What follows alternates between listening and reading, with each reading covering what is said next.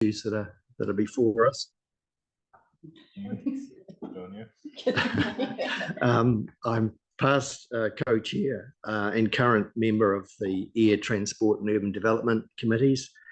I'm current chair of the deputy chair of the Canterbury Regional Transport Committee, and chair of Audit, Finance and Risk Committee. And by profession, I'm a landscape architect and been involved over the last 40 years with urban development projects, transportation, and spent a bit of time overseas as well in regeneration projects. So yeah, it's good.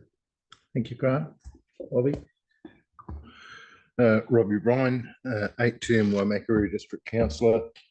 I was a hearings commissioner until ill health last year. I couldn't complete the exam, unfortunately, and 41-year police officer, and again had to recently retire because of ill health. But I'm looking forward to this. Thank you. Thank you, Robbie. Kia ora koutou, Nicole Reid. I'm third-term councillor on Selwyn District Council. I have an engineering and planning background. I am on the GCP committee this term. Last term, I was actually on the Greater Christchurch Public Transport Committee until that was disbanded, as it was taken up. That work was taken up by the Greater Christchurch Partnership Committee. I was the District Plan Hearing Commissioner for Selwyn District Council Plan. That's just been released in the last few months. And I also this term chair our Planning and Climate Change Committee. That's me. Thank you, Nicole. And look, I think it's appropriate really to acknowledge the other key participants in this hearing. So I'd like to just perhaps start with Tracy and just say hello and welcome yourself to the process, and we'll just go through everyone. I think it's quite nice to do that. Kia ora koutou, Director of the Greater Christchurch Partnership, and super excited to be in this space. And I guess what really, pumps my world is that we had such good pre-engagement, so many great submissions. So you guys have got a great job in front of you, and look forward to hearing how it pans out. And thank everyone for their time. Thank you. Ben? Get on now. Great. Project lead for the Greater Christchurch Spatial Plan, and a consultant from Harrison Grierson.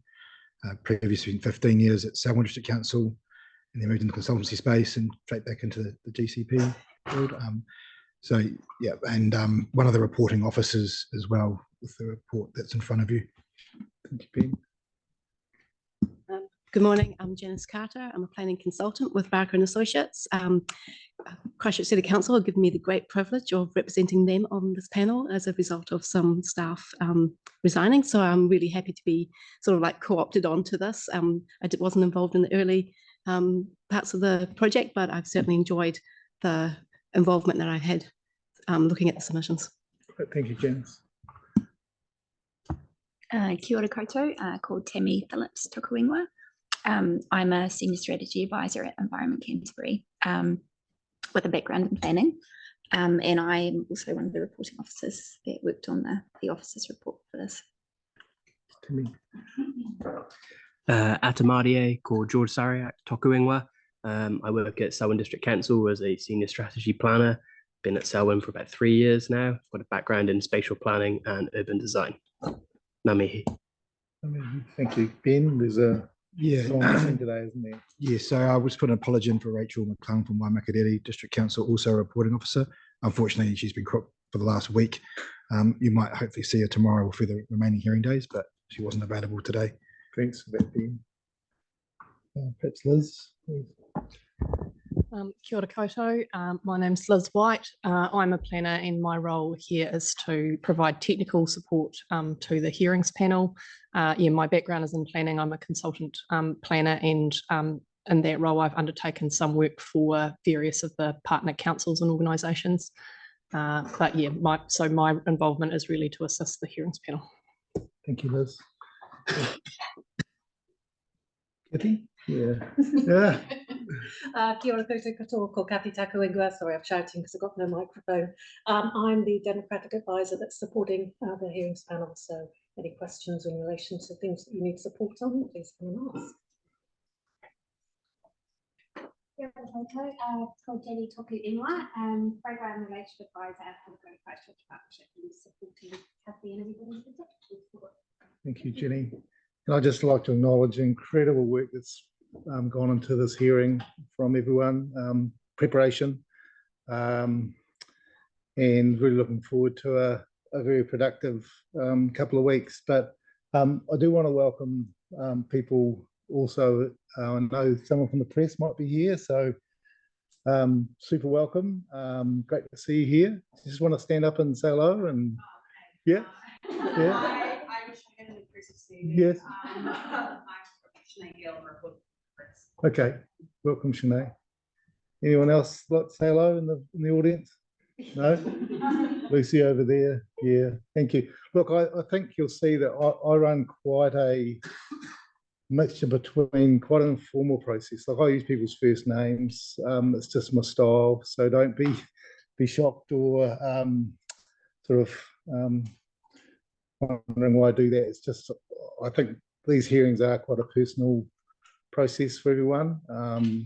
But on the other hand, I do stand by formality if we need to sort of, call people to account if people are being, not really playing the game. So I'll certainly won't stand for any nonsense. But I think just for these hearings, a lot of people put a lot of time into their submissions. We do have some hearing procedures which sets out how we'll run things, but it will be run in that spirit of respect, and you'll see that come through in terms of the way I operate. We do now need to move to some procedural matters. Just checking on whether there's any apologies. Do we have any apologies? I don't think there's anyone recorded. So, Kathy, I think I'm not aware, so there's no apologies received. Thank you. This is quite an important next step because we are a panel of 7. Quorum is 5, but for some reason I can't be here.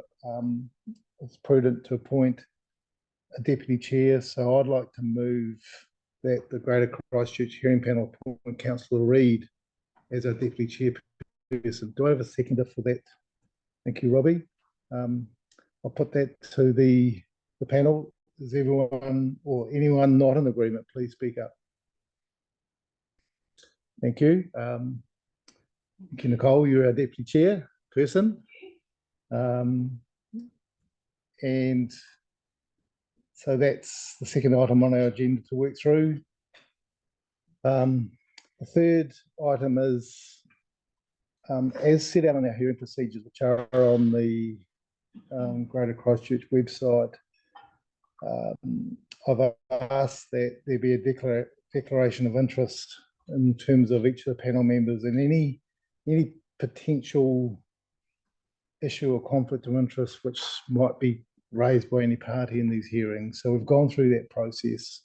There are most of the panel have declared some potential issues, including myself, and I've gone through a process of looking at those potential conflicts and making a chair's decision about any particular action we need to do. So that's been completed, and that will be on the website later today as well. So anyone that would like to have a look at that, we've front-footed that issue, and I'm very satisfied that, apart from one area where I think Grant will need to step away, I'm satisfied that as a panel we don't have any actual conflicts of interest that would cause any problem with us hearing and making recommendations on this draft plan.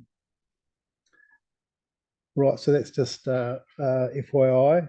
The fourth matter, there are some resolutions we need to do, which are up there on the screen. Just two resolutions. The first one, sorry. Just one, sorry. Just one, okay. So this is the resolution in front of us in blue. That's right, Kathy? Correct. Yes. So we can see that there. I've been working with the staff to make sure that this resolution is right. Could I have a mover for that resolution? Thank you, Victoria. Seconder, Gail. Any panel member that disagrees with that resolution, please speak up. No, that's passed. Thank you very much. Right, we're now going to move to an officer's presentation. Again, this I particularly asked for this because the staff team led by Ben have put a lot of work into a recommendations report to us, and just to get us on the page, we've read everything.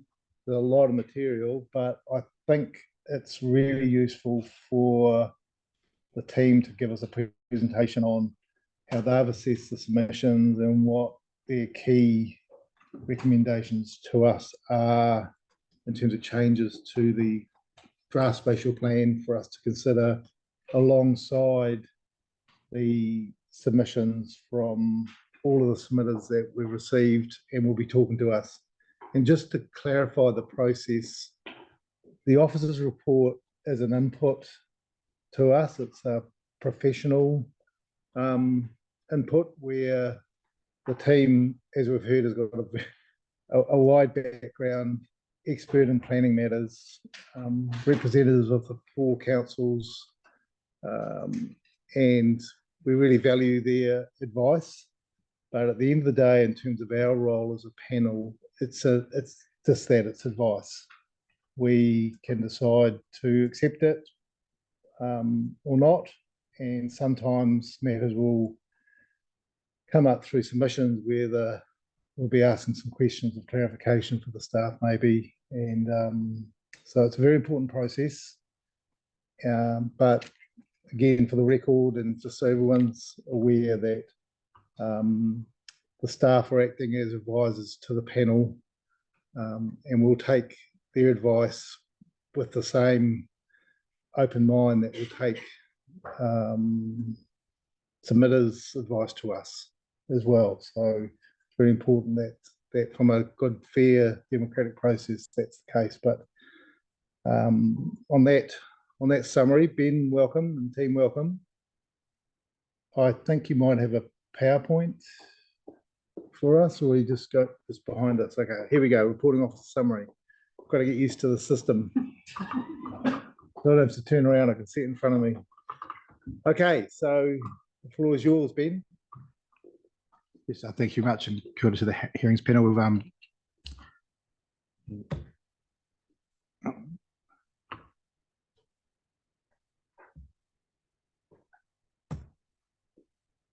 Kathy, so it's not moving anything.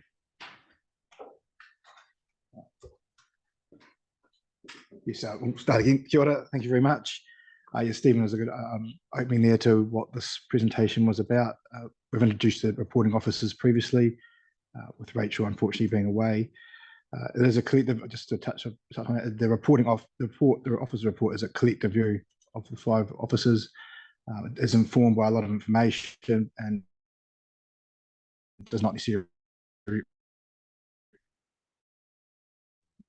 represent independent. And the purpose of the summary, as Tim touched on, was just to give you an overview of the key recommendations. It's not every recommendation.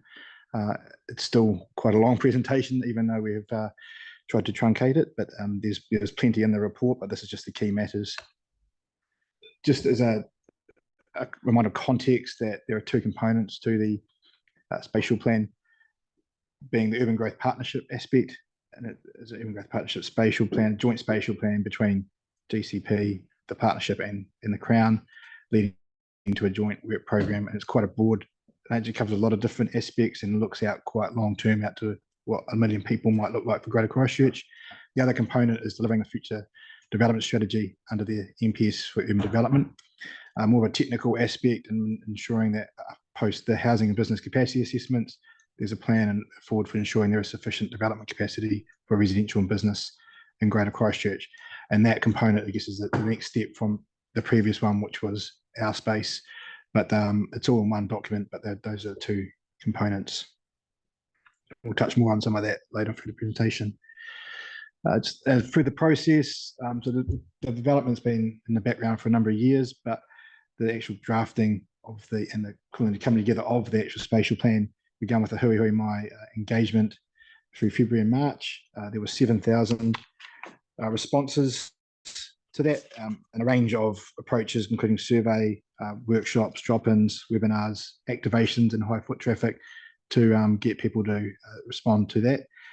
Taking on board that feedback and taking into account legislative direction and other matters, the drafting of the spatial plan occurred, and that was open for public consultation in this process through June and July this year, with 358 submissions received. A mixture of the Have Your Say online form was used, and some direct submissions posted or emailed. The report outlines some stats at various places in the officer's report are on those Have Your Say ones, because they were able to be recorded in that way in terms of where support sat, but the rest of them were unable to be included into those. But the majority, 80%, came through that Have Your Say process. Submissions were then coded into key topics and themes, which has been outlined in the officer's report and the spatial plan. And that's the basis of the reporting officer's recommendation for this presentation. So as mentioned, the officer's report provides a bit of background, including linkages to other processes, its responses to FDS, and those engagement consultation summary. Linkages to other processes, probably a key one is the PC14 that's occurring now. It's currently in hearings. They're occurring at the same time, but in fact, there's very little, I guess, link between them. The spatial plan is looking forward. It's delivering under the Urban Growth Partnership. It's looking out to what Greater Christchurch will look like in 30 years or beyond, into 1 million people, where PC14 is responding directly to a piece of legislation in the Enabling Housing Act and increasing intensification. I mean, that is probably the common theme. The spatial plan does direct and seeking to improve and increase intensification. PC14 is delivering on it, but not because of the spatial plan. In time, should this be approved, future plan changes will look to have regard to it and implement it, but at this stage, there's no direct connection. Section 4 of the officer's report outlines the response to submissions via the themes and the recommendations. And the recommendations are collated in Appendix 3 and also in the markup version of the spatial plan and Appendix 4. Ben, just wanted to confirm that important point you just made, that I'll say when the spatial plan is approved, because it's our job to recommend, and hopefully it will be acceptable by the councils, future plans will need to have regard to this as a document, but not to give effect to it. So there's quite an important distinction there, isn't there, in terms of the legal. As the current Act stands, yes, have regard to these plans, and that is one of the recommendations we're looking to change and confirm in the spatial plan and our officer's recommendation as well. That's right. Yeah. Yes, thank you.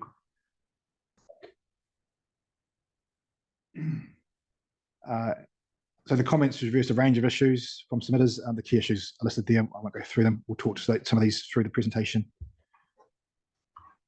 So just moving into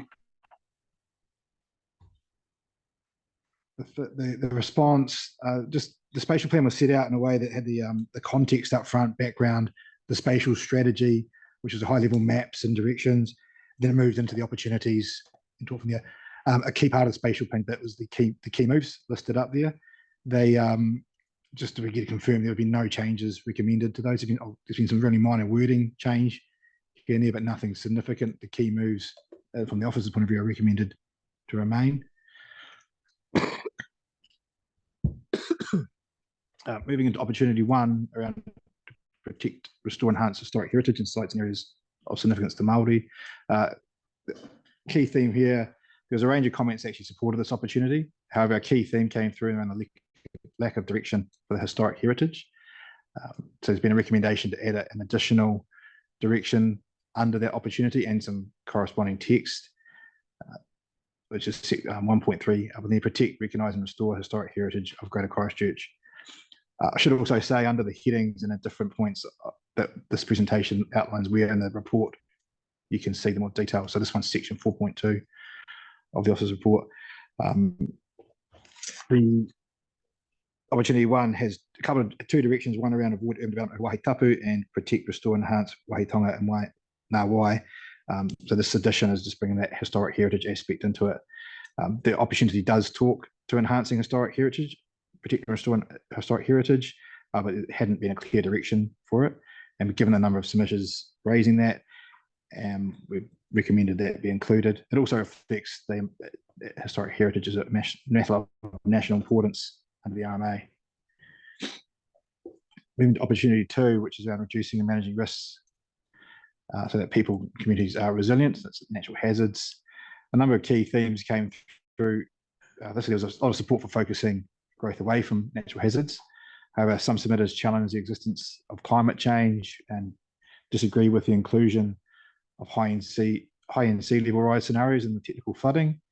They opposed identification of the coastal suburbs as areas to avoid, expressed concern around the managed retreat approach, or lack thereof, indicated that the specific requirements of infrastructure in natural hazard areas should be recognised, and emphasised the role of the national grid and other renewable energy resources in achieving the climate objective, particularly around reducing greenhouse gas emissions. Ultimately, in terms of going through those sort of key elements of those themes, starting with climate change, there was no recommendation to make any changes to that. Officers' view is strong scientific evidence for the basis of climate change, demonstrating a distinction between climate change over the millennia. There's also very clear direction in legislation, national policy, and guidance documents that we have to take that into account. And there's an opportunity to test the sea level rise assumptions in the flood modelling when CCC prepares and notifies its proposed coastal hazards plan change. So that's another process that can occur. In relation to the managed retreat, there was a recommendation to include a new clause in the planning process is currently underway to provide some clarity on that, again indicating that the City Council is undertaking a coastal hazards adaptation framework and is with its coastal communities. Because there are no proposal in the spatial plan that would actually impact down zoning or reducing development. The spatial plan actually focuses on where to grow in terms of intensification or greenfield growth. And as I say, the City Council is currently engaging with coastal communities and discussing pathways to respond to the coastal hazard risks through that separate process. Ben, the other two district councils, you mentioned Christchurch City. What's the status of Waimakariri and Selwyn? Are they doing adaptation plans as well, or? Not sure on that. That might have to come back to. Yes, like I think we should record that as one of our questions of clarification for the staff panel, because when I read we don't need to answer that now. I'll get the staff to come back to us as a formal question. Yep. Just provide us what the status of Selwyn District, Waimakariri District are in relation to coastal hazard adaptation in the parts of the Greater Christchurch spatial plan that are on their coastlines, and just give us that update. That will be very helpful. Thank you. So just for everyone here, we do have a process running that if the panel has a question of clarification from the staff, we're going to record that as we go, and Kathy will be recording that, and then there might be a few questions a day, and that'll go through as a formal question from the panel, and then we'll get written feedback back from the staff on those questions, and we'll be rolling that through, and that information will be available sort of day by day as we go through. So thank you. And panel members, please, take the floor if you want to ask those sort of questions. Thank you, Ben. Got it. So just moving into the aspect around the avoid or mitigate, particularly in relation to there was the Commission comment around the avoiding development in these areas, and it particularly impacted the eastern suburbs. As I recommended that the areas to avoid in part 1 is now called areas to avoid or mitigate, and making the consequential changes throughout. Mitigation is already implemented in some high hazard areas and provides a valid alternative to avoid when appropriate mitigation is available. It does not avoid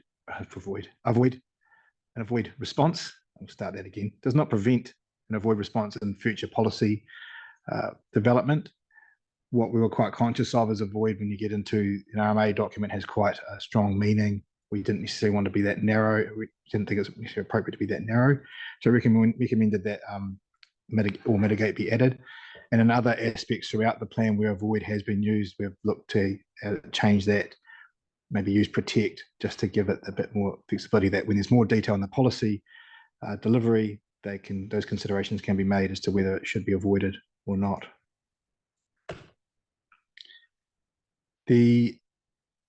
Just the amendments to map 7. So there's as I go through this, I will show some of the maps side by side. On the left is the original, and on the right is recommended. Fortunately, a lot of these layers were quite difficult to try and show the actual changes, so there have to be a comparison. Probably the most significant change here is the addition of the initial tsunami layer was based around evacuation areas, and we've recommended that in the actual tsunami inundation layer be used. That's had some minor impacts around a lot of the blue in the eastern area and around the harbour, but pretty hard to actually discern when you look in there. That's probably one of the main changes to that. Other than that, it was just tidying up the legend and adding a couple of notes around where the information has come from. So Ben, if you did blow those up, you could follow the changes. Like I think there is a map series coming to us with changes. Yes, yeah. Yeah, it will be available. So yeah, there will be. Unfortunately, there'll probably also be a comparison. There's some that will indicate where they are, but for some maps like this one, it's just without lots of layers overlaid. It's just too difficult. Yes. Yeah. Still an opportunity too, just in terms of the infrastructure and renewable energy comments.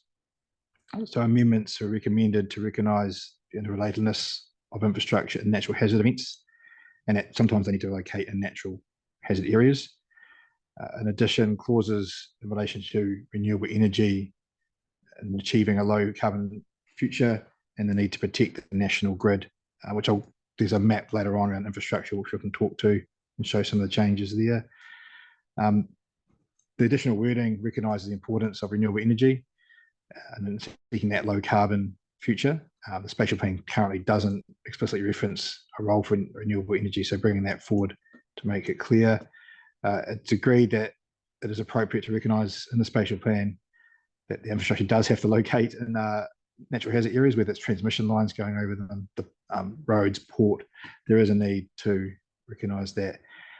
And yeah, the national grid will play a particularly important role in electrification, and that's a key component in reducing greenhouse gas emissions. And so that recognition has been recommended. Moving to opportunity 3, which is around that protect, restore, enhance the natural environment, with a particular focus on Te Ao Māori. The blue-green network, which is a key direction, a key component of the spatial plan. Just an overview of submissions there. Again, referencing the sections where these occur in the officer's report. There was a strong support for maintaining and enhancing the natural environment from submitters. Views expressed included the support and protection of waterways and or wetlands, the recognition of the benefits of parks and green spaces, and the importance of high quality green space, particularly where there's a high density development occurring. There was also some concern around direction 3.1 and its use of the word of avoidance of development, which I've touched on previously. Some similar comments. The response is there's been an additional principle added to the blue-green network, specifically in relation to healthy water bodies. The amendment to direction 3.1 has changed the wording from avoid to protect, and there's been additional green additional wording to reflect the importance of green spaces and being accessible, and just acknowledging that improving the quality of the environment is not just about proposing new areas in high density, it's about the existing area as well.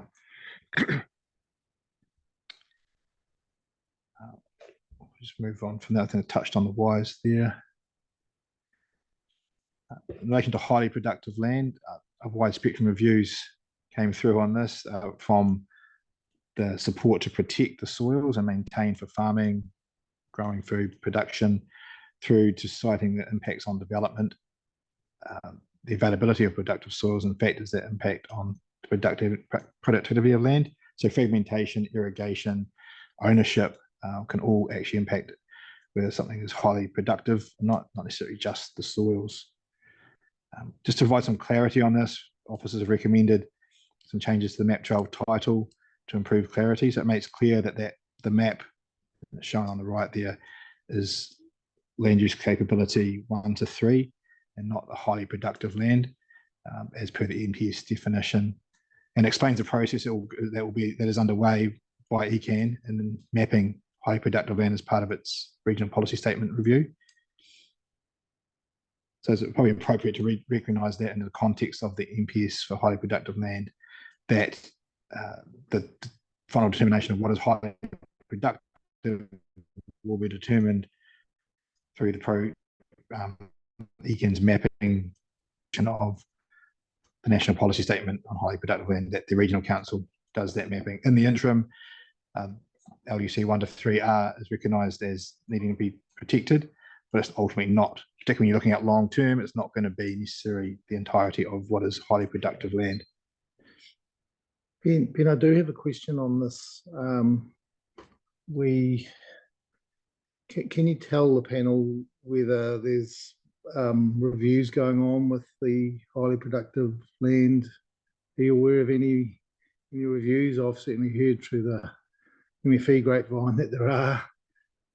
It's been looked at again, particularly in terms of class 3 land, and perhaps the question really is, are you satisfied that, given the change of government and potential reviews to the HPL, that the mapping as you've shown it won't sort of compromise any future policy changes that come through?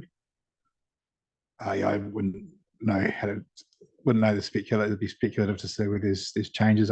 My question for the officers is, I think there's a publicly notified process through MFE that they are currently looking at reviewing changes to the HPL at the moment. And I just want to be satisfied that the staff team are satisfied that the way you're setting this up in the spatial plan will not compromise future changes. For example, if class 3 land's taken out, the words don't sort of lock us in somehow as an unintended consequence. Understand, that's something we will come back to on as a collective view. Yes, that's the second question. I understand where you're coming from. Thank you. Grant. Yes, I'm aware. I did see something about changes being mooted to that. I'm not familiar with exactly what they are, but it's on the MFE website, so there are changes being thought about. But I think my understanding of the way the staff are setting this up is that we won't be, Greater Christchurch won't be locked in if, for example, class 3 is taken out of the plan, spatial plan is approved with this map in it. It's just really information, and future plans will have to take account of the MPS HPL as it is at the time. But it's a clarification point. We'll come back with that view, but the change does provide that flexibility and clarity. Thank you. On the Greenbelt concept, it was quite well supported to have by submitters. Reasons included the prevention of urban sprawl, protection of the highly productive land, recreation and biodiversity benefits. Key reasons it was not supported was it would constrain growth, increase land prices, and create inflexibility as a blunt instrument. And there were many comments related in ways that Greenbelt could be planned and designed and implemented, and some support of the intent, but suggested alternative approaches to achieving outcomes. So I've head here. Some of the ways of Greenbelt that submitters suggested could be designed and implemented was for some wanted it strong and binding protection versus there should be some flexibility. Other approaches included just green wedges that follow natural features, green fingers, or that follow along transport routes, or stepping stones to maximise connectivity. There was an addition, officers recommended an addition to the maps 2 and 14 that highlight the dashed lines are an approximate representation, and that further work is needed in terms of investigating what that will look like and what that will deliver. Where officers agree that that further investigation is needed, and that's signalled in the draft spatial plan already. And the comments received in relation to that concept through this process will help inform that further investigation.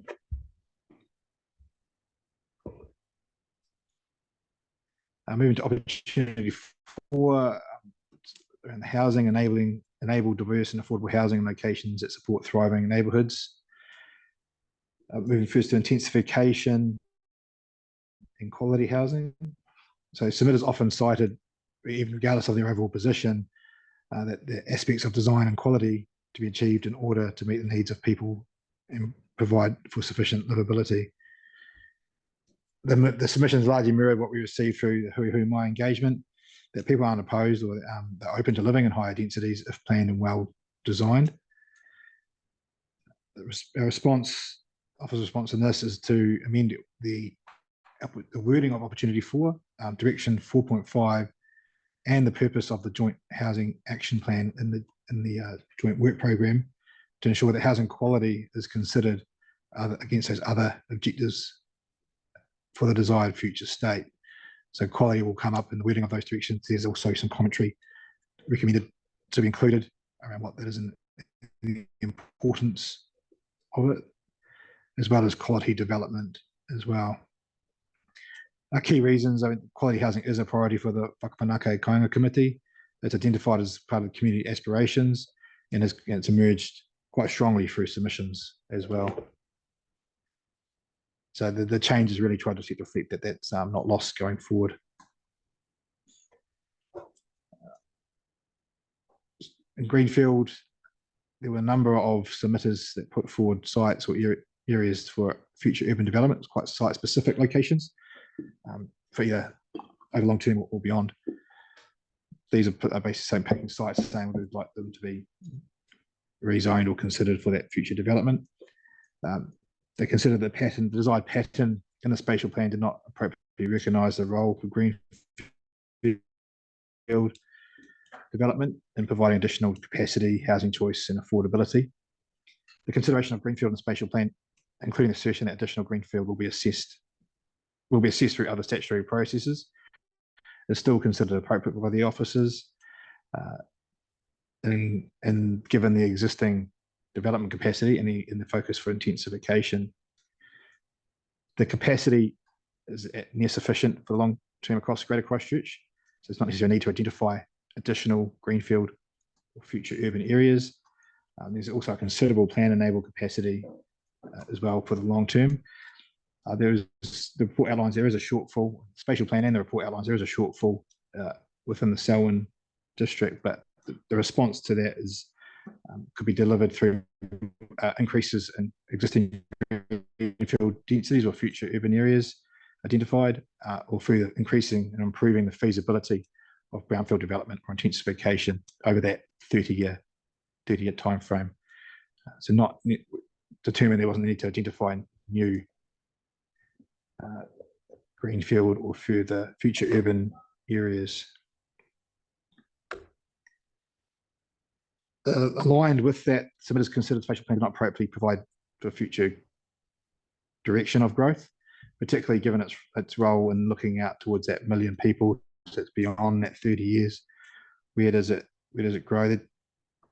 The spatial plan does identify the broad locations for development up to that 30 years, They're on your right, they're identified either through sort of intensification focuses around centres or corridors, or the green hashed areas, which have changed, but we'll come to that in terms of those future greenfield locations as well. So they're board locations that we'd expect to provide for that sufficient development capacity and to grow into. But beyond that, 30 years, there was a lack of clarity in that. So obviously have recommended further clarity to the development sector and partners and what the process might be for identifying board locations. So if you were to do, there was a need to identify further board locations on the next iteration, what will be the key components that set that direction going out to 1 million people.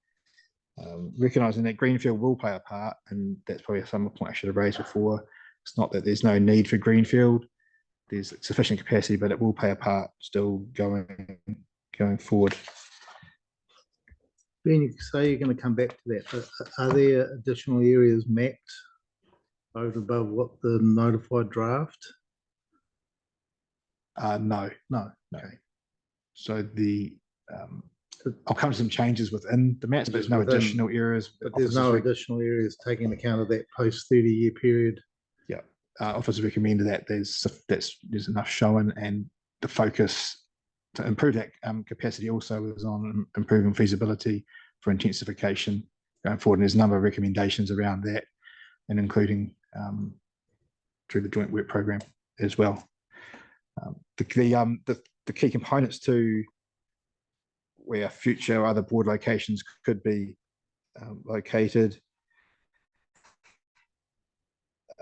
include they're joining significant urban centres, major towns, or locally important urban centres within Greater Christchurch, having a focus on the towns, accessible by MRT or core public transport or new enhanced public transport. So board locations are on public transport routes, protect, restore, enhance natural environment, historic heritage and sites in the areas of significance to Māori, and free from significant risks from natural hazards and effects of climate change. So three broad components that yeah, I think I've been so intensely looking at you. Sorry, and I'm going to go back. Been asking a question, so he wants to roll back. So, oh, sorry. Yeah, just we've got a submission on Prebbleton. Have you got any comment on Prebbleton?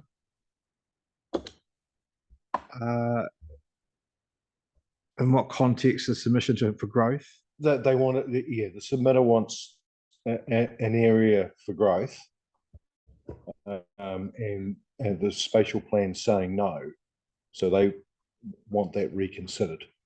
Yeah, I guess that there's a number of submitters across multiple towns, including Prebbleton, that reckon that they're going back, I guess, to that greenfield one, identifying their sites. It's the officer's recommendation that they're not required to identify the surplus and to provide in that capacity. And there are other processes to come, which is outlined. Those processes are outlined in steps, outlined in spatial plan, that can consider those should they need arise. But at this stage, in terms of setting that direction, officer's recommendation is that you don't need to identify any further areas. Just a clarification. I thought I read somewhere in the staff report that Prebbleton was going to be elevated in terms of its status in the spatial plan. Yeah, I'll come to that. There's a recommendation that it's identified as a town centre or key one in the okay, but it was missing, but it's identified as a centre. That's different than providing greenfields growth. Correct. Prebbleton. Yeah. Okay. Thank you. Grant, did you have a follow-up? I'm not sure of the exact wording, but there is something about the need in terms of the criteria. The Environment Canterbury is working on some policy that they have to determine the strategic implications, or it's in the urban development NPS.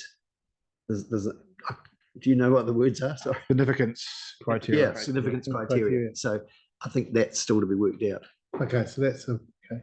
I certainly did read. I think Ben's confirmed that Prebbleton has been. There's a submission there that you've responded to with providing it as a centre, or is it a? Yeah. Yes, identifying it as a centre in the strengthened network.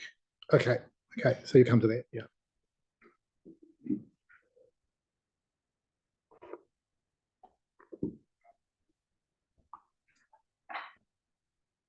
So still an opportunity 4 and touching on development capacity, which I've alluded to a few times so far. So submissions were critical of the capacity assessments, housing business capacity assessments, which inform this document as an FDS, and both assessment of demand and the calculations of supply. Submitters considered that demand was understated, supply was overstated, with shortfalls more pronounced than what was outlined. The response from officers that the capacity assessments are considered conservative and appropriate for informing the spatial plan, particularly the future development strategy component. We have recommended section directions 4.2 and 5.1, which touch on sufficiency, are recommended to align with national policy statement.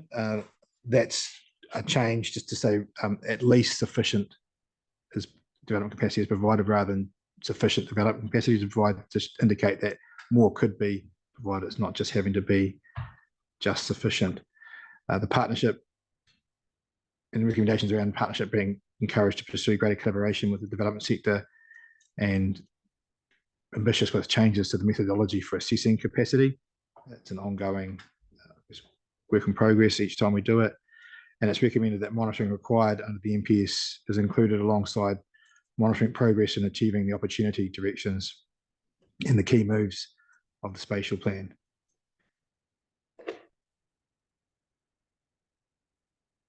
Let's move into opportunity 5, which is around providing space for business in the economy. So the previous opportunity around housing, opportunity 5 around business. Well, we had the least number of responses on this opportunity, but key themes still included sufficiency for future development capacity, which I touched on the slide before, appropriately acknowledging strategic infrastructure. So it's come through in a couple of opportunities.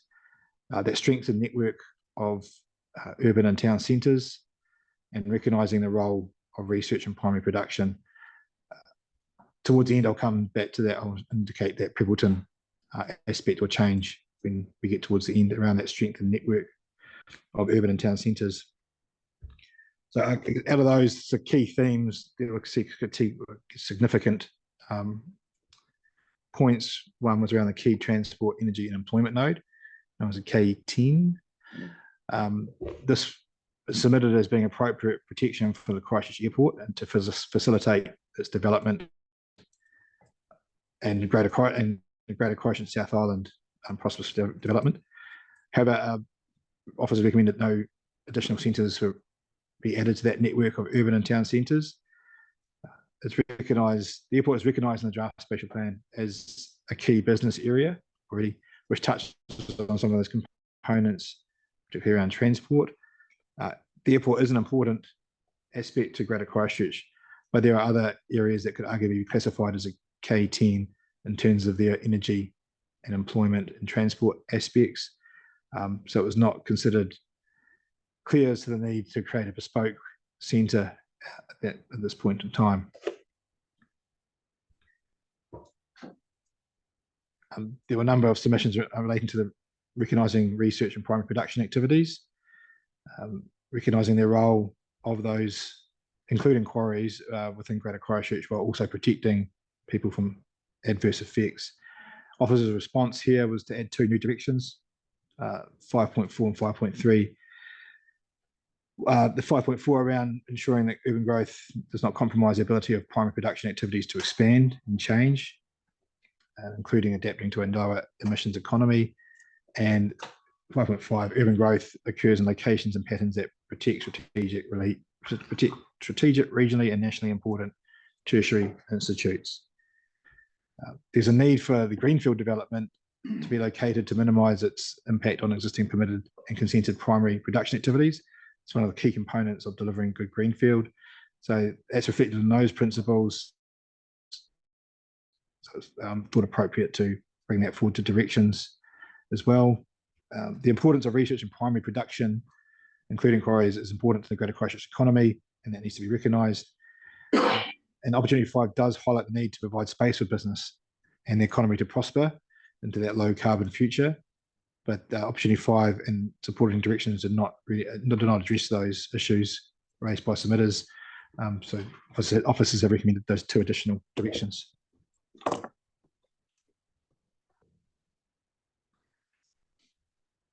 Moving to opportunity 6, it's around transport, so prioritize sustainable transport choices to move people and goods.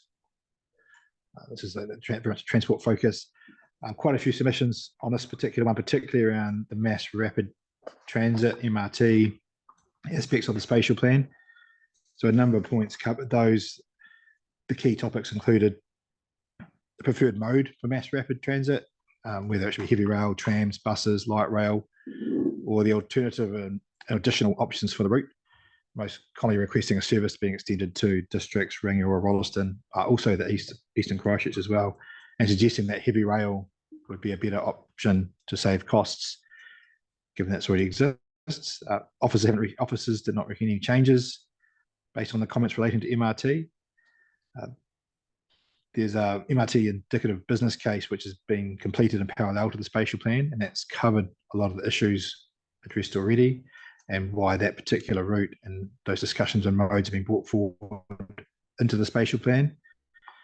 The preferred mode in that is light rail or bi-articulated buses, which have been selected for a comprehensive analysis against other options. And as has the route in relation to MRT and the spine from Church Corner out through the city and out to Papanui has performed best against other options. So a lot of analysis has gone into it as to why that's come forward into the spatial plan.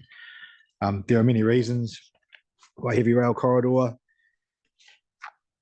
is not appropriate for MRT. It would not travel through the city. It's single track, limits the number of trains that can run at any time. It needs to remain efficient and effective for transporting freight. And it's not aligned to the key destinations where people would live, work and play, in particular in relation to the direction for growth in the spatial plan. Alongside all this, outside of the PT Futures work, so public transport futures work, which is inclusive of MRT, and that's looking at the wider bus network to ensure public transport is rolled out to districts and other parts of Christchurch not directly linked to MRT. So MRT is a key, I guess it's a key move, it's a big part, but there's a whole range of, the network itself is still quite expensive, and there's a lot of work going into enhancing that as well for connections across the city into MRT or out to the districts. Ben, I have a question on that slide of clarification. So the indicative business case for MRT, that was completed and that was available to any submitters on the draft plan for consultation, and so I'm thinking about due process, and as a consultative process, submitters could have referenced to that and commented on that alongside the spatial plan. I can provide more clarity on the process for the business case. It wasn't someone who's directly involved in, but it did sit along the consultation with the hui mai and other aspects for the spatial plan, and all that detail and background is available on the Greater Christchurch. That has been available to submitters on the website. Yes. So I'm just thank you, Victoria. Yes. Ben, can we just double back to the PT Futures? I'm aware that work was done, commissioned back in 2018. Can you just clarify, give us an update on where the funding is at in relation to that, what has been confirmed, what has been received, and when and what is yet to be received? Because it was my understanding that the improvements to public transport under the PT Futures program was to be rolled out over a 10-year plan. So I'm just keen to understand, are we on track with that? Is that all still go? It's definitely, we'll have to come back to you on. It's not something we're involved in, and I know there'll be a lot of discussion and answers for that one, so that one will come back to you in writing. Yeah, I was conscious that there were some submissions from people about the concern to make sure that all that was happening first, and they were confusing the PT Futures with the process that we've got in relation to MRT. So I think it'd just be really important to understand it and confirm that that piece of work is a separate work stream and it is not contingent on what's going on here, nor with MRT, and that those improvements are happening. Yeah, and that's good. And then what we're trying to stress in the spatial plan is MRT is a key move, but it does, and I'll come to a map shortly, the wider network is still a key component to that and enhancing that as well. This is not just solely on delivering MRT, it's about enhancing the wider PT network and connections. So that's question 3 for the officers. Kathy, just wanted to double check. You've got that okay? Yes. Okay, that's great. And just, and this is not a question we need to record, but just for my own clarification, we have confirmed that the business case for the mass rapid transit and all the options and reasons why these routes were chosen, that's all available to submitters to our process, and they can look to that in terms of formulating their submissions on where those routes are shown on the spatial plan, Ben. Yeah. Yeah.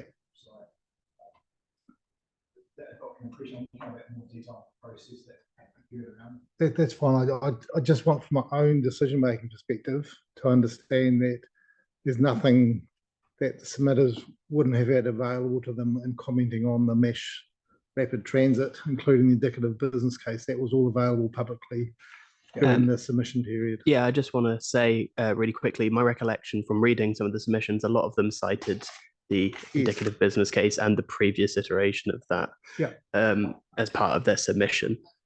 So it did form part of the submissions, and it was often cited. Yeah, that's great. It's really important because it does set the future for MRT for 30 years. So I just want to clarify 100% in my mind that it's gone through the due process. Thank you. Thanks for that, George.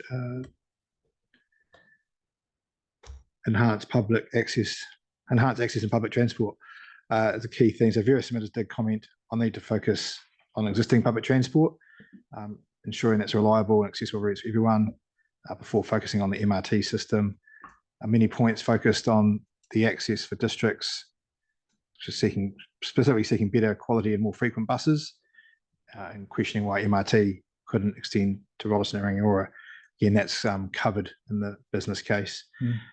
Response is that Opportunity 6 is reworded to ensure it does reflect the need for accessible transport choices so that no one is disadvantaged, but no other further recommendations were made.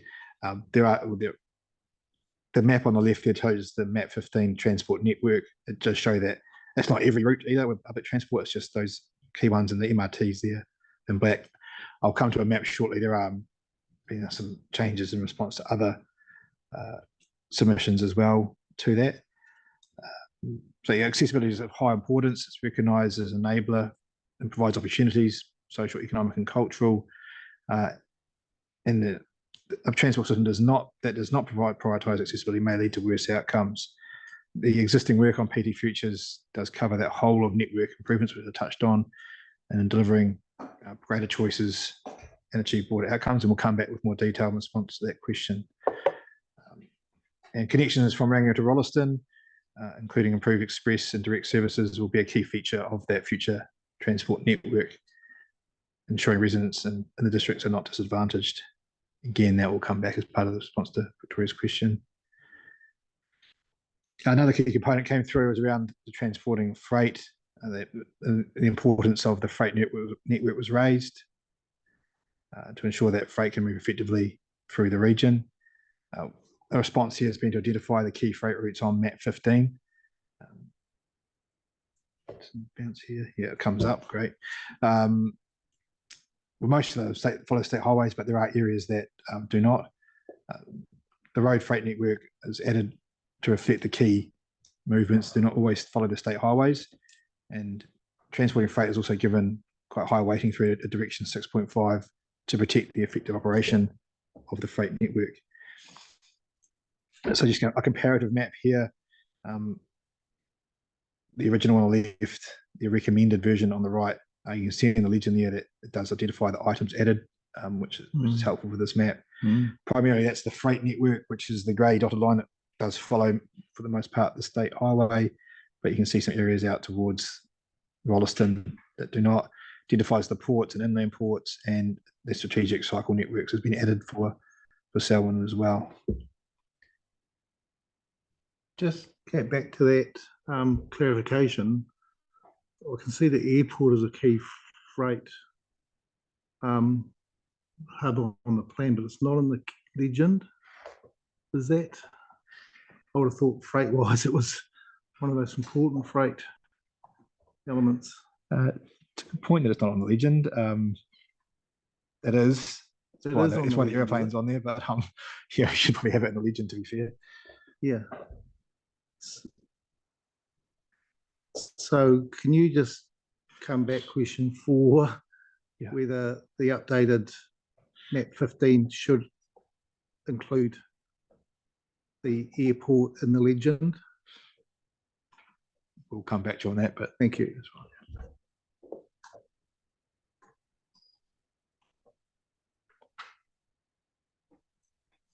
so that was the opportunity. Some other key topics that came up with submissions were, I'll touch on now. There was a priority development areas. So support for these either agreed with the areas, or at least the concept, but saw other areas to be achieved. And that was a lot of the submitters that were unsure or partially support as well. Even some of the opposed were in the direction that there were other areas that should be identified. There were a number of points, particularly relating to Eastern Christchurch, for support of its inclusion, but that also there was not enough being done in development of the Eastern Christchurch. However, no additional priority areas were recommended or changes. There was an evaluation process to identify these, and priority areas are typically areas for opportunity for accelerated or significant development. So it's not necessarily everywhere. They are complex and where the business as usual may not be a sufficient process, and they're in key areas that are successful in delivering the joint spatial plan and its focus of it.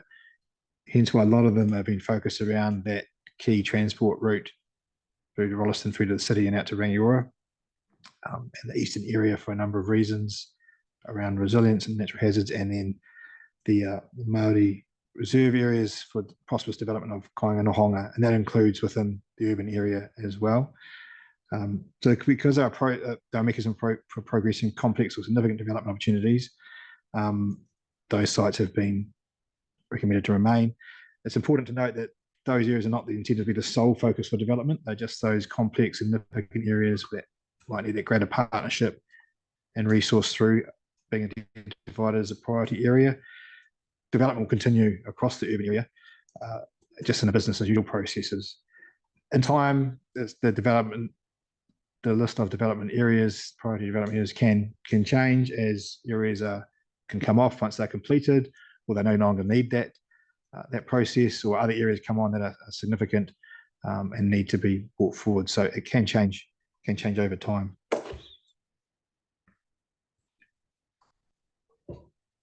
In relation to infrastructure, some submitters objected to the statement spatial plan that urban development should be avoided around strategic infrastructure. That avoid word brought a common theme across the plan. Others sought better recognition of infrastructure, and many submitters sought changes to the airport noise contours.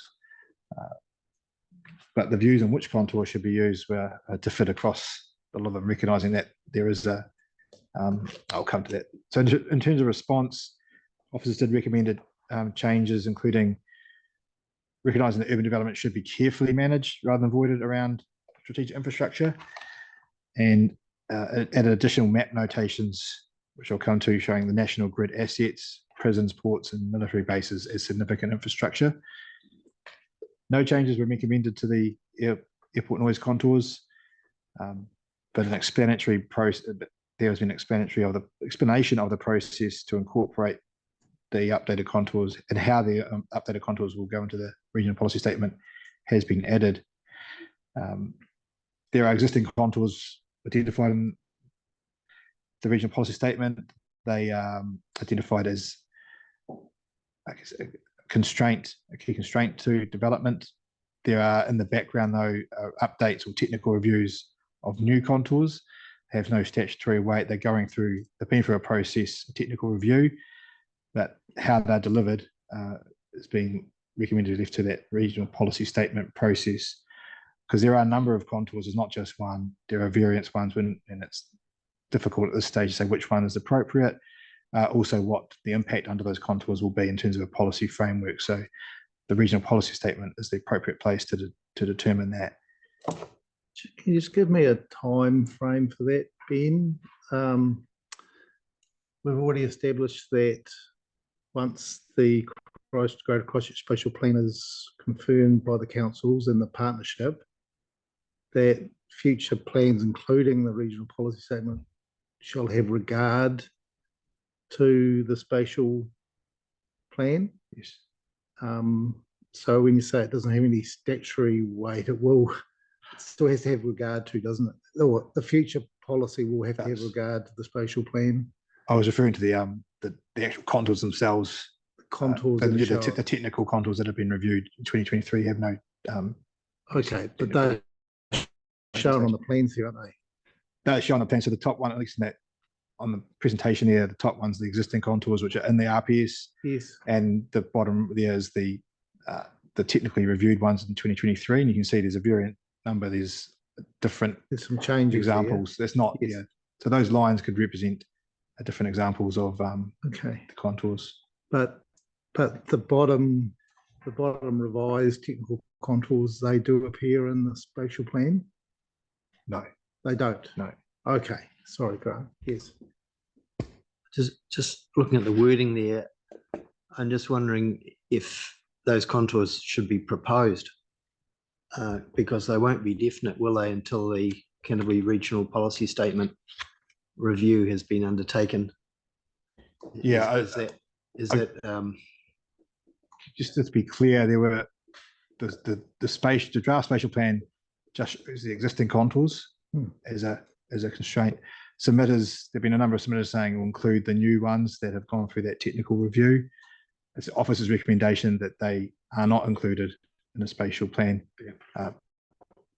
given that there's a range of contours that could be used, and there's a policy framework to be developed. The office's recommendation is that best considered and notified and submitted on through the regional policy statement review, which is aiming for notification at the end of December 24 to 2024.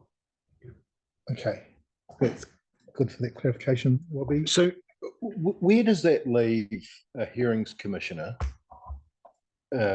during a resource consent application when you've got words like carefully managed? And that sort of goes to where Grant's question was as well. It just seems a bit vague to me, carefully managed.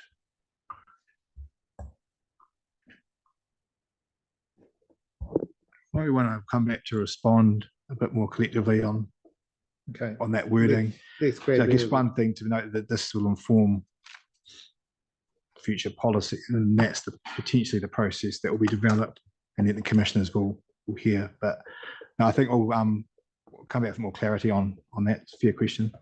Thank you. Victoria? Can I just, sorry, I'm going around in circles with this. I just want to clarify this. So we're using the old contours for the purposes of the spatial plan. We're aware that the revised contours are now public, and they will be reviewed and determined as part of the regional policy statement. I think you set out for notification in 24. So if there are significant changes, do we get an opportunity to review the spatial plan further down the track as part of the normal review process? So, yeah. Yes. I'm just trying to understand what that pathway is and where the mechanism is to catch up with any changes to the airport noise contours. Just clarify that, please. Yeah.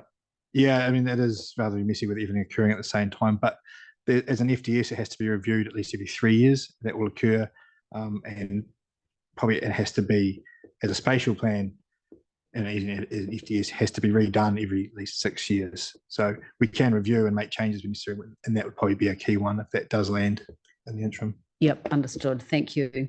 I think that's significant. Yes, thank you. And I think, officer team, if you could respond in writing to the Victoria's questions with what you've just said as well, I think it just provides real clarity for us.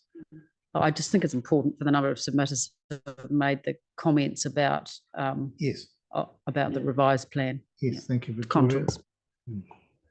Thank you, Ben. We're doing okay, but how much?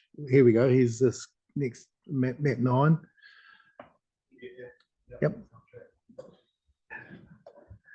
So map 9 is just a key infrastructure change, outlining existing strategic infrastructure. The key change you can see is the national grid's been highlighted with the addition of sites in the pink circles. Yes. And there's been some additions of the inland ports, as well as identifying prisons, what was considered significant infrastructure by submitters, just to reflect that. Another key aspect thing came through was the MPSUD and the spatial plan as the future development strategy as well. A lot of submitters identified that as a spatial plan represents the future development strategy, it was subject to certain requirements of the MPSUD, which is correct. A number of minor recommendations have been made to the spatial plan so that it is sufficiently clear that the MPSUD requirements have been met. And moving into the subsequent phases such as implementation and monitoring, there was a commitment made that the MPSUD requirements will be adhered to. The report does outline upfront in the context and through that section 4.12.3 as to why the officers believe it does meet the requirements of the MPSUD. There were challenges to that, particularly around the board locations and other aspects. We stand firm that it does deliver on the MPSUD. That's important for us, thank you. Yeah. Given the challenges we've read, so yeah, really appreciate that recommendation. It's clear. So just to touch on, I guess, in terms of identifying it as one of the key components of the FTS is identifying a well-functioning urban environment, and that's exactly what the spatial plan does as a whole for its whole as well. Almost finishing up here. So the overall spatial strategy, which sits up towards the front of the draft spatial plan, we've touched on a lot of comments from a range of issues have come through submissions. And one I hadn't touched on was that the intent that came through in submissions was what is the hierarchy of opportunities. It's not the intent that there is a hierarchy between the opportunities. They work together along with the directions to represent the principal ways that we can close the gap between our current state and towards our future state. So they all have priority and particular relevance. A lot of, like I said, it's gone through this process. There's been, in terms of responding to submitters, there's been changes some directions and the maps, which we'll come to. However, ultimately, the overall direction of the spatial plan, by the officer's point of view, is recommended to remain unchanged. So a couple of key maps. Map 2 was the growth, the spatial strategy map out to 1 million people. And map 14 was the board locations, looking out to what it looks like in the 30-year time frame, out to 700,000 people. Very similar maps. So map 2, the changes here have just really been to reflect a lot of the outcomes of the district plan reviews, some private plan changes and COVID fast track applications, which have changed, rezoned or consented areas, particularly around Rolleston. So there's some now areas that are existing urban area, but they're recently consented. So they were future urban development areas, but they are recently consented and undeveloped, and hence the green hash still over them. Also look to the annotations in the legend as well. And around, I mentioned before, around the green belt concept. And those are again reflected in the map 14, which is the 700,000 year map, 700,000 people map. Not going out that long. Could be a different world then. Again, the changes between them are the same. The key changes between them that already exist in the spatial plan, so they're not recommended changes, is that just the 1 million people map gives a change in where the focus will be beyond that 700,000 in terms of board locations, particularly intensification. And as I touched on earlier, submitters did raise the point, what is the longer term growth beyond 700,000 people? And it hasn't been indicated on the maps, but we have provided those recommendations around what future board locations would look like to give a sense of what that direction should be and where that should be located. But those board locations aren't mapped. Yeah, no. They're just some narrative. It's a narrative within the spatial plan. Yeah. Okay. well, we might have to, I think so. Well, good. And last slide here, just to wrap up of the changes to the key opportunities and directions on one page. So some minor, we're changing to opportunity 4 to add in quality. And then to the directions, there's been some tweaks and changes to those, and you can see the additions of 1.3 there under opportunity 1, and 5.4 and 5.3 under opportunity 5. But overall, I think it's minor changes. And time. Yeah, thank you, officer team. Look, this is gold for us. It really, really clearly, succinctly summarises the key recommendations. I think we should put this on the website because it's a very useful roadmap. So thank you very, very much for doing this for us. It's really set us off. So looking at the clock, we've got 2 minutes for our first submitter. Did the panel need a break, a comfortable stop? Okay, let's do that and be back ASAP. Yes. Can I just earlier on, we mentioned hazards. We've got significant work in Waimakariri. If you need a hand to get access, more than happy to help. Just ring me. Yeah, thank you. Thank you very much. Thank you. Yeah, quick comfort break and we'll be back ASAP.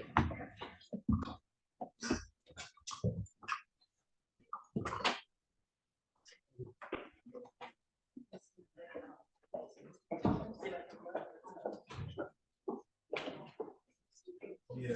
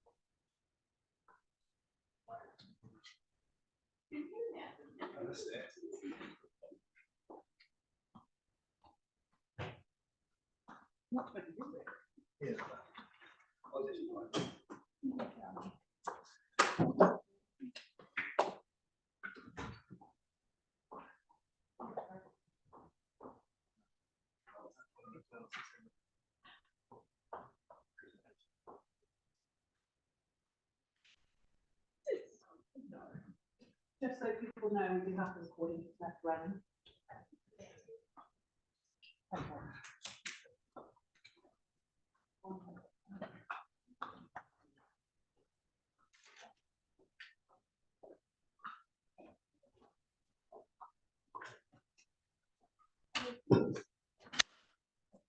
And where do I find the officer's presentation from today? Don't, because I didn't have it. They were still finalising it, but I will go. No, sorry. And I know that, yes, as soon as I have a copy to give you, I will.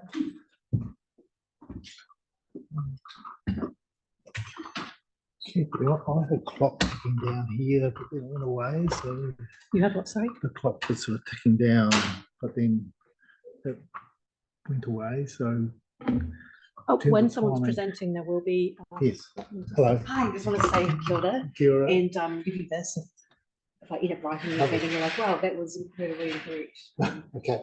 Thank you. Do you have a contact or should I just go through the secretariat? Yeah, go for the secretariat.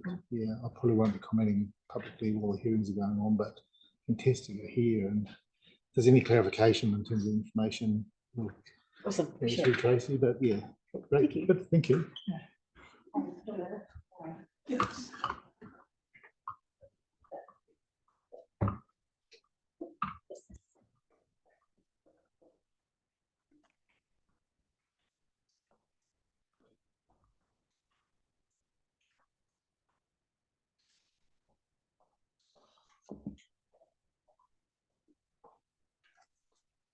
Welcome, Oliver. We won't be too long.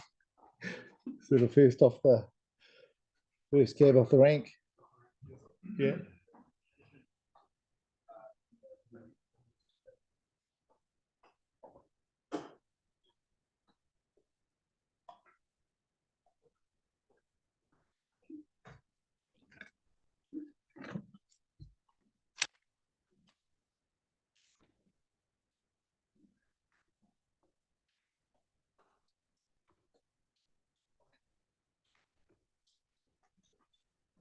Yeah, okay, yeah, great, thank you.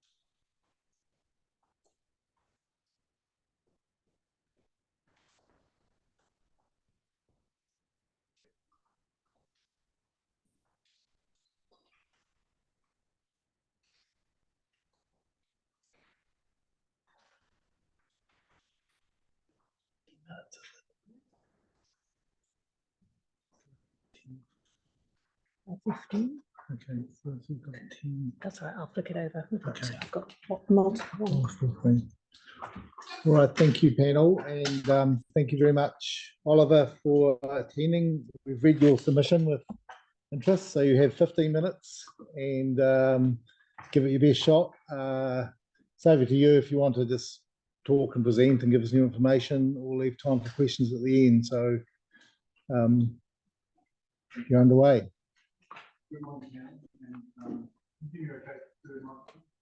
Yes, it's. Is that better? Yeah, that's better. Thank you for the opportunity to speak to Somerset's submission on the draft Greater Christchurch Spatial Plan. And for brevity, I'll just call it the draft plan from here. By way of introduction, I'm Oliver Boyd. I'm the National Development Manager at Somerset.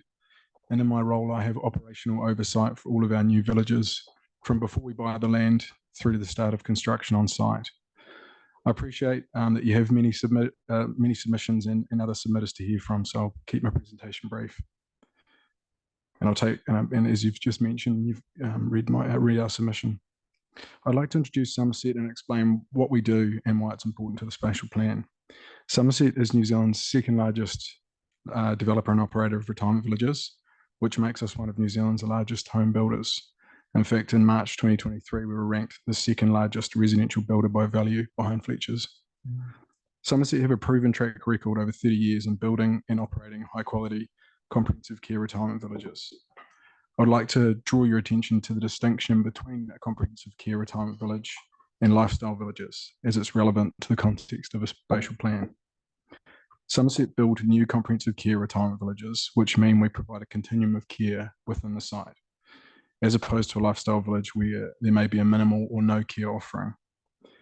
Given that care component, comprehensive care retirement villages attract an older cohort, with Somerset's average age of entry into our new villages about 79 years old. And that age increases to more like mid-80s once a village is fully built and matured. Somerset has a minimum age of 70 currently, whereas lifestyle villages, on the other hand, typically catering for a more younger, active cohort aged 55 plus. With that in mind, and another characteristic of comprehensive care villages, there's a need for a critical mass on site to be feasible and sustainable. We've seen an unprecedented increase in the rate of care bed closures across New Zealand since the COVID-19 pandemic began. And this has only been compounded by a decrease in the provision of care units per site by the large comprehensive care operators like Somerset. And this is largely due to the underfunding by government of aged care. The provision of new comprehensive care retirement villages is vital to addressing that aged care crisis that's unfolding in New Zealand. This is relevant in that to build a new comprehensive care retirement village, we're increasingly requiring larger greenfield sites. Somerset's typically building 9 or 10 hectare villages, including in Greater Christchurch.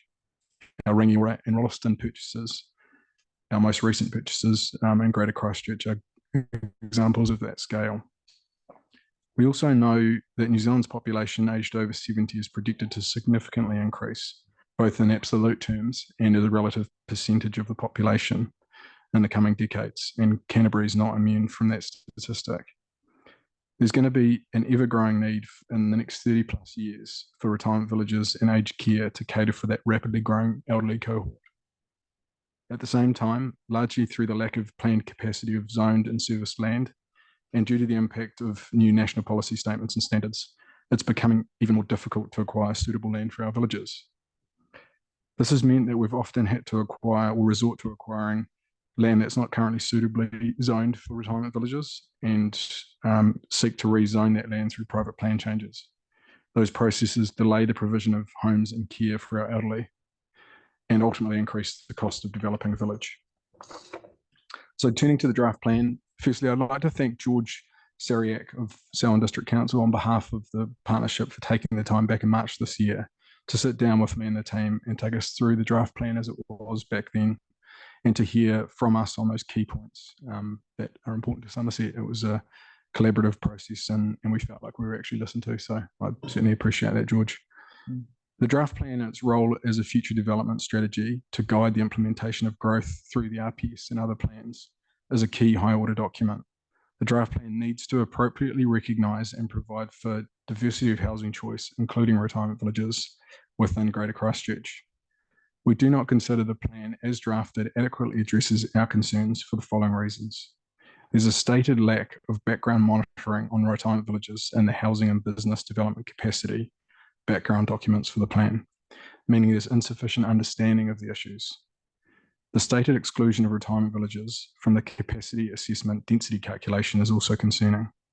Whilst we acknowledge the draft plan provides reference for a provision of diverse forms of housing, and we're supportive of that, we consider it's inadequate for that to only be dealt with by way of a joint housing action plan, as has been recommended. A specific response should be included in the draft plan to provide that clear direction. We consider the draft plan places an over-reliance on intensification as a means to address identified technical shortfall in housing development capacity over that short term, and that it fails to adequately recognise and provide for development of greenfield sites, and specifically for comprehensive care retirement villages. We don't think it's right that the development adopts a strategy that additional greenfield development will be assessed through another statutory process, whereas the role of the spatial plan should be to remain at scale and set broad locations where development capacity will be provided for over the long term. We consider the draft plan applies an overly blunt approach to protections, and we're concerned how terms like avoid and enhance have been expressed within the draft plan, albeit I acknowledge that the officer's recommendation has toned down some of that language. Those protections relate to matters such as natural hazards, water bodies, strategic infrastructure, including Christchurch Airport, and highly productive soils. Somerset supports any review of the air noise contours being addressed through the RPS review, as recommended by the officer, to ensure that there is a full opportunity for public participation through that required statutory process. To conclude, we understand the draft plan is a high-level document, but we're concerned that some of the nuances contained in legislation will be lost through this process, and it will have a cascading implications for those lower order documents. We also remain concerned about the cumulative effects of multi-constraint layering, which I think is evident from map 5, which severely restricts that future urban development opportunities. Thanks for the opportunity to speak, and I welcome any questions. I have to say the submission was prepared with advice from our planner, so I'm not a planner, and I can certainly take questions back to our planner if they're of a technical nature. Thank you. Thank you. Thank you very much, Oliver. Great submission. I'm sure there's some questions. I'll have a couple, but I'll just start with our panel to see, would anyone like to ask you a question? Bobby. So is Ryman going to be saying similar to what you were telling us this morning? Yeah, I think all of the big comprehensive care retirement village developers are struggling with density, intensification, and creating retirement villages. I know Ryman have had a site on Park Terrace for 10 plus years now, and it hasn't actually been built yet. And others have got consents, but whether they actually get built is another question. I think the construction costs for vertical construction have outstripped the more horizontal construction methods by some. Looking out, Somerset, I know that you're going to build on Southbelt. Yep. Where else have you identified as potential that you would like to go to? Well, I think without giving away exact locations, that we're typically buying in the Greater Christchurch area one site every couple of years. We've secured Rolleston this year, which is a 10-hectare site on Lincoln Rolleston Road. We have Southbrook, which has gone through that plan changes under construction at the moment. Earthworks has started. We sort of look at Selwyn, Waimakariri, and Christchurch as sort of separate catchments, and the financials have to work for us to buy in an area, and we also take into account our competition. So it's quite a complicated matrix in terms of looking at where we want to go, but that minimum requirement of sort of 19 hectares is no getting away from that to support that care, which is really a loss-making exercise.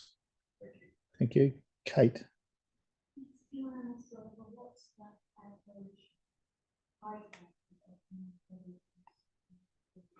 So typically on that 10-hectare site, we would have up to a 3-story building. At Rangiora, we have a 3-story main building. We're seeing, again, because of those vertical construction costs skyrocketing over your traditional horizontal construction, we're seeing that height limit kind of reduce across the RV developers. That we're looking at more like 2 or even 1-story buildings. But I mean, we're typically spending $60 million on a main building, just to give you some scale, on a $200 million build. So it's a big component of the village. Thanks. Grant. Thanks, Oliver. Just a question regarding, you mentioned the comprehensive developments that you do versus sort of the lifestyle type development. In terms of the proportions of the land area or the developments that you have, I know you have full care kind of facilities, but often there's also self-contained units within those. Yep. Do you ever split those differences between the people who are in the village, if you like, versus the actual scale of the full care type facility? I mean, we have ratios, I guess, or proportions of that sort of care units to independent units.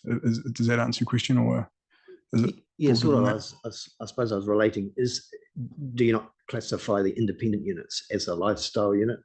Well, that's right. They're more akin to a lifestyle unit, but the package overall, that use, all those uses proposed, is a sort of a package deal, having care on site.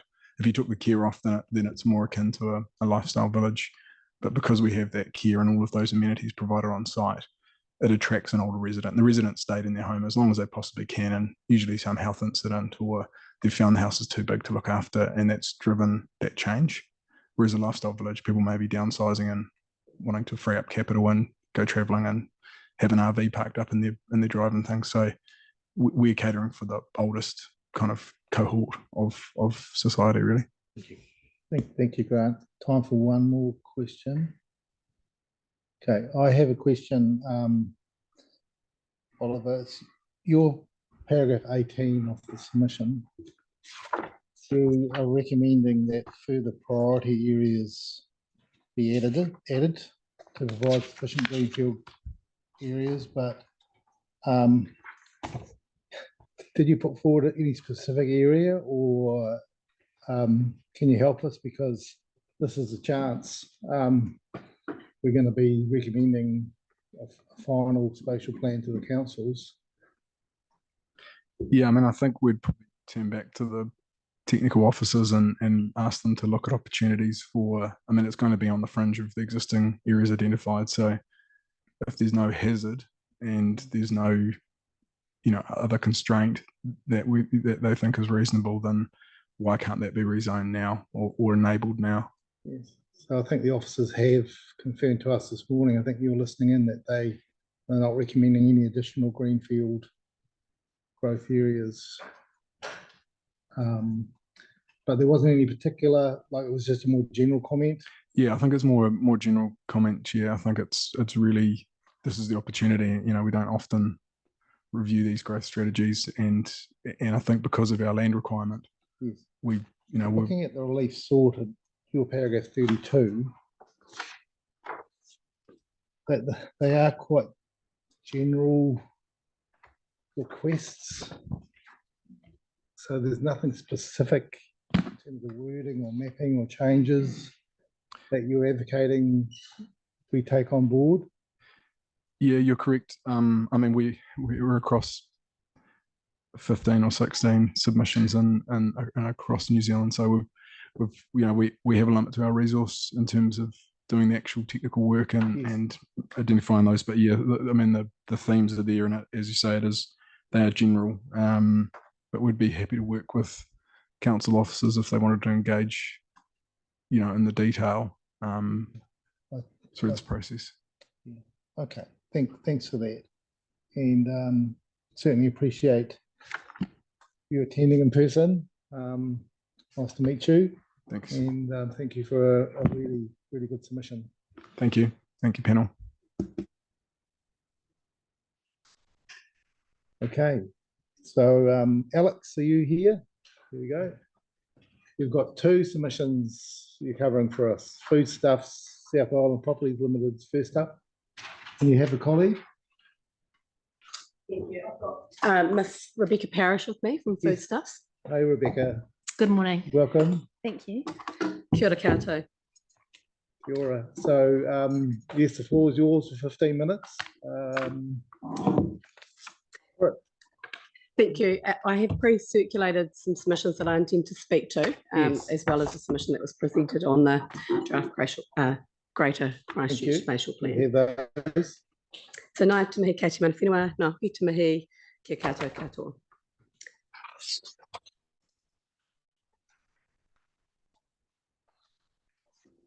The foodstuff submissions are addressing obviously the spatial plan, the requirements around a future development strategy, which the plan's intended to align with, and some particular points, and we have identified the relief that we would like at the end of the submission. I can take you through that when we get there. Thank you. As an opening comment, the spatial plan is intended to align with the requirements of the future development strategy, but it's not really clear from the documents where it actually is. The submissions have been presented on the basis of what you would expect to see in a document of this nature, and that's obviously in accordance with the future development strategy requirements under the NPS on urban development. So essentially the spatial plan will inform all the planning decisions below it and is required to assist with the integration of planning decisions under the RMA with infrastructure planning and funding decisions. So it's a fairly important document. The NPS on urban development, which I'm sure you would have heard a bit about, requires a well-functioning urban environment, and it must enable, as a minimum, suitable sites in terms of location and size for business activities to be realised and supported by an associated policy framework. So businesses should be built in places close to jobs, community services and public transport. And we're submitting to say that the spatial plan needs to be future focused and have sufficient flexibility to be responsive to those needs as they arise, since the timeframe of this plan is obviously quite a broad one. So the spatial plan is intended to provide a blueprint of how the population and business growth will be accommodated. It will help with providing certainty to businesses if it's set correctly, and it recognises that Greater Christchurch has seen growth through the expansion of urban areas happen a lot faster than anticipated through intensification of, faster than anticipated, and growth through intensification of urban areas does not achieve anticipated levels. So this was a byproduct of the earthquakes and an acknowledged, divergent from the planning growth direction that there has been in the past. So the directions of the spatial plan that I wish to emphasise is that focus of growth through targeted intensification in urban and town centres along public transport corridors, and as well enabling the prosperous development of kainga nohoanga on Māori land within urban areas. So the spatial plan is asserted as providing a clear pathway for how the sub-region will create a prosperous and well-functioning urban environment and build greater resilience. And it's in our submission, it doesn't quite get there, and that's why we're presenting today in terms of some suggestions. I don't intend to go out through the requirements of a future development strategy as set out in the MPS on urban development, but I have set them out at paragraphs 10, 11 and 12. Essentially what the document has been asked to do is to, and how you're going to achieve that well-functioning environment, how you're going to be providing that sufficient development capacity as required, and how the integration of decisions might work. Every future development strategy must spatially identify broad locations in which development capacity will be provided, and the development infrastructure and additional infrastructure required to support that, as well as constraints. So I'll just emphasise in terms of what Foodstuff's seeking, the particular matters of importance to them, which is providing for that expected demand of different business sectors, which would include supermarkets and the associated activities in both the short-term, medium-term and the long-term. And in terms of being sufficient, you need to be suitable to meet the demands of that business. And the reason why we emphasise this is there is, I guess, a suggestion that supermarkets will just fit in already crowded commercial areas that have been identified, when in actual fact, and I'll come and give you some examples shortly, it doesn't quite work like that in practice because of the different operational and functional requirements of supermarkets. So with this need, or this intensification, we submit that that does have a component of requiring the services, obviously, to meet the needs of those communities. And in some circumstances, they won't fit within the traditional commercial centre that's been allocated, and there would need to be exceptions for that.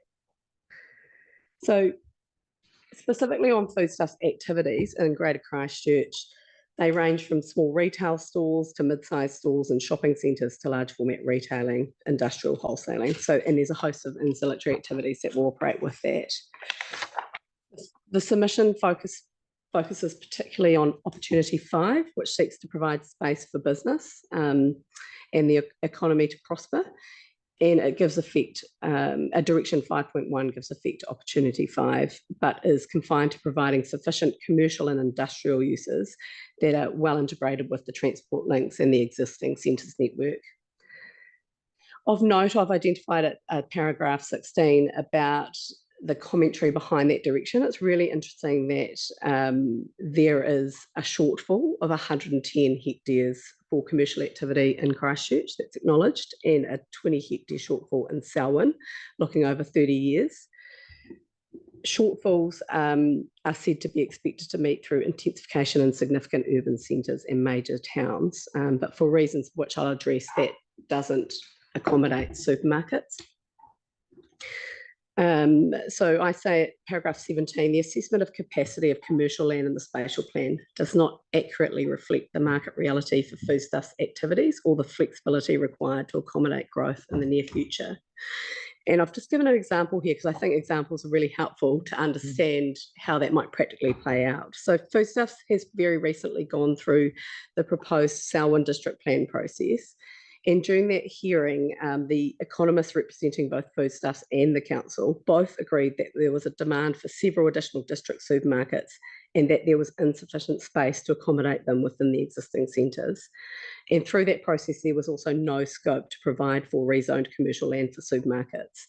Now, that was the original district plan, and it didn't even take into account the variation, which then went on to enable, intensification, a huge more volume of people to be able to live in those areas. So we're already in a situation where on the ground, there isn't sufficient space to accommodate, the services of activities that are needed for the residents we have now. This document's planning 30 years ahead, so we're asking you to think further ahead in how we might accommodate that important business activity in the plan. There is a need and a demand for supermarket activities to support residential catchments, and there's a need to provide for new commercial zones to support intensification. So in this example, ultimately the lack of scope left two significant supermarket activities out of the Selwyn District Plan.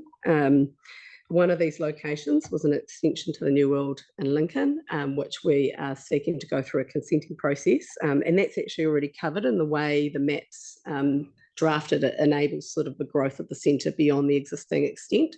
So there's no submissions made specifically on that. But we've also excluded the pack and save that's been consented at Rolleston.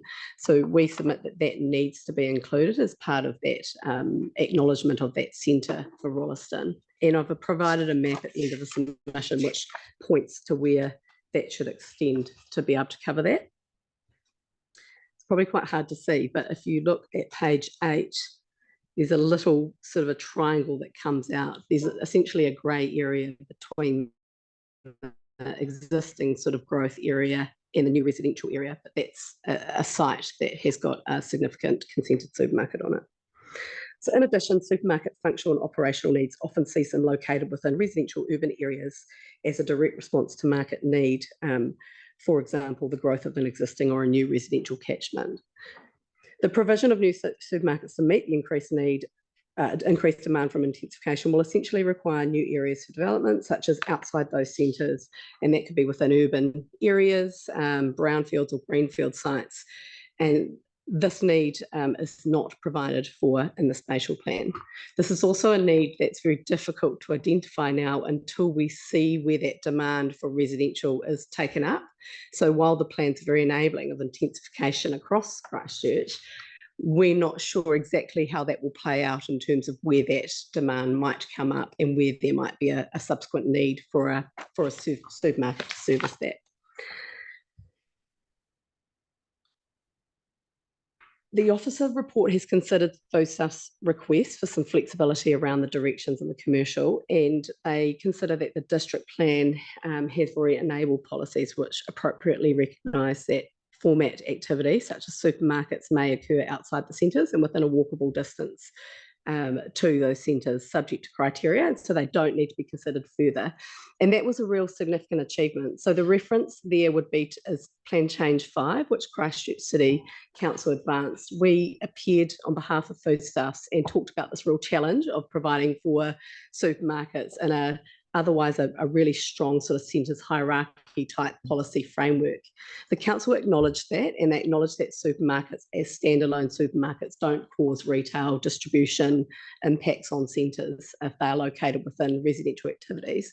They've provided now in their policy and their commercial environment for Christchurch City Plan that acknowledgement of flexibility for supermarkets that may not be located within centres.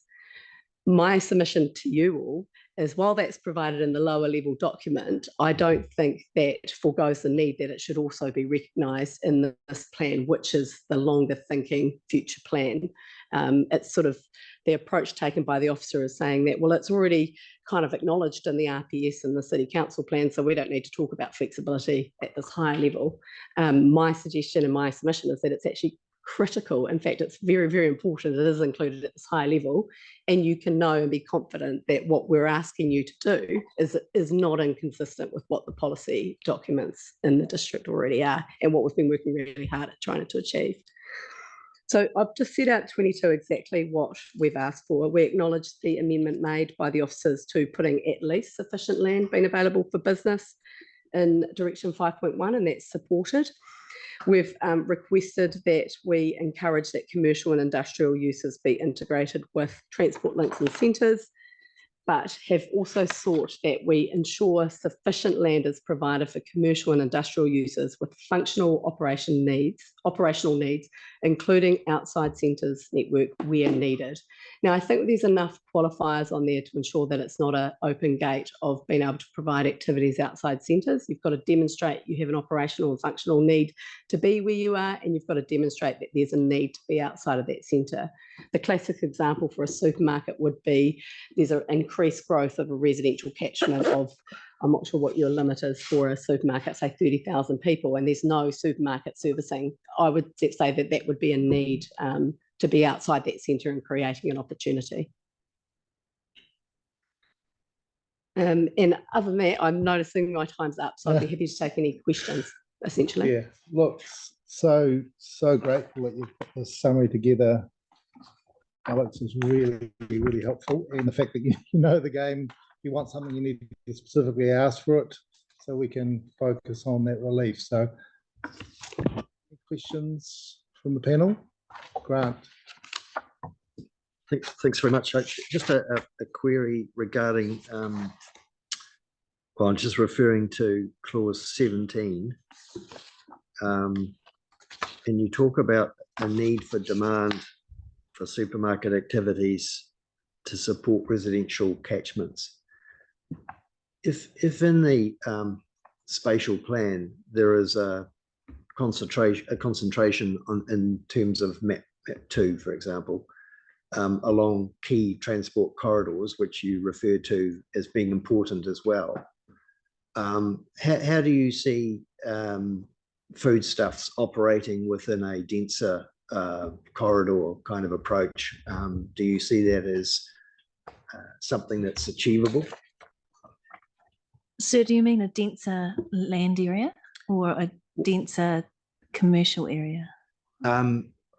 It's really in terms of the focus of growth, whatever that might be, residential and commercial, but the intensification of growth along those key transport corridors. I might be able to answer that just in terms of what we've made a submission on. So we've also supported that the Colombo Street and South Christchurch, North Causewell corridors, which is operating in, you know, that growth that you're talking about, growth transport. We support those and support that they be brought forward into map 14 as well, which is earlier. And that's because of the knowledge we have that there are supermarkets targeted for that area because of the knowledge that the council is planning that intensification. I think one thing we've got to be really mindful of is in the spatial plan, that growth and that intensification doesn't take away the need of the general intensification, which, as I understand from Plan Change 14, is, you know, at least medium density on all the other areas, that there is still a huge volume of people living within those areas outside of those corridors that will have a need to visit a supermarket. The preference of visiting that supermarket would be by foot, perhaps, in the community. So yes, Foodstuffs is adapting and understanding where the intensification is and acknowledging that there will be needs. And there's a particular project that's not yet publicly available that is looking at those areas for, hey, look, we know the council's planning for that. How do we plan for that?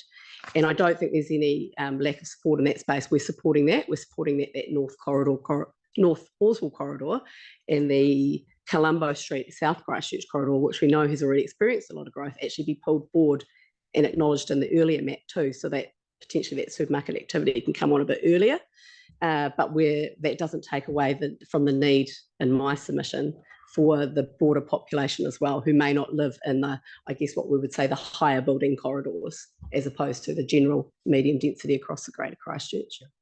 Thank you. Thanks. There's one quick question from Victoria. Yeah, I'm conscious we're over time.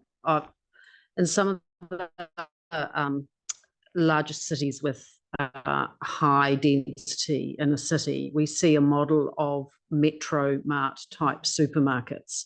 I'm keen to understand whether there is anything happening in your development model around that space, because they don't require, you know, we're concentrating more today thinking about your larger commercial, bigger supermarkets, which people love to drive to and fill their cars up with. But given that people's shopping habits are changing, there's a lot going online.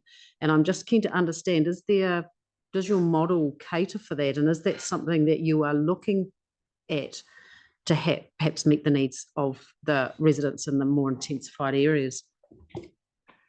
Foodstuffs has a strategic plan for the different supermarket banners that we have within our group. So that does include the New World brand and Pack and Save and Foursquare. And Foursquares within the South Island traditionally haven't been in urban areas. They've been in rural catchments. Many years ago, they were taken out of urban areas. So that rebirth of where Foursquare should land in terms of catering for those intensive urban smaller areas, which is the metro model, the New World metro model is it's a balance between ensuring you can get a good grocery offer, but also convenience as well in those higher density areas. So yes, we are certainly looking at those different ways of how our customers live, of how our customers behave, and and their modes of transport as well. Yeah. That New World, I love this stuff, but that New World metro model operationally is quite different. It's normally confined to quite a small space and has different levels. So your delivery area could be on the 3rd floor, and your customer may be on the ground floor. So it's making sure that can all work. Yeah. Just an example, Lower Queen Street in Auckland, there's a basement type, which I presume the rental for some of those basement areas aren't quite so tough. So there's an example there. I'm not sure whether it's one of your supermarkets or not. Yeah, we've certainly got one in that area. Yeah, absolutely. But it's quite big, but it's underground. And yes, and it has a different offer. It needs that rural apartment living to support it. You shop there every day. You're thinking about your dinner at night, so that's where you're coming through. You have a smaller basket size, but you go there more often. Yeah, so it's catering for that different customer. Right. I think that probably ties in with just that diversity of housing types that's also requested to be provided by the MPS and Urban Development. You're providing for different layers of housing and types, and I guess the commercial services that will accommodate to adapt to those different styles. But it doesn't take away the need for the variety in my submission. Absolutely. Okay, I think we need to leave it there. Well, thank you so much for coming, and pretty pointed questions there, which are well answered. Thank you very much. Alex, you're going again for... Yes, if I could just do a client swap. Birches Village Thank Limited and WDL Enterprise Limited. So do a client swap. And thank you. So I've got Mr. Ryan Geddes, who's sitting next to me on this one. Hopefully I can will hopefully get us pretty much back on time in terms of I've also prepared a submission that has been provided, and I have gone to some of the sort of the greater spatial plan elements, which I've already talked to at a high level with Foodstuff's submission, and in terms of that future development strategy, what we're looking for. Now, what we have focused our submission on is that the spatial plan seeks to provide for future growth through intensifications and centres, obviously. However, this generic approach has not recognised that between the 3 districts, there's a difference in sort of existing housing stock and the ability to provide for that intensification over the 30-year time period. So, for example, Christchurch has a larger proportion of older housing stock on larger sites, which are more appropriate perhaps for intensification. Conversely, in your Selwyn, Rolleston, Lincoln, Prebbleton, they're relatively new townships with new housing stock, where the ability to subdivide and intensify existing sites in the short term or the 30 to 50-year period is highly unlikely. Therefore, in this submission of Birches Village, the only way to really truly intensify in a comprehensively designed manner is through that development of greenfield sites to achieve those densities required for those communities and to meet that shortfall. Alex, are you reading from your further submission? I am. Okay, on what paragraph? Paragraph 12 in terms Okay, of so the you jumped document that I ahead to prepared. the I end. sort of tried Okay. to jump through it a bit to all make good. up time. So panel, we've got this additional submission in front of us. So we're at paragraph 12 at the moment. Thank you. Cool, thank you.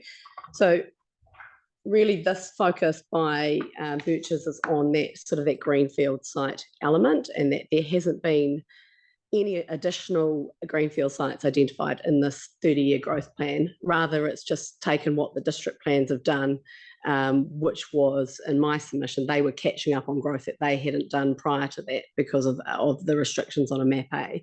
So I'm asking you all to turn to the future and forward think, as opposed to think about what we've just put in our district plans. We're looking at a 30-year time frame, and through that there's some provision of greenfield sites that should be enabled as a future-proofing exercise. In terms of identifying those locations, Birches is actually putting forward a location that it thinks is appropriate.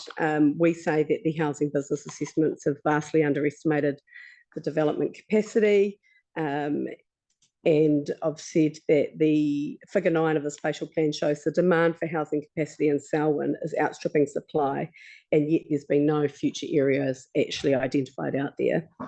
Additionally, the blueprint's required to provide that sort of development capacity for the future. So we're now thinking ahead as to what's next, not what have we done. So there's nothing preventing the hearings panel. In fact, my submission is that you should be identifying some relevant areas going forward to enable that future thinking and growth. And we must bear in mind here the bigger picture, that the spatial plan is the scene setting for the planning documents that come to follow it. So we're all looking for guidance on how that might look and where that might go in the spatial plan. And as notified, it wasn't provided.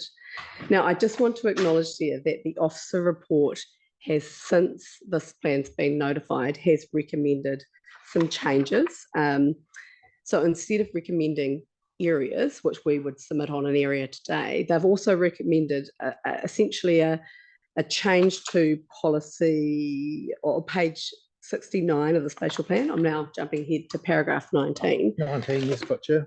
Where they've identified that broad locations should be guided by some criteria, and they've identified that at 1 to 4. So the first point is, I think that's a really good step in the right direction, and that's supported.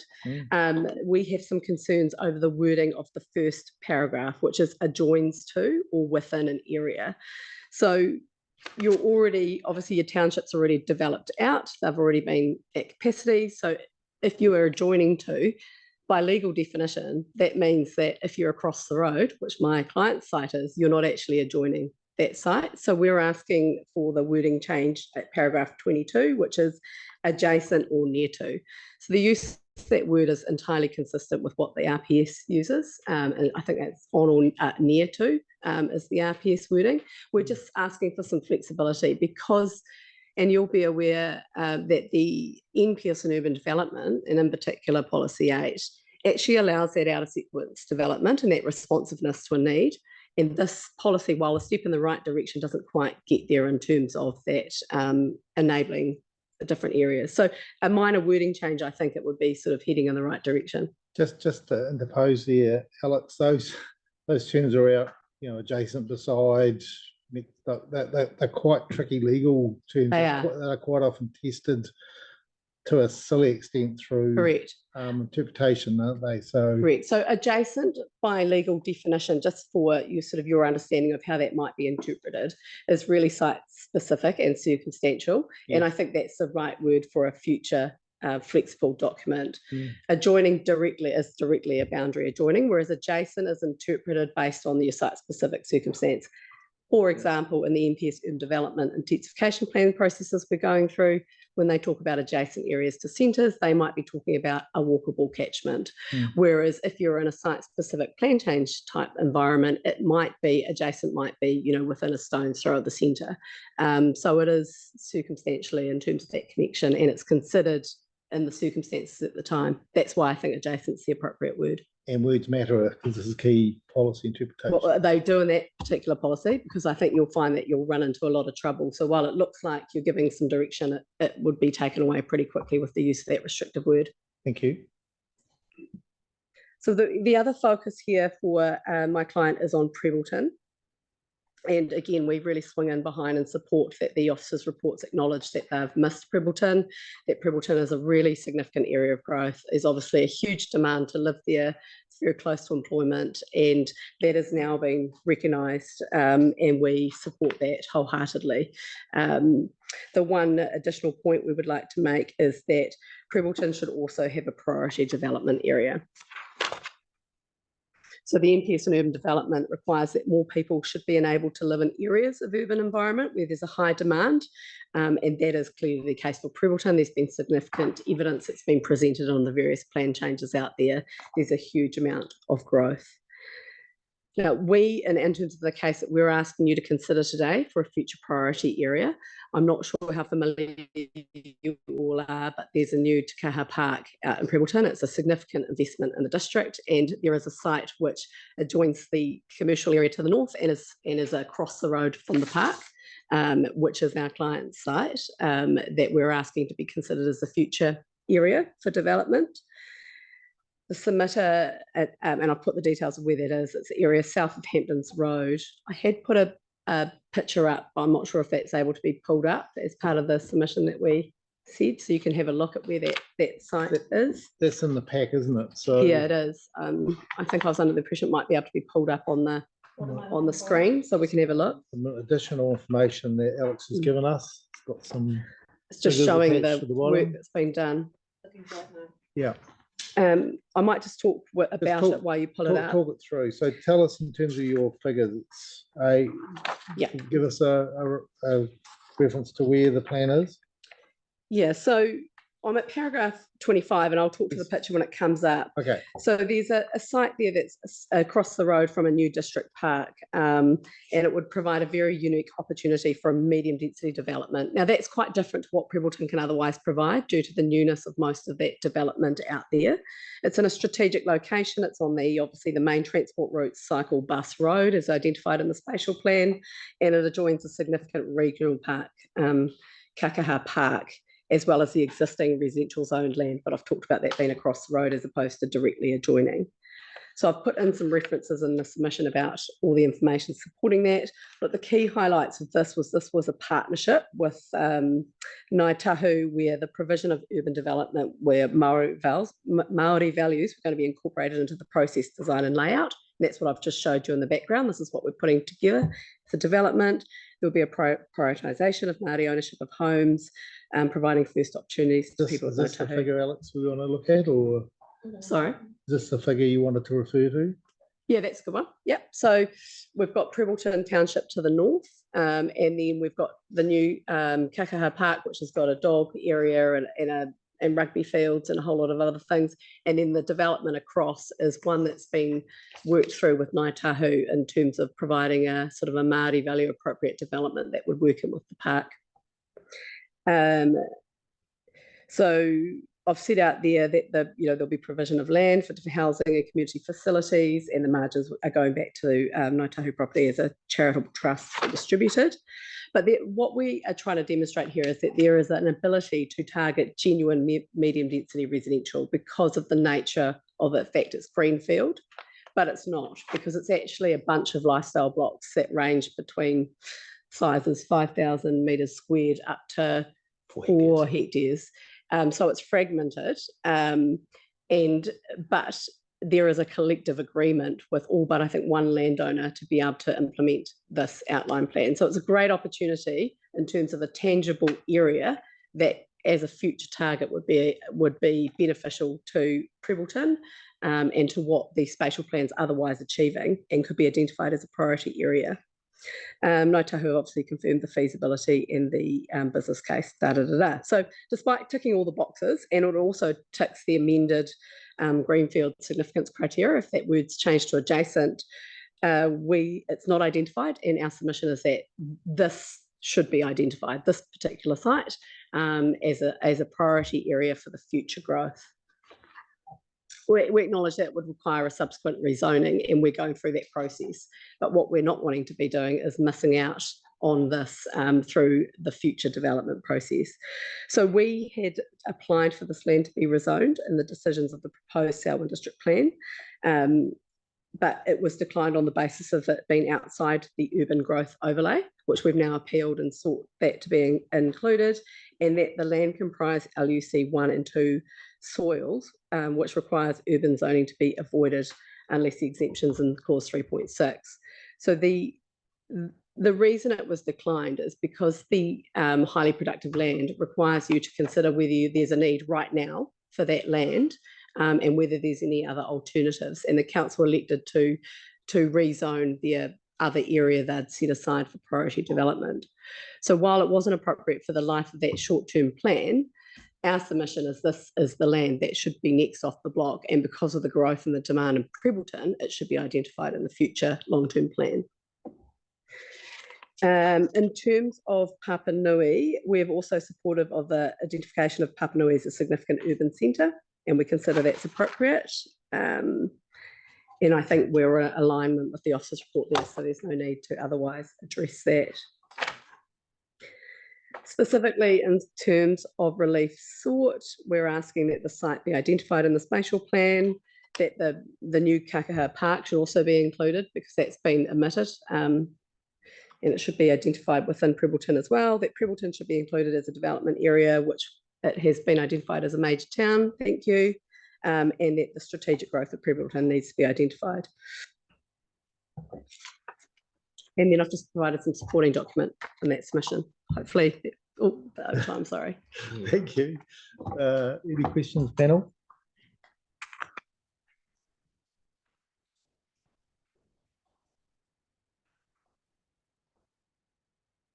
Gail, yes. Could you just confirm for me, where is your site? Is that the red? Oh, yes. So that you're looking Kakaha at? Park is on the right side of the road. Yep. So if you're driving into Prebbleton, the area is now being reduced to sort of 60 kilometres of the park. And on the left side at the moment, you'll just see a hedge. But ultimately, it would work in and synchronise. The red is what was proposed to be sort of a commercial area that could service the park as well as the development of people. Yeah. Yeah, there's another plan there, Gail, I think. Which, yeah. Oh, okay. And that blue-green network is very important to iwi. They've requested that in terms of a naturalised waterway that would support that. And I think there's been some views that have been identified to ensure that you've got the Port Hills within view. And there's a whole lot of elements in terms of Māori values of protecting that's been included in that plan. Okay, that's great. Thank you. Can I just reiterate, I think, what you've said? So thank you for your material that you've provided us. It's really comprehensive. It's really clear. It makes it so much easier for our job when we can clearly see what the issues are and what the relief is. Just pass on my thanks. Yeah. Thank you, and I appreciate you all listening to us today. I know it's a big job to predict the vision for the next 30 years and obviously a pretty important one. So thank you very much. Yes, thank you, Brian, for coming along, and good luck with everything in the future. Thank you. Appreciate it. Thank you. Thank you.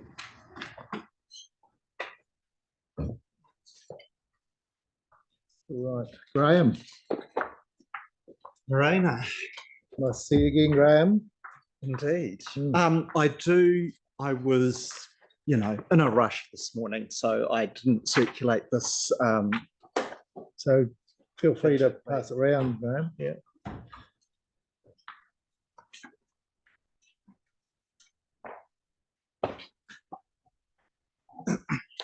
So obviously represent all the major national providers. And there's a couple of new names, which was part of what our submission pointed out. So Connexa and 40 South.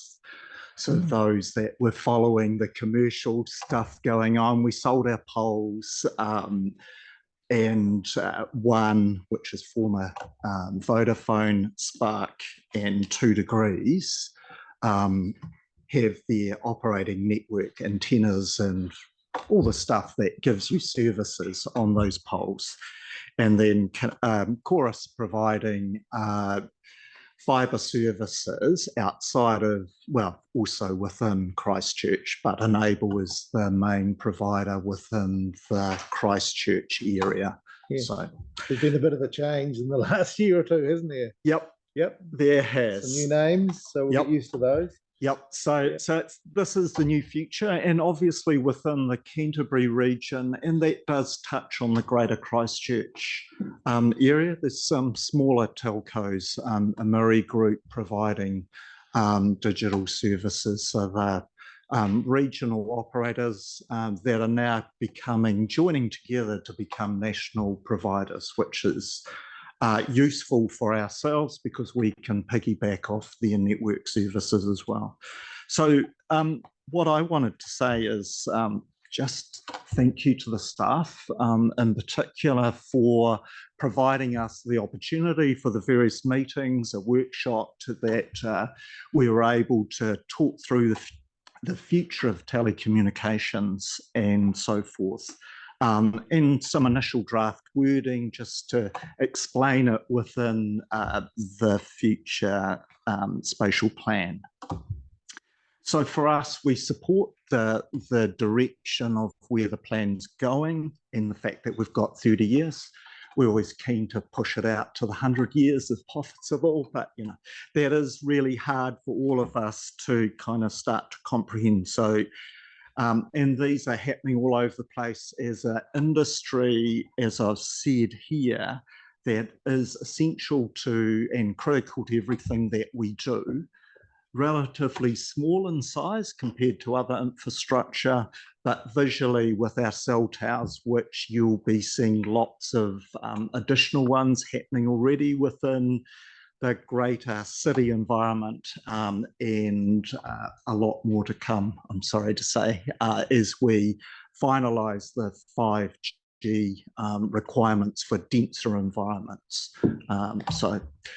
Which is great. I mean, what it shows is that Christchurch is growing and is economically viable, and that's a good thing for us. So we appreciate being recognised as strategic infrastructure, and we appreciate our submission points around the interdependencies of electricity and ourselves to provide network, particularly in new areas, but also in after natural hazard environment events and for climate change going forward. And one of the things of learning, just as a sideline, is that the telcos are looking at having more independent networks, so power as well as everything, so that we can operate during an emergency event and immediately afterwards. And so we're just working through what that means. Obviously, some of the focus is currently Te Rāwhiti and far north and Coromandel areas. So Graham, tell me what went wrong in Cyclone Gabriel and Napier.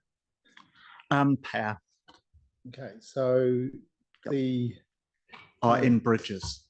No, but in terms of telecommunications, I was cut off for 5 days. Yes. No cell phone coverage. Well, my cell phone coverage went down in about 2 hours. So our only communication with the outside world was by transistor radio. And if you needed a battery transistor radio. So is this what you're talking about in terms of more resilience going forward? So so will every cell tower have its own generation? Or? No.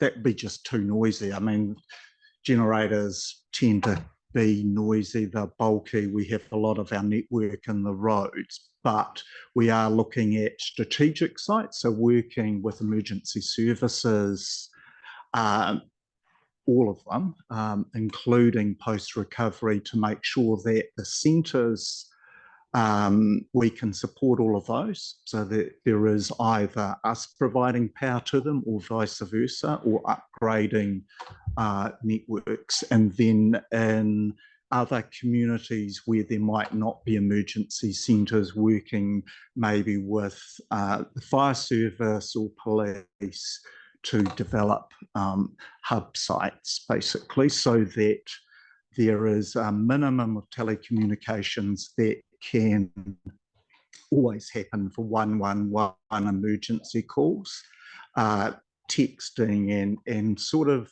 low data use network, so it can go quite a long way. So during an emergency, we start to manage the network so that people stop streaming, can't buy things online, all of those things, so that voice text become, for critical services, become the main things, and then that enables the capacity of the network to go further and service more people. Okay.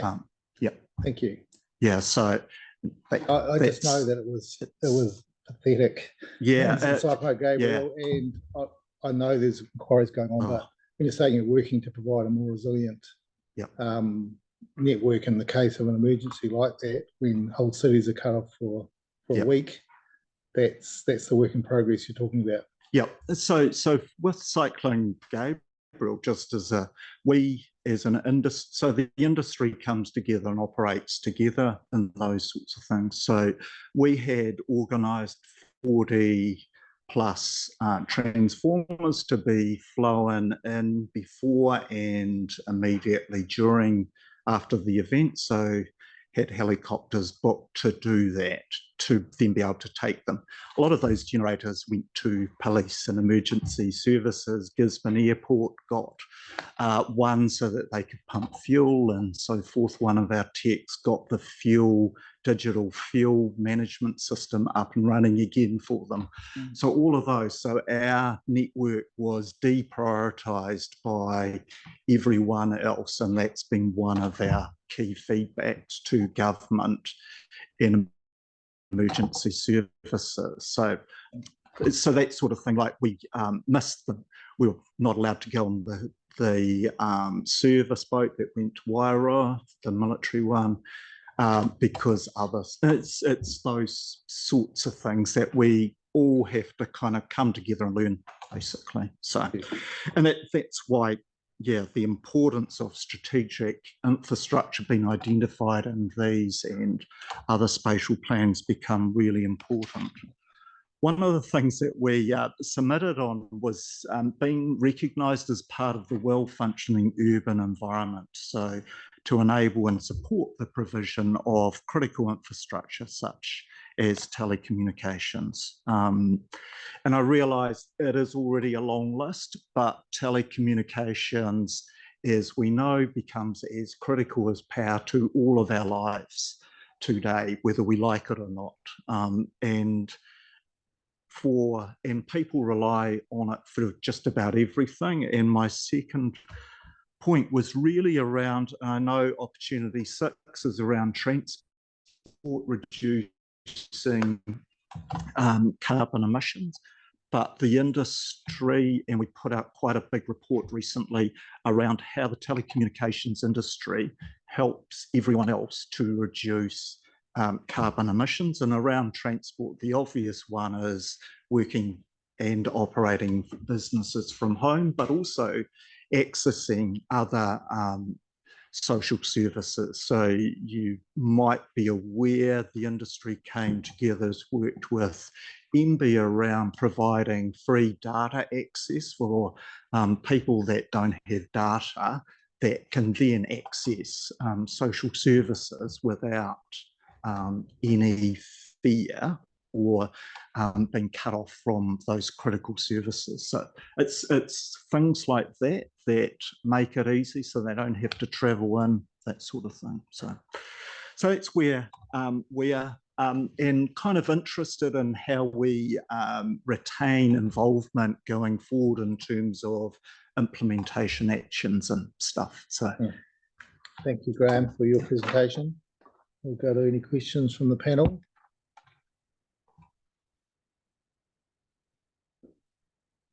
Didn't seem to be any question. Oh, Grant's got one. Just clarification, really. So on your main submission, yes, you mentioned on point 17 the recent government document on strengthening the resilience of New Zealand's critical infrastructure. Yeah. So in terms of that document, what you're suggesting is that we need to make sure that yes, the direction proposed in that document is taken into account for the future spatial planning. Yes, basically, the document's just really useful. That diagram that I've used is just a nice visual on how it all comes together, basically. It's kind of one of the first times New Zealand's actually said all of these things come together to do these things. Telecommunications is part of that, and all the other significant or strategic infrastructure that goes into creating a well-functioning country in this case. So, sure. And the other one on your attachment. Yeah. No, come on. Thank you. So Graham, just to follow up about the Gabriel situation. Yes. You talked about 40 generators being flown in. So I know for a fact that the night before Cyclone Gabriel hit Hawke's Bay, we weren't even in the firing line like no one had predicted it reached Hawke's Bay, and I think those generators went to Coromandel and other places where Cyclone Gabriel didn't really hit. So we ended up in Hawke's Bay, waking up in the morning. It had struck.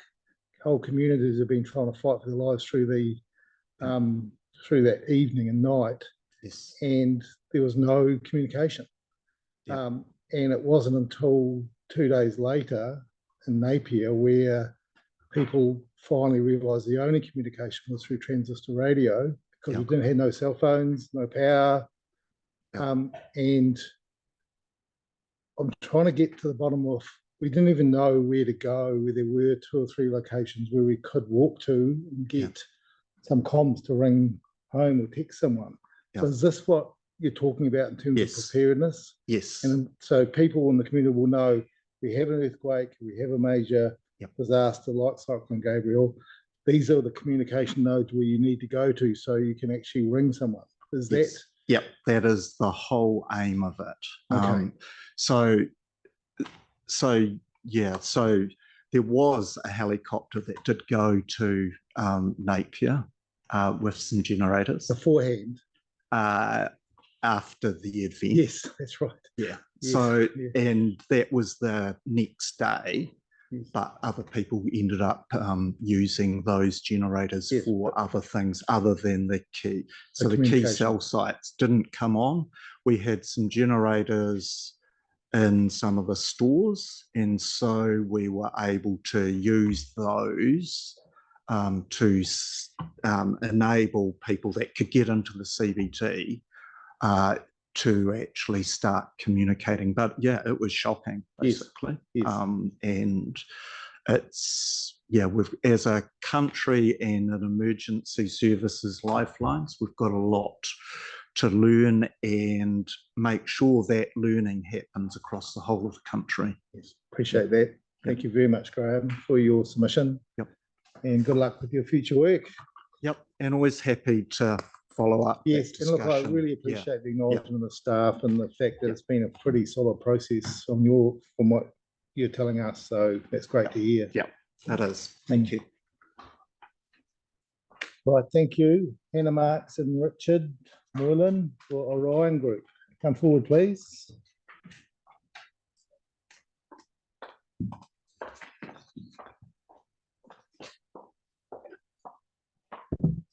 Morning. So Hannah, is that you? Yeah, my name is Hannah Marks. I'm the Land and Planning Advisor at Orion. Yes. The plan today is that I'm just going to present a brief summary. It's not something you would have wanted circulated. It's just taken directly from the submission. Thank you. I have with me Richard Moylan, who's an analyst in the Network Transformation team, and Kate Beetham, who's an Energy and Markets Insight Specialist. And they are here just in case you have any questions on how that forward planning work that we undertake works. Great. Welcome Richard and Kate. It's great to have experts in those fields available to us. So really appreciate it. So go for your life. You have 15 minutes or 14 and a half now. As you'll be aware, Orion owns and operates the electricity distribution infrastructure in central Canterbury, including Ōtautahi Christchurch. We deliver electricity to more than 220,000 homes and businesses and are New Zealand's 3rd largest electricity distribution business. As New Zealand transitions to a low carbon economy, the energy sector will have a critical part to play, primarily through electrification. You've also received submissions from Transpower highlighting the critical role that electrification of the economy will play in combating climate change. The ability to meet the levels of electrification required will need protection and enabling of both transmission and distribution in our planning documents. We're very conscious that we face a rapidly changing and massively different energy environment in the decades ahead. The changing landscape facing Orion is driven by 3 factors primarily: climate change, new technology, and increasing demand. And that increasing demand is driven by both the need to enable decarbonisation at pace and to support population growth and intensification. The NPSUD directs that local authority decisions on urban development need to be integrated with infrastructure planning decisions, and that planning decisions contribute to well-functioning urban environments. And a well-functioning urban environment is one in which infrastructure is not adversely affected by incompatible activities, and urban growth is planned with infrastructure provision in mind, recognising that the two run hand in hand. How the spatial plan is executed and carried forward into the relevant planning documents will be vitally important to achieving that outcome. For Orion to be able to continue to provide a reliable and resilient supply of electricity to the intensified and increasingly electrified city, it will need to be able to plan in advance for increasing demand and to have space for the required infrastructure. Orion's interest in the transport section of the spatial plan is essentially in relation to two areas of concern. The first, we need to be able to respond to changes in demand that result from changes to transportation, whether that is an increase in the use of private electric vehicles or the development of an MRT system that relies on electricity, or both. The second, the spatial plan shows an indicative location for an MRT system, and existing Orion infrastructure will need to be considered in the planning of such a system. Relocation of some of that electricity infrastructure can require a large lead-in time, and Orion will need to plan for this in advance to avoid delays. Orion's ability to respond to both concerns will need to be enabled by advanced knowledge and by planning provisions that allow for Orion to obtain additional space for infrastructure when and where it is required, particularly given the MRT route runs through established neighbourhoods. In relation to urban centres and transport corridors, the focus of the spatial plan is on encouraging greater intensification and higher densities around centres and public transport routes, and that's supported by Orion with two concerns. The first is where intensification occurs, it can be difficult for Orion to find appropriate locations in already developed areas for additional infrastructure, and that's inevitably required as there's an increase in demand. The second is that there are serious safety concerns that arise when development is located closer to infrastructure as a result of reduced setbacks. In relation to the first point of concern, the infrastructure most commonly required to meet increases in demand in existing areas is fixed in size and needs to be located in close proximity to the demand. Orion have sought amended provisions through Plan Change 14 to the Christchurch District Plan that require developers of intensified sites to discuss provision of space with Orion as part of the resource consenting of their development, and we sought similar provisions through the Selwyn plan change that weren't granted. Yeah, weren't granted? They were not, no. Okay. Without the amendments sought by Orion, the ability to react and ensure reliable supply of electricity will be difficult. Intensification will also result in reduced setbacks from the front of properties and increased height limits, and the resulting potential for conflict between electricity lines and built form needs to be addressed when the spatial plan is implemented. Orion have sought amendments through PC 14 to this effect and reiterate here that this will continue to be an issue that should be considered in all areas where intensification occurs. And in that respect, I note that there is legislation that has required setbacks from electricity lines that all developers need to comply with anyway, but in our experience that's often missed, and so including it in planning processes means it'll be noticed and taken into account at the start of the process. Certainly in Auckland, where they're much further ahead of us in terms of intensification, they've had a lot of instances where buildings are either complete or mostly built, and someone drives past from Victor and goes, and the building either has to come down or expensive undergrounding for the infrastructure needs to take place. Either way, it's very expensive. In terms of the natural environment provisions, Orion's supportive of the spatial plan's intentions in relation to the natural environment. Orion plays an active part in maintaining and enhancing the natural environment through large targeted planting programs. That said, there is significant risk to Orion's infrastructure as a result of negative interactions with vegetation, and that must be considered when the spatial plan is implemented.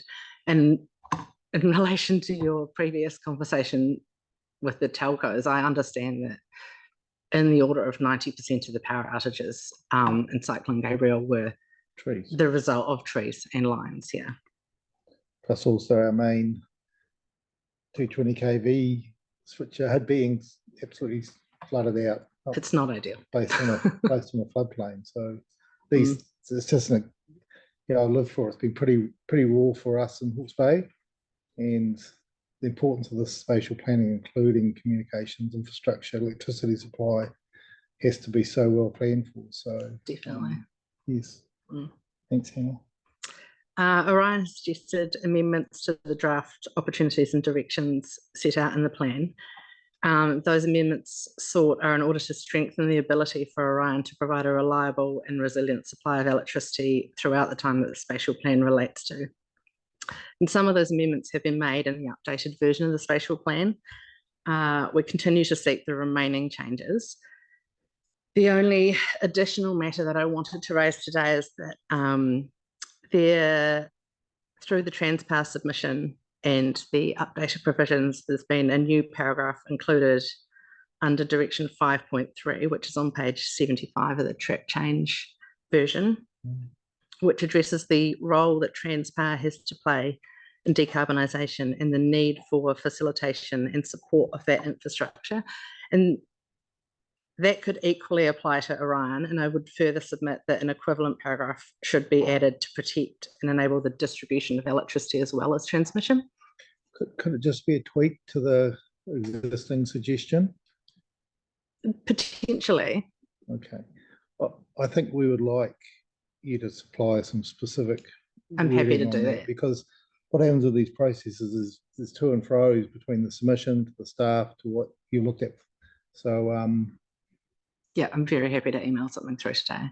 Thank you. So we'll look out for that. Anna, thanks for that. Great. That's the end of the summary. So if you've got any questions. And look, I'll kick off. What a superb submission. And just the diagrams you've showed us, the fact that you've been quite precise about changes being sought to words. So it's really, really helpful. Thank you. But I've got, I don't think I have any specific questions, but I go to the panel. Grant. I've got a few, but yeah, no, really good submission. It was about your comments about obviously the critical infrastructure, and you've showed some practical examples of what you're doing now in terms of corridor, corridor locations that are for the bigger infrastructure anyway, underground, in a intensified urban situation where greening cities is also important. Is it likely in the future that you will take that approach in terms of the conduit sort of approach for major infrastructure? Are you asking about putting in ducts for cables? I wouldn't expect that. I think from my understanding, there are positive and negatives in terms of both the lines and the underground infrastructure. And in Christchurch, the underground concern would be earthquakes. Is that right? That's part of it. Yep. So I wouldn't expect to see all of either, would you? So I'm just referring to page 79 of your main submission, where you show some examples of trench works cable installation, and it just struck me that was something that would facilitate in sometimes narrow spaces, but a way of accommodating infrastructure in a more intensified urban setting and allowing for example, trees and those sorts of things to take place. Certainly, we work with the council to try and work out ways to do that, because particularly the council's got a policy where if one tree is removed, two replace it, that sort of thing, and that can be really difficult where we've got cabling in the ground. But there are root barrier systems that can be utilised for that. And these large cables are usually in the road rather than the footpath, you're right. So you would hope that there's a way to provide for both. Thank you. Just another question. Again, page 61, item 20. So the idea of providing clearance corridors, if you like, is something that spatially in an urban growth situation, from your perspective, it's fairly essential for the management of that and getting electricity. That kind of approach would be important. From the low voltage lines, it is very important, and it's not, the setbacks aren't rules that don't apply anyway, they do apply. There's the ECP 34, which is the electrical code of practice, that everyone is meant to comply with anyway, but because it kind of sits on its own, it's, you know, you're not required to comply with it for a building consent, for example, and you're not required to comply with it to get a resource consent. It can be missed, and it often is, and especially where you've got existing sites where, say, someone's developing what has been their family home and putting 6 units on it. They don't know when they're doing that work that they need to look at that. And in a lot of cases, I think we find that the consultants that people work with will specifically note that they don't provide advice on that. And as architects, it's just something that gets missed. It seems like, yeah, it just seems like a very silly thing to me because it's a real safety issue. Thank you, Grant. Any other questions? Thank you, team, for coming along and presenting this clear submission. And you've got 1 minute to go, so you've done pretty well. Thank you. Thank you.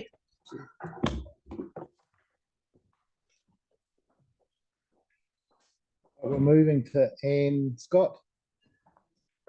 You've been listening in since the start, I think, Anne. Yes. Welcome. Slowly. I'm moving a bit slowly at the moment because I've done my knee. Oh no. Oh.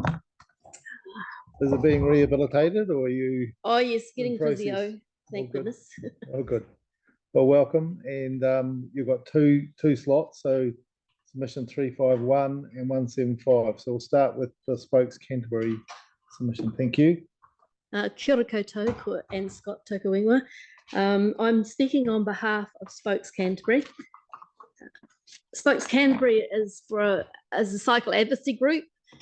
We have approximately 1,200 followers, and we do a lot of work with cyclists using facilities around the Canterbury region. Spokes agrees with the focus growth around the urban centres and the public transport routes. I've also looked at, I think I might be wrong about this, but I've also looked at the amended vision statement, which is better than what it was before.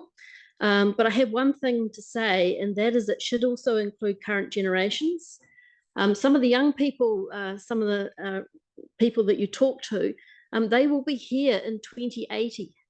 And so well beyond the scope of this particular plan. So I think that we need to sort of just acknowledge that. I'm not really going over all of our submission. I'm just sort of picking various things out. But one of the things I think really should be within the plan is that this is an opportunity to strengthen the relationship between active and public transport. There are transformational shifts in transport choices happening, including cycling, walking, scooters, skateboards, mobility devices, and other forms of active transport that is getting more and more used. And active transport and public transport actually need to work in harmony with each other to deliver good outcomes. Public transport will never go everywhere that people need to go. There will always be some element of having to get there and having to move in particular ways. And you see that successful European cities prioritise both the local active transport and the public transport, so that there is a really good integration of both. And so you can cycle to the train station, you can put it in with 1,000 cycles in Amsterdam, hoping you'll find it one day again when you get back. Travel on the train to where you're going to go. At the other end, you can also hire another cycle to get to where you want to go, come back, come through, cycle home. And that's the way, that integrated way is the way that transport should actually be working. And as we see the development of batteries and other technologies, those technologies are becoming, the active transport technologies are becoming more and more accessible to wider and wider groups of people. The proposed route is logical, given the westward growth of Christchurch, Selwyn and Waimakariri. So we do actually really support this and hope that it will happen quickly. We would also like to strongly support the ability to take bikes, including e-bikes, on the MRT services, as on the current metro services. This is a well-used service, and it does make a big difference to our community. And there should also be good park and ride facilities for bikes to encourage the use of public transport. Intensification will inevitably lead to less vehicle ownership and sharing, more sharing of vehicles. We're already seeing young people not actually learning to drive, and that's going to be an interesting situation. But also the technology is developing in such a way that autonomous vehicles will be here. Now, they're taking a long time to get here, but they will be here in the next 30 years. So we need to take that to account, that actually we're not building for vehicles. We're building for actually different types of transportation, and we need to take that very seriously. In terms of a mass rapid transport system, Spokes really supports a bus rapid transport system for a lot of reasons. I mean, you can see under council support the old tram with its railway lines, with its lines, that causes endless accidents for cyclists. They're a death trap. So what we'd really like to see is a bus mass rapid transport system where there are no tracks that need to be crossed by cyclists or pedestrians, and which will reduce the number of potential accidents. A bus, the other advantages are it's cheaper and it's faster to build. And we've been talking, about emergencies in terms of the Hawke's Bay and other areas. When you've got tracks and there's an emergency, there is nowhere to go. When you've got buses and there are emergency, you can reroute them. And this can work. This can happen for any number of reasons, including accident, fire, flood, roadworks, and earthquakes. Automation will lead to a greater variety in public transport, particularly bus services, which can be part of the MRT, and they can come and go as they need it. One of the reasons why you want to stuff a lot of people into public transport is because of the cost of the driver.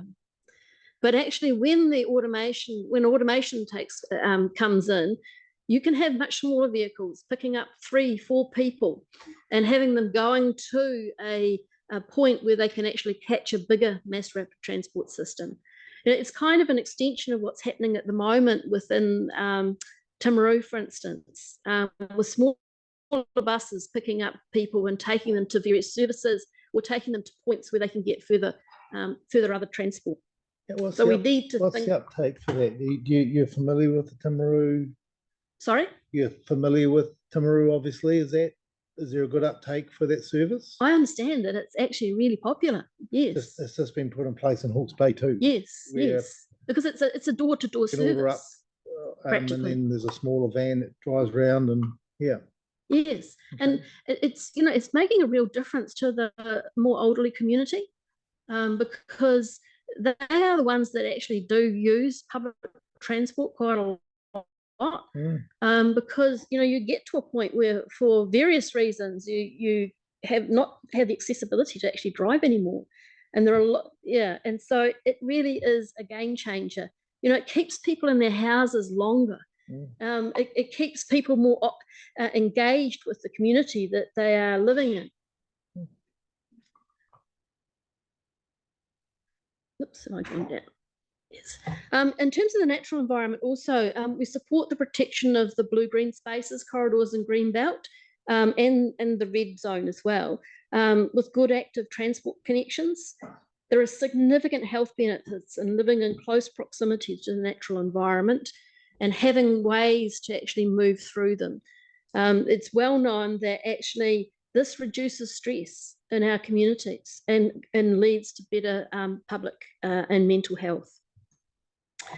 So I'd like to thank you for the opportunity to speak and ask if you've got any questions.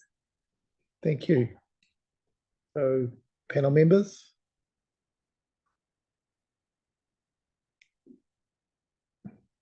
Seems like it's very clear. Obviously, Spokes is supportive of the direction of the spatial plan.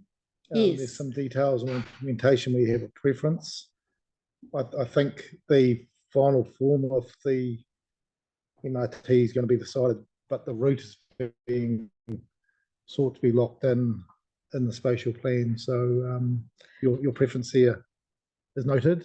I think the one change we would like to see is this acknowledgement within the spatial plan of the importance of the integration of active and public transport. Yes. Did you give us some wording for that? Yeah, I'm happy to send you some wording. Yes. Look, what we really need is looking at the current words and any tweaks you might make and track changes, because that is, you know, is it one direction or something that you'd like some suggestion with? If you can actually put that through the secretariat, that'll come to us, and I'll send it to the person who sent the email. Is that the? Yeah, that's the one. Yeah. Okay. It'll come to Jenny or Kathy. So look, I'd like to support your just from a planner working around New Zealand, the importance of that integration, particularly with our older and younger folk that quite often will jump on. You know, they'll need to get to the public transport before they can actually use you know, an MTR or anything like that. So your points are well made. Thank you. Right, I think we're now moving on to your other submission, 175. So taking the Spokes hat off and putting my own hat on, because these are my views and they may be a bit more biased. Yes. I was actually going to speak on the climate and natural environment, but actually I've looked at the changes that staff have made, and I think that actually covers my points adequately. I just want to stress that it's really important. I think it's a really important area that we need to make sure is well covered in the plan. But I kind of have a few other points to make. I'm kind of a big picture person. People's aspirations, values, and behaviours change slowly, but technology changes quickly. Often as particular conversion points happen, when the opportunity and the economics suddenly become viable. An example of that is Zoom. Zoom was a little company, a little niche company, until we had a COVID lockdown, and suddenly billions of dollars were poured into it. And now it's an essential part of our life, with Teams and some of the others. But you get the idea. This idea that everyone can share has actually had a big impact on how our business and personal lives work. We're looking at 30 years where there will be significant change. The types of jobs we have and the work we do will be different. Climate change, both mitigation and adaptation, will continue to drive actually transformational change. It was good that the latest version acknowledges renewable infrastructure, and it should be including things like community solar and batteries. One other thing that I picked up was that we're entering an era of the drone. It's been right again. Someone once said that the technologies of the future are currently here. They're just not sufficiently distributed. And unfortunately, in wars, technology actually tends to flourish. And so we're seeing drones having a big impact.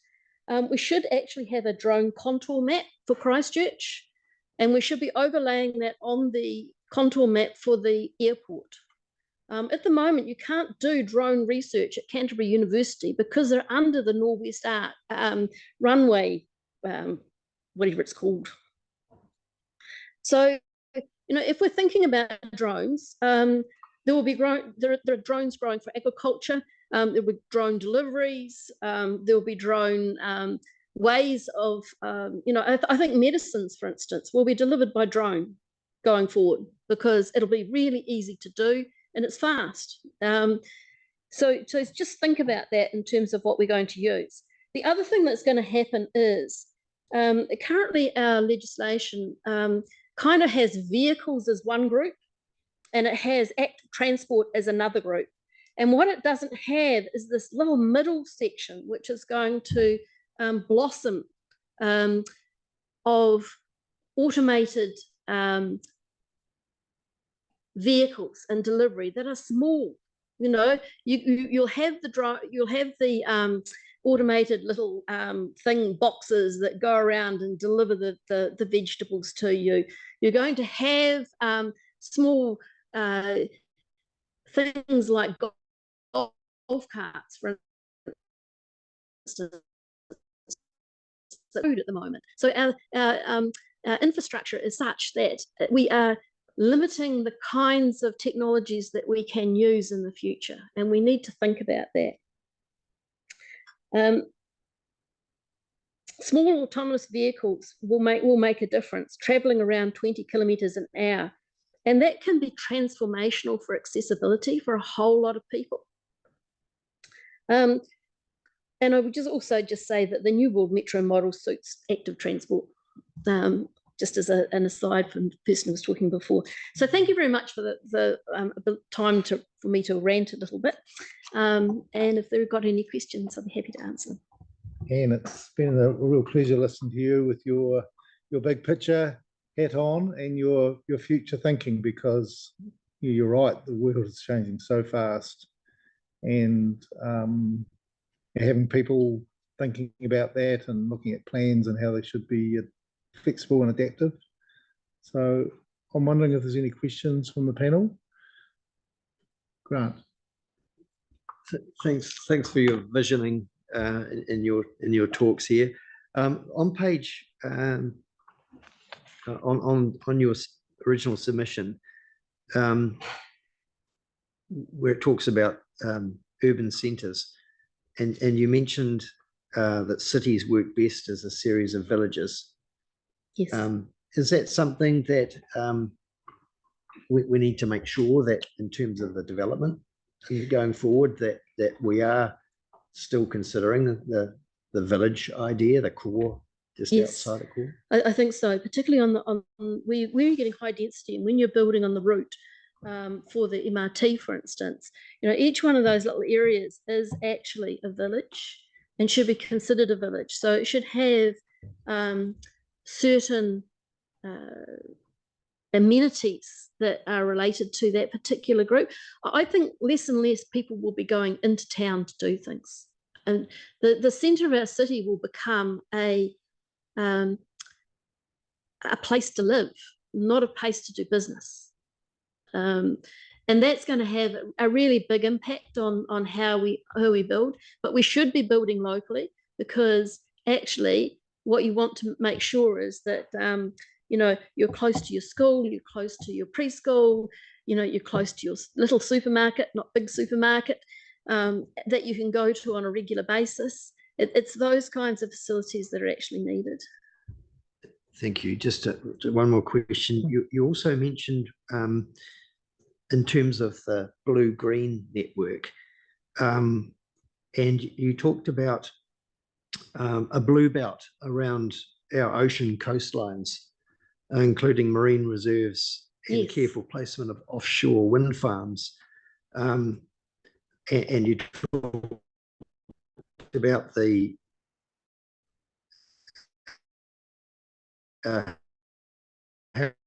healthy marine environment. Something specifically comment on in our I think it's actually missing. It's a whole area that actually we're not actually we haven't got on the plan, and it is actually a healthy ocean for Aotearoa is actually really important.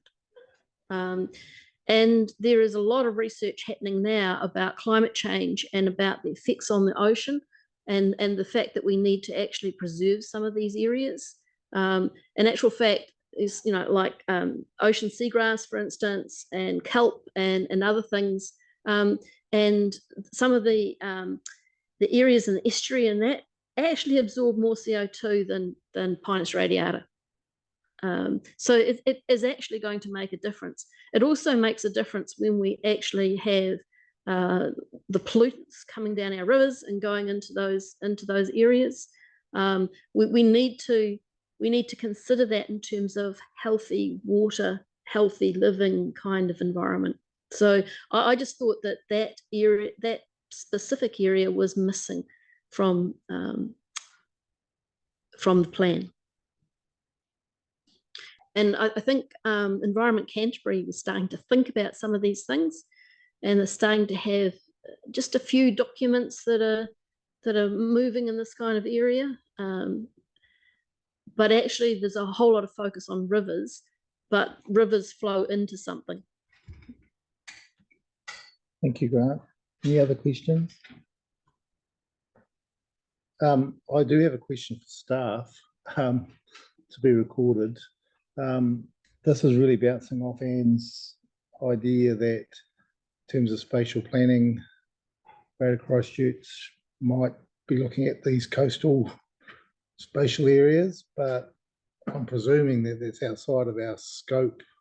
But I would perhaps like some advice for the panel on that. Thank you, Anne. You're obviously very well read and well considered in terms of your thinking on our future. Really appreciate your attendance. Thank you. Do we have Chesa coming or? Just coming in now. Okay.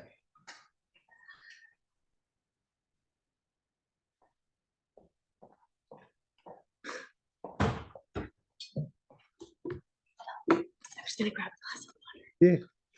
Help yourself, Chesa.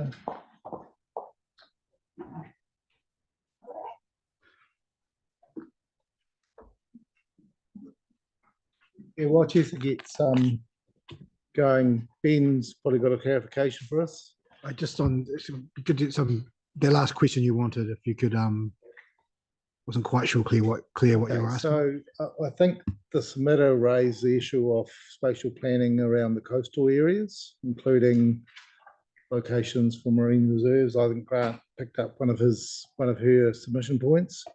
I was just interested, I'm intrigued about the spatial extent of the Greater Christchurch spatial plan. Does it, might it, can it, can't it be extended into those coastal, immediate coastal areas? Grant, you've got another. Yeah, no, just following up on that. I suppose what I took from that was perhaps the inclusion of that, if it's possible, blue-green infrastructure along the coastlines. There are things out there called blue carbon type things as well. So it's, is it? Yeah, the answer might be, well, this is fresh water and coastal plan stuff, and not on our gambit. But yeah, Victoria, no, you're good. Thank you, Chesa. Welcome to our hearing. Looks a bit formidable, doesn't it? Yeah. Down the end, but we're all pretty relaxed here. You've got 10 minutes. Okay. Just the time is yours, and you'll ask questions if we've got time. But you go for it. Okay, cool. Hi, my name is Chesa. I'm here to talk to you today about. I'll preface. I'll probably cry. Not that I'm feeling sad about anything. I just often get overwhelmed with emotion. Eventually it stops, and then I can sort of gather myself and go forward. But just so you know that that's there as an underlying thing in my personality. But sorry. The main reason why I'm here today is to have a voice and to speak my mind over the so-called development that's happening in our city. The reason why I want to speak my mind is because so many people in our community, in our places and spaces don't. And most of my friends and my family think I'm crazy to be here today to say what I feel, but I feel like more people need to be able to do this, because so much is just happening to people in their communities that if I don't say something, then I'll only just sort of be upset with myself down the track, Right, sort of good thing, on. for not Yeah. having spoken up. So I don't have anything technical to present. They're just sort of like thoughts and feelings about where I live. I've tried to tie everything back to what the spatial plan presents in the best way that I can. And yeah, so I live in New Brighton. And I've lived in New Brighton for 13 years, and I've lived in New Zealand for 20. And New Zealand, although I'm not from here originally, New Zealand is a place that I love and is where my home is now. And I was here for the earthquakes and all that, and have seen all the change that's happened, and was a part of the voice of the people who put, you know, things that they wanted to see in their city together after the earthquakes. And I'm just not seeing that. And I'm not seeing that happening in the plans and in the development, in the actual development that's happening now. I'm one of the 86% of the people in the survey who are in favor of concentrating growth in and around urban centers and public transportation routes, like absolutely in favor of that. I'm from a big city of 6 million people. I get that, and I absolutely see the need for it. But one thing that New Brighton, or two things that New Brighton is not, it is neither an urban area or an urban center, and it is definitely not a part of a public transportation route. And we don't have those services available to New Brighton. And the development that is happening there currently, and the development that is slated for there in terms of what is being built at the moment, are not congruent with each other. And I'm feeling really nervous about what's happening to our space and our place because of the lack of match between what's happening with the development and what is being supplied in terms of services. So in saying that, I'm one of the 24% who disagreed with the transport route, like the transport corridor that was put forward, but not because I disagree with the transport corridor and the transport route. I'm absolutely in favor of that. I mean, New Zealand is far behind the times when it comes to transport, but why I oppose the transport route, or like the hop on, hop off, you know, whatever it is, that the name that it was given, it's a fabulous idea, but I oppose the lack of services to the east as having been outlined in the spatial plan. With parking requirements having been scrapped in order to be able to intensify building, and all the building that's been happening in New Brighton as of late, which just happens to be a lot. People have been begging for it for ages, and now it's happening, but it's not happening in a way that is benefiting the people and the community, or the people who like currently live there, or the people who are going to be moving into there, because nothing is being built with any car parking, but there are no provisions for people to be able to travel anywhere because the bus routes are horrible. I don't know if anyone's ever tried to get to and from New Brighton on a bus, but I had to take the bus for a period of time, and it used to take me 90 minutes to get to work from where I lived to where I had to get to. I had to leave before 6 a.m. and oftentimes I didn't arrive at school before my students did at 8:30. Gee, so where were you traveling to? I was traveling to Fendleton. To Fendleton. I taught on Clyde Road. So I lived in New Brighton and had to get to Fendleton. So I had to catch 3 buses, oftentimes with a connection in the city.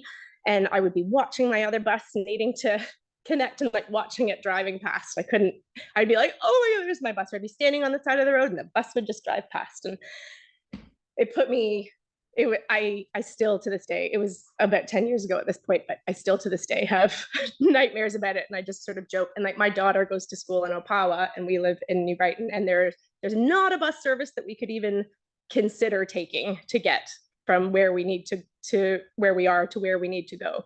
And I'd love to take the bus. And I'd also love to ride my bike. I used to ride my bike everywhere, but to and from New Brighton, we don't even have a bike route, you know, like never mind a bus service, but we don't have a bike route. And we've just down and down and down and down the list of things that the East doesn't have. I'm not here to talk about the East. Like that's not, I mean, the things that the New Brighton doesn't have, because I know people sort of rabbit on about that all the time, but building with the intensification that's slated for the area, everything that is being built at the moment has yards this size with no parking and no garaging. So like, even if people were going to be if they were going to be taking a bus, great. If they were going to be riding their bike, they don't even have anywhere to put their bike. Like if there might be a bike lockup, but the the places that the development does not match the service. There's no bus route. There's no bike lanes. Pages Road is a nightmare to bike up and down. All along the river to get into town, there's still no bike route happening. I know it's coming maybe in 5-10 years, whatever, we'll see. The building that's happening now is happening and there's no match. And so what I wanted to say to that, what did I write in my notes, is that taking the bus is a huge culture shift. And it's not something that Kiwis have had to really do up until now. We're so reliant on cars.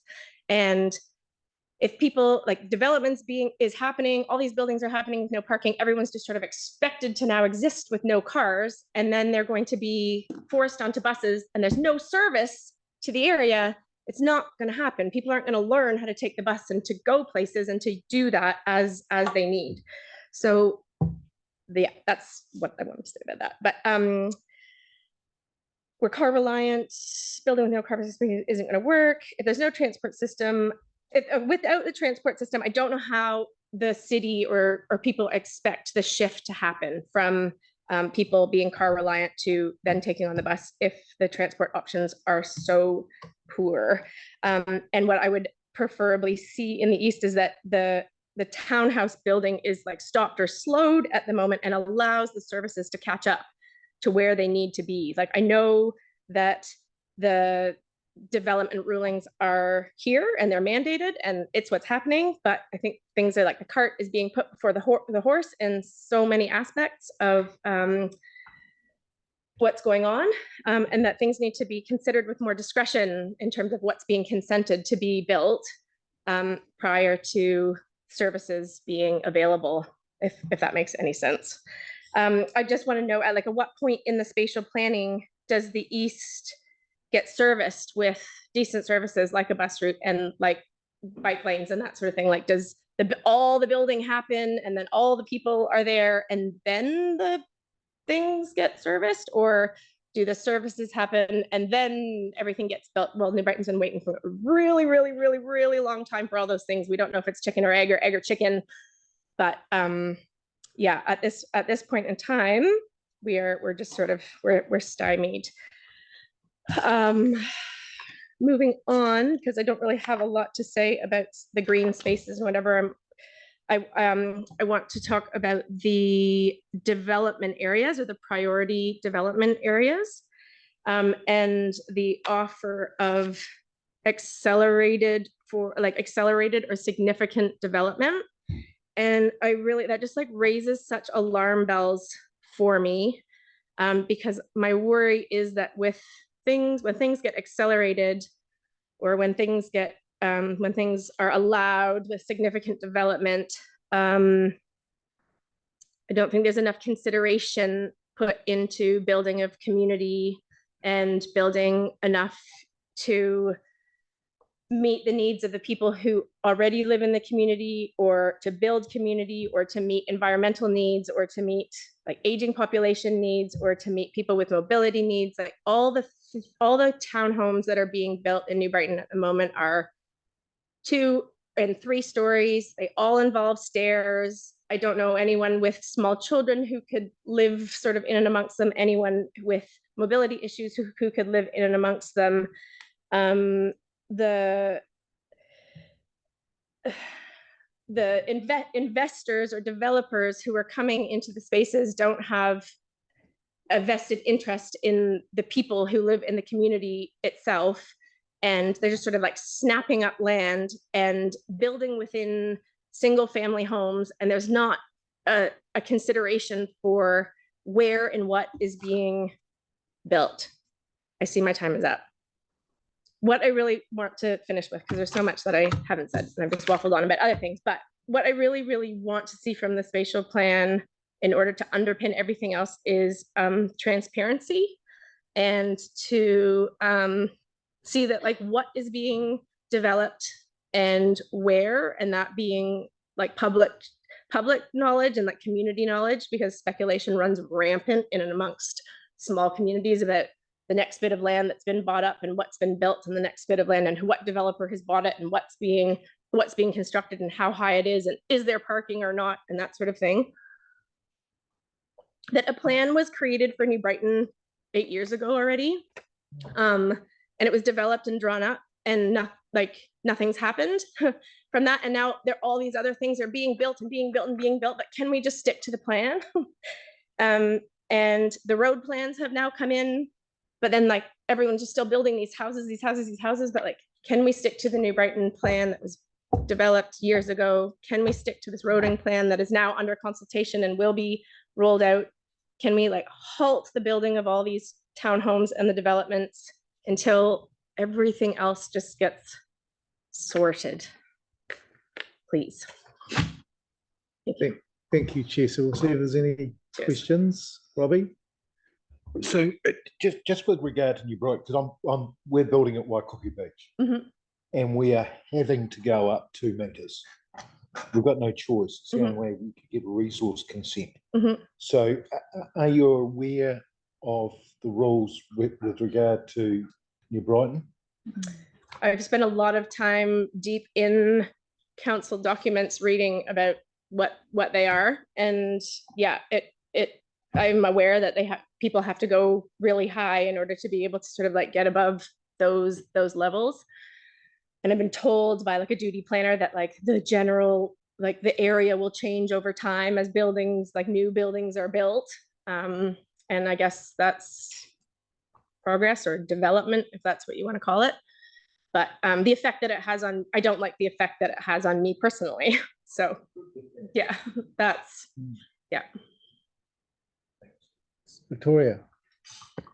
Hi, Chair. So I'm the councillor for Papa Nui, and I was just thinking that if I had a resident like you in my board area, I would really be wanting to chat to them to understand what the real issues are for them, particularly around the comments that you've said about lack of community services. And I'm wanting to know whether you've got a dialogue going with your local councillor, Celeste Donovan, and a dialogue with your community board members out there who may be able to point you in the direction of some particular services or some connectivity to help you grapple with some of the issues that you're facing with as a community. So I'm really happy to talk with you offline after this because we're about to break for lunch. So if that's okay with you and if it's okay with the chair, I'd like to be able to do that so that I can perhaps facilitate that connection for you. Sure.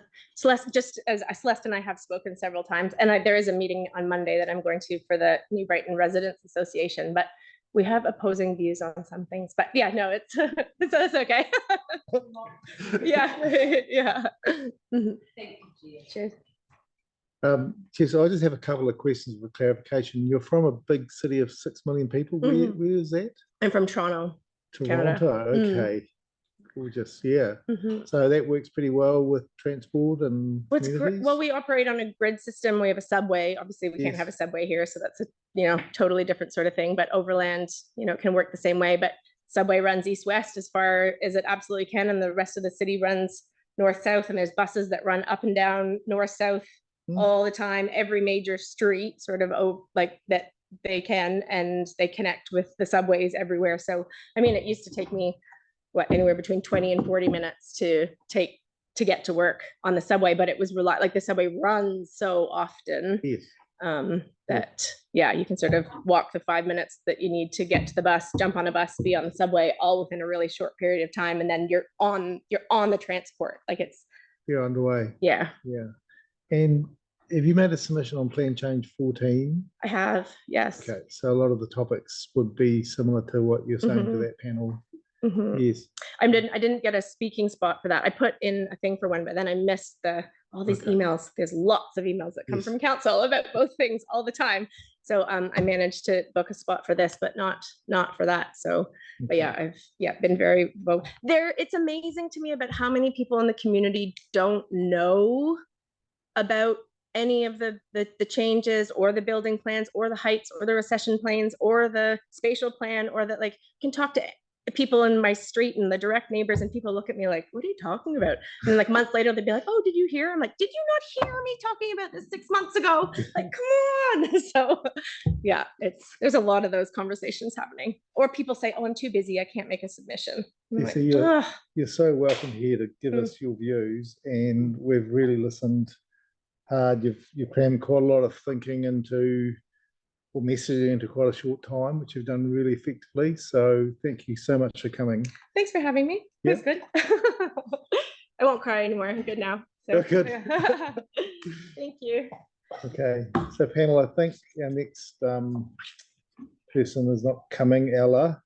So we're adjourned for the morning, underway again at 2 o'clock.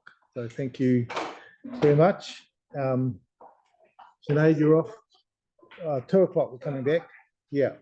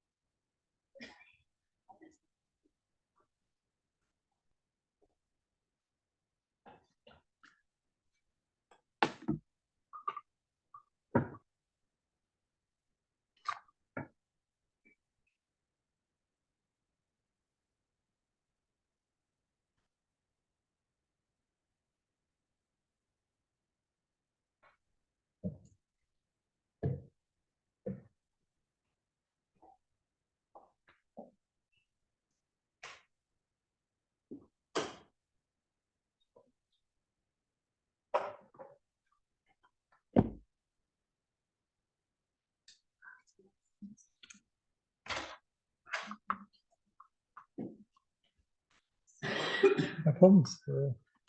Still got 1 minute.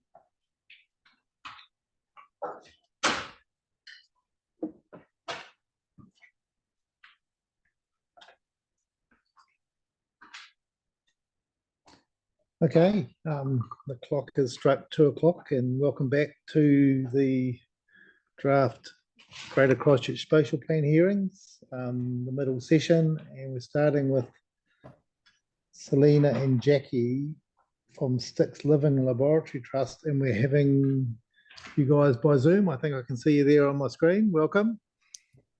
Hello, can you hear me okay? Yes, we can. Okay, so 15 minutes, go for it. We'll listen closely. Thank you.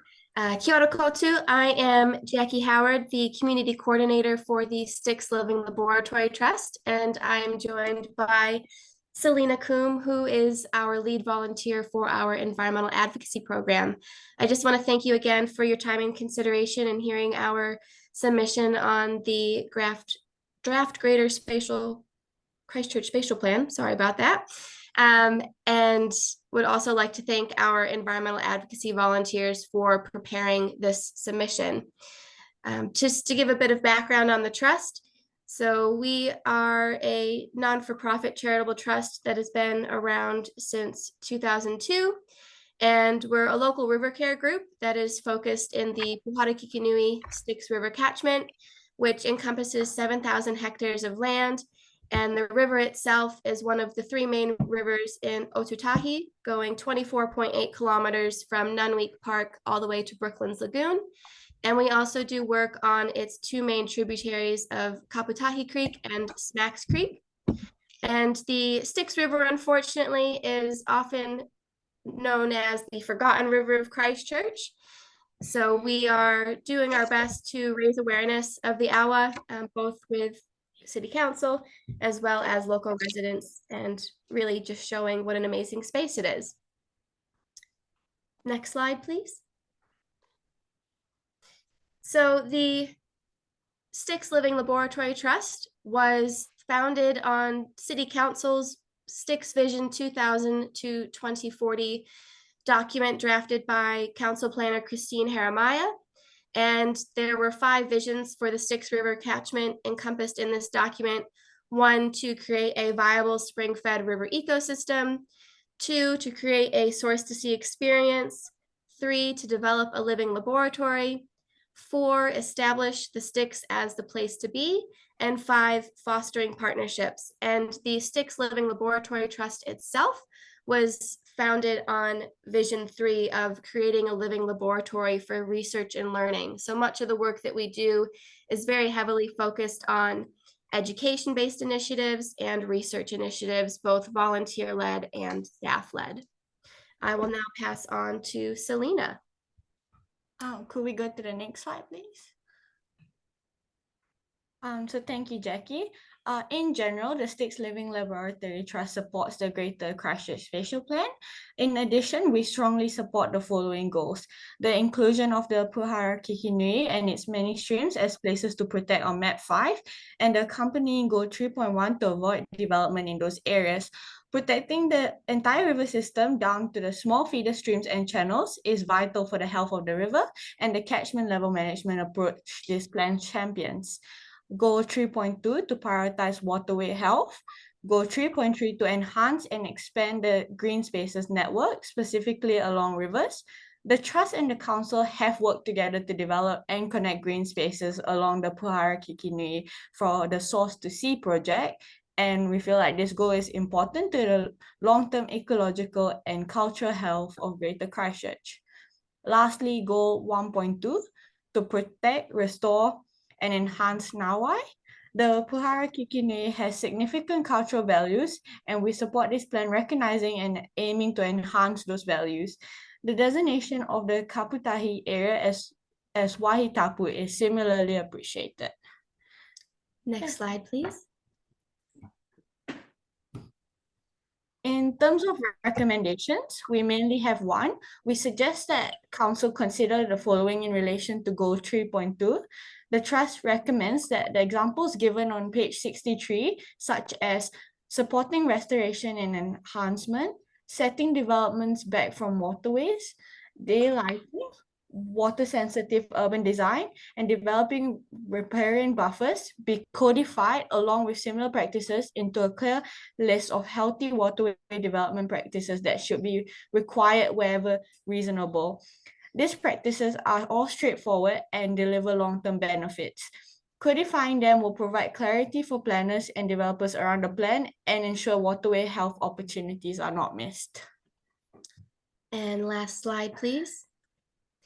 Thank you again for your time and consideration for our submission. And now we would like to field any questions that you might have. Jackie and Selena, that's a pretty awesome mahi you're involved in there. It's a topic very dear to my own heart in terms of urban waterways and just the amazing potential they have with some care and love and attention. So really want to start by a big thank you, because I know a lot of this sort of work's done through voluntary people, and it's a super important thing to be doing. So I've just got one question, but I'll save that to see whether there's any others from the panel. Robbie. Just one of the slides that you showed had what appeared a jetty. Is that on the Styx? Because I wasn't aware of any jetties on the Styx. Is that the third slide or fourth?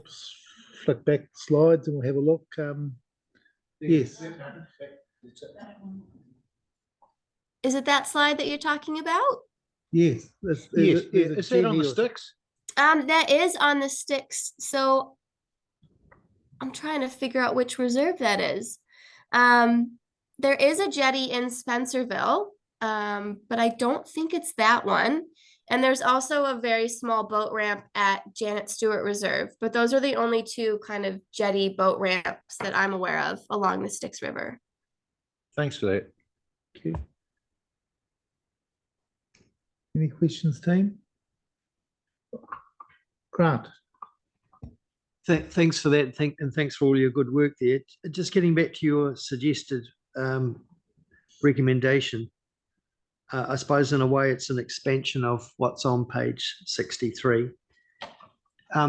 Is one of your goals in the restoration of the river environment to provide for recreation and connection along the waterway in terms of footpaths, cycleways, for a broader experience? Is that something that happens along the? Yes. Along the So vision 2 to create a source to sea walkway or source to sea experience is exactly that. So one of the visions, ultimate visions for this river is to have a walkway cycleway that goes all the way from the very start of the river to the very end of the river, connecting through these different public reserves. So I think there's about 6 kilometers of undeveloped area that still needs to be either acquired by council or another private landowner that we can then work with to establish an esplanade reserve for people to kind of continue that walkway through. So it's not just about enhancing ecological values of the river, it's also about getting people connected through recreation and cultural practices. Thank you. Just follow-up question. Is the visions that you have in those four visions or 5 visions, is that something that you kind of consider as it could be applied to all our urban waterways throughout Christchurch in terms of principles that we should follow? Definitely. I think not just for the Styx River itself, but all of the rivers throughout Christchurch could benefit from these visions. I think it takes a lot of work through partnerships and working together to create these connections and get the mahi done, making sure that we have all the right resources in place to actually make these rivers healthy spaces where people want to go and recreate, but also is a safe place and healthy place to reintroduce native species that haven't been in the Christchurch area for generations, and just making sure that all of that's connected, really connecting communities through education and research, whether it's volunteer monitoring like we do, or through some other program. And for our vision 4, the Styx is a place to be that is really focused on our river, just because it has kind of been the one that's forgotten. Obviously the Avon and the Heathcote are a lot more well known in terms of the 3 main rivers of Christchurch. But even just general awareness of all of these places and how special they are, and what they actually mean is always a good thing. So thanks very much. Hey guys, I've got a question. It's more for my interest than anything else. The name Puhara Kikanui, the Puhara, is that a type of lamprey? Is that a fish? Because in Taranaki they have something called Puhara, which is a Tonga species, but I'm just interested to know if you know the meaning. So the name Puhara Kikanui actually translates to the river of many flax. So traditionally this whole region was covered by flax bushes. So as Maori settlers and colonizers would come through, that was kind of the main plant dominating the region. So when we were looking for the name of actually establishing the Maori name for the Styx River, Yes. that was just kind of the perfect one. So yeah, So do you use both in terms of your work, the name sticks, that's obviously easy to say and roll off the tongue, with the Te Reo name as well? Yep. So as a trust, we are really pushing the Te Reo, but we definitely understand that it's a very difficult word to pronounce. And most people are very used to saying the sticks. So we kind of use them interchangeably, but are promoting the use of Te Reo for the names of our reserves and waterways and things like that wherever we can. So Yeah, great. And just do you have an education function with the trust in terms of getting school groups around and getting people into the area? we do. So we actually have a program running this upcoming Monday with St. Michael's. So that is our Kapatahi, Rangatahi, Mataranga Maori Education Day. And that is based at the Rongoa Gardens on Marshland Road. So the schools come out for a full day and they do 4 different modules, 2 of which are based on kind of Western science, usually water quality monitoring, predator control, bird monitoring, that kind of focus. And then the other 2 modules, we actually work with the Kakura Rongoa Maori Trust. They've got a really amazing program set up at the Rongoa site, and they do 2 Mataranga Maori and Rongoa Maori modules. So teaching the students about the land and the plants and the importance of them, not just scientifically, but also culturally. Oh, yeah, that's fantastic. And you know, best of luck with all that, educating all of our people. I'm involved in an education program at Cape Sanctuary in Hawke's Bay, where I'm from. So we're talking about education there with kindergartens and little ones right up to people from old folks' homes coming and learning about these special places. So fantastic to hear. Well, check if there's any other questions. No, there isn't. So super cool to hear from you, and we'll take your views on board. Thank you very much. Thank you. Thank you very much. Okay, is David here? David Hawke, come forward, David, with your friend. Welcome.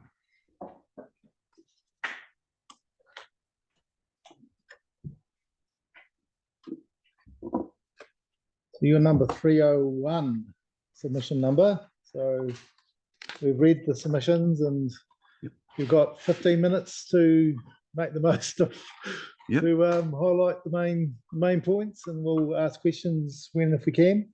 Okay, thank you very much.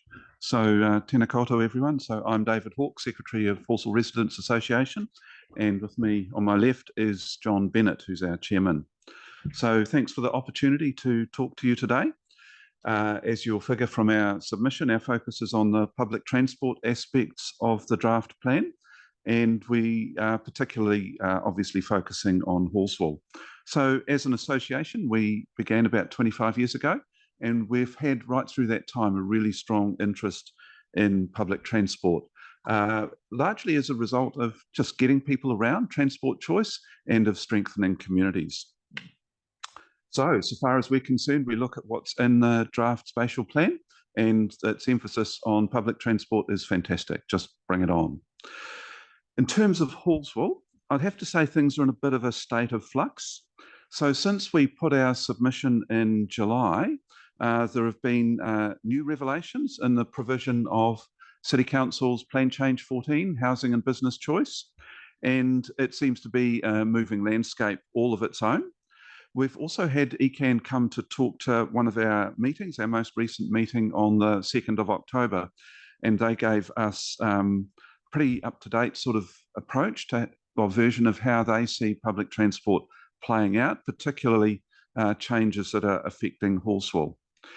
If you look in our submission, you'll see that we were deeply puzzled as to how the core public transport route passing through North Horsell and yet to be built public transport hub, then west through Wigram and Hornby, was actually going to work. We could only see that seriously compromising the existing high frequency, high usage bus that runs from Horswell, which, if you know that area, is the Route 7 bus.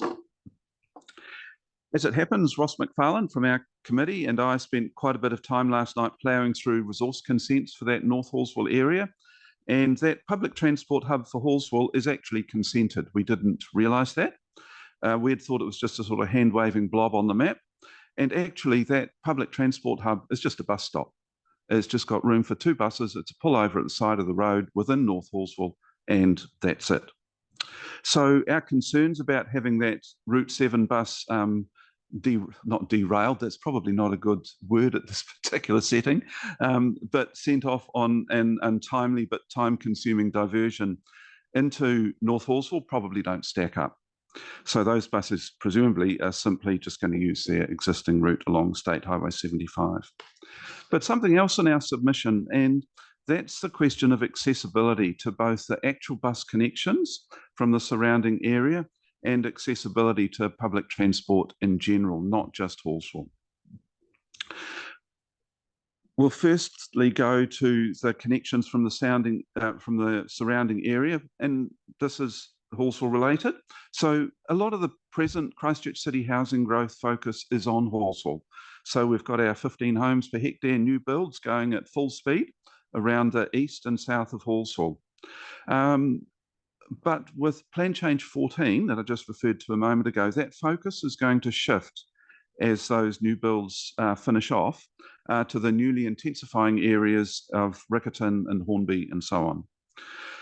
So the draft spatial plan is obviously put together with this in mind, but it's clear from our conversations with ECAN that the housing growth in Horswell is just going to be pushed to the back corner in terms of the concern of the partners for the draft spatial plan. And so that those new build areas, minimal or no bus connection, no cycleways, and they're just going to have no option but to drive their cars. And we don't think that's right. In our submission, we requested reference to the purchase of land for park and ride at public transport hubs and interchanges. So, as I say, we're focusing on Horswell. North Horswell, it's too late because the land around the public transport hub has, as I said, has been consented and there's no provision for park and ride. I'd have to say that there seems to be no appetite for separate park and ride land purchase. One of our city councillors suggested that the supermarkets would probably pick it up, which is just totally naive. I want to turn now to the question of equity of access to public transport. We've noted the change that you made in response to submissions about the disabled, and we totally support that. But there is more, much more. So from our submission, you will see that we've requested 4 particular items into the list of directions. So the first is the last mile, first mile principle. So connecting active forms of transport to public transport hubs. And that hasn't been included, and we think it should be. The 8 to 80 city principle is a really good guide to accessibility, and we argued for it in our submission, but it hasn't been picked up. Then there's another one that's quite interesting, which is gendered perceptions of safety around active transport, bus stops, and on buses themselves. People with different cultural backgrounds, different genders, see safety in quite different ways. And finally, catering for folk with complex journeys, noting that many of those people will actually be women. So all of these are actually well established as priorities in discussions of equity around public transport overseas and overseas jurisdictions, but they don't seem to have made it into our planning here in Christchurch. So I'm going to start off with the questions with, well, why not? Thank you very much. Thanks for listening.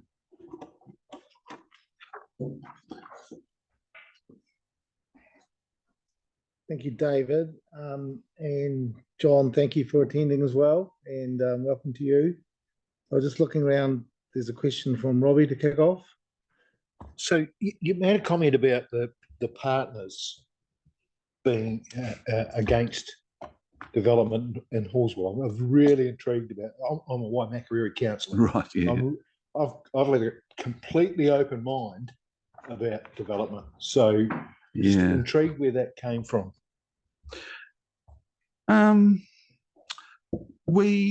Let me tell you a story. So a few years ago, we had a resident come to see us, and they were concerned about a bus stop that was on State Highway 75, Horsell Road. So they went to see the transport agency and said, there's a lot of trouble getting across from this bus stop across to, there's a retirement village on the other side, a lot of trouble.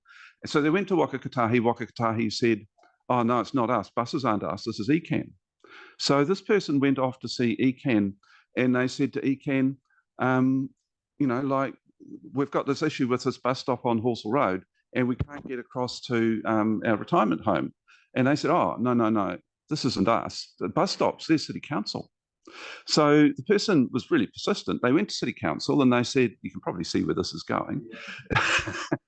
So they went to City Council and they said, there's this bus stop. And they said, oh, that's on a state highway. You should go and see Waimakariri. And so we had this big circuit. And the thing that we see is that actually, in terms of the spatial plan and in terms of the partners of that spatial plan, they've got really well statutory obligations in terms of that plan. So why not say what they are in the plan?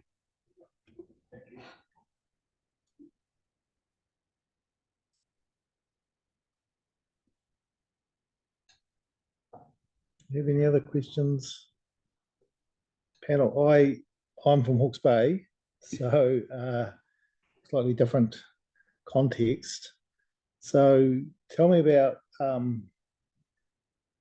you've asked for some specific wording in your requested changes, which is always really, really helpful. And I haven't done a cross check, but have any of those been picked up in the officer's report, do you know? Not as far as I could see. Yes. So in the officer's report, it says refer to section 4.7, yes, which is actually quite a large section. Yes. But a read through that, I couldn't find them. So if they're there, well, that's fantastic. But so far as I could see, they haven't been picked up. Okay. I had a specific question about your B, so this 8 to 80 city principle. I presume that's by age, is it an age group thing? So we want to be planning for young people and older people? Yeah, that's correct. So the whole precept behind 8 to 80 is that you look at all of your infrastructure, and it doesn't matter whether it's a library or a bus. You say, can that be accessed and used by someone who's an 8-year-old, and can it be used by someone who's an 80-year-old? Okay. And that actually is a really helpful lens. And there's I don't know, a movement, we'll say, or a group of cities around the world who have adopted that 8 to 80 principle as something that underlies their planning. And we think it is a good fit here. It was interesting, we had a talk a few years ago about that into one of the City Council transport manager, and we said, why aren't you doing this? And she said, oh, it's too expensive. So that may give you some indication as to where things are going there. Okay, we had a submitter this morning who talked to us about some programs in Timaru where there's basically small buses running around on demand, and then they take you to a public transport centre where people who can't access or walk to a bus stop. And I understand it's working really well. A similar one's been set up in Hawke's Bay where I live. So that's the type of thing you're talking about in your connecting active forms of transport. That's probably not an active one, but you're wanting to see how do people get from transport hubs to where they live. Is that the theme there? Yeah, so we would call that demand responsive transport. Yes. And it's been interesting with the Timaru one. So again, if we've looked at some of the applications of this in international jurisdictions, and where we see that being particularly useful is if we think of a Christchurch setting, so connecting, say, Taitapu through to Horsell or Taitapu through to Lincoln. So those sort of more rural communities. One of the things, and I would be very happy to be corrected on this, but from what we understand, that demand responsive transport in Timaru has been really successful, but the cost per passenger was $65 Okay. a trip. Now, if I'm wrong, that's fantastic, but we haven't been corrected on that yet. And that is just, if that, so those sorts of, like you see how it can work, but there also has to be the cost angle to it. Sure, understand. Okay, well, I think we're done. Thank you very much for attending. Really good submission. I really like submissions. I've said this before a couple of times today, where someone comes along and actually has some specific actions that you like to see and changes made. So rather than just be a general thing. So excellent submission, very clear. Appreciate your attendance. Okay, thanks for your time. Thank you. Thank you.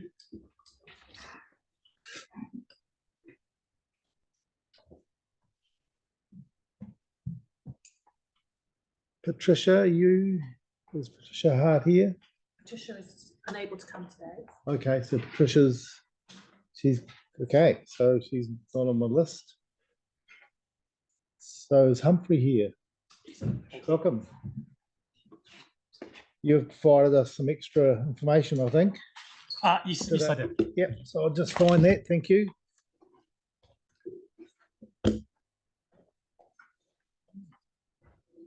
Yep.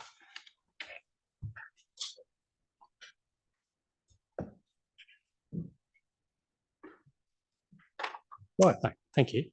Good afternoon. My name is Humphrey Tapper, appearing on behalf of the Tapper Family Trust in my personal capacity. The Trust made a submission back in July 2023. We did actually provide some wording within that relief that we were seeking. And some of that relief has been picked up in the officer's report, which I'll canvass shortly. Thank you. The key point from the Family Trust's point of view is to seek better recognition within the spatial plan for growth and intensification on the Port Hills, where that is appropriate.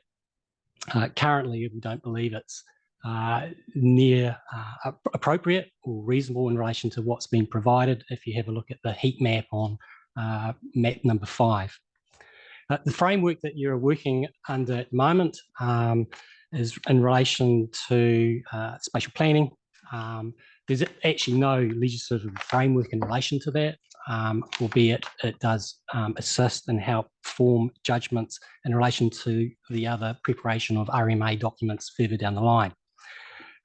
As you appreciate, the spatial plan aims to provide strategic planning goals to manage resources and interests of the stated common good. As I noted earlier, the key issue for the Trust is just simply to recognise and provide for the development on the Port Hills where appropriate, and simply reconciling some of those provisions within the spatial plan.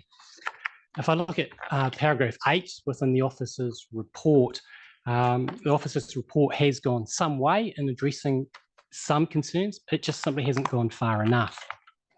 The paragraph, one way or another, arbitrarily restricts development on the Port Hills, and we believe that that is unnecessary in the circumstances.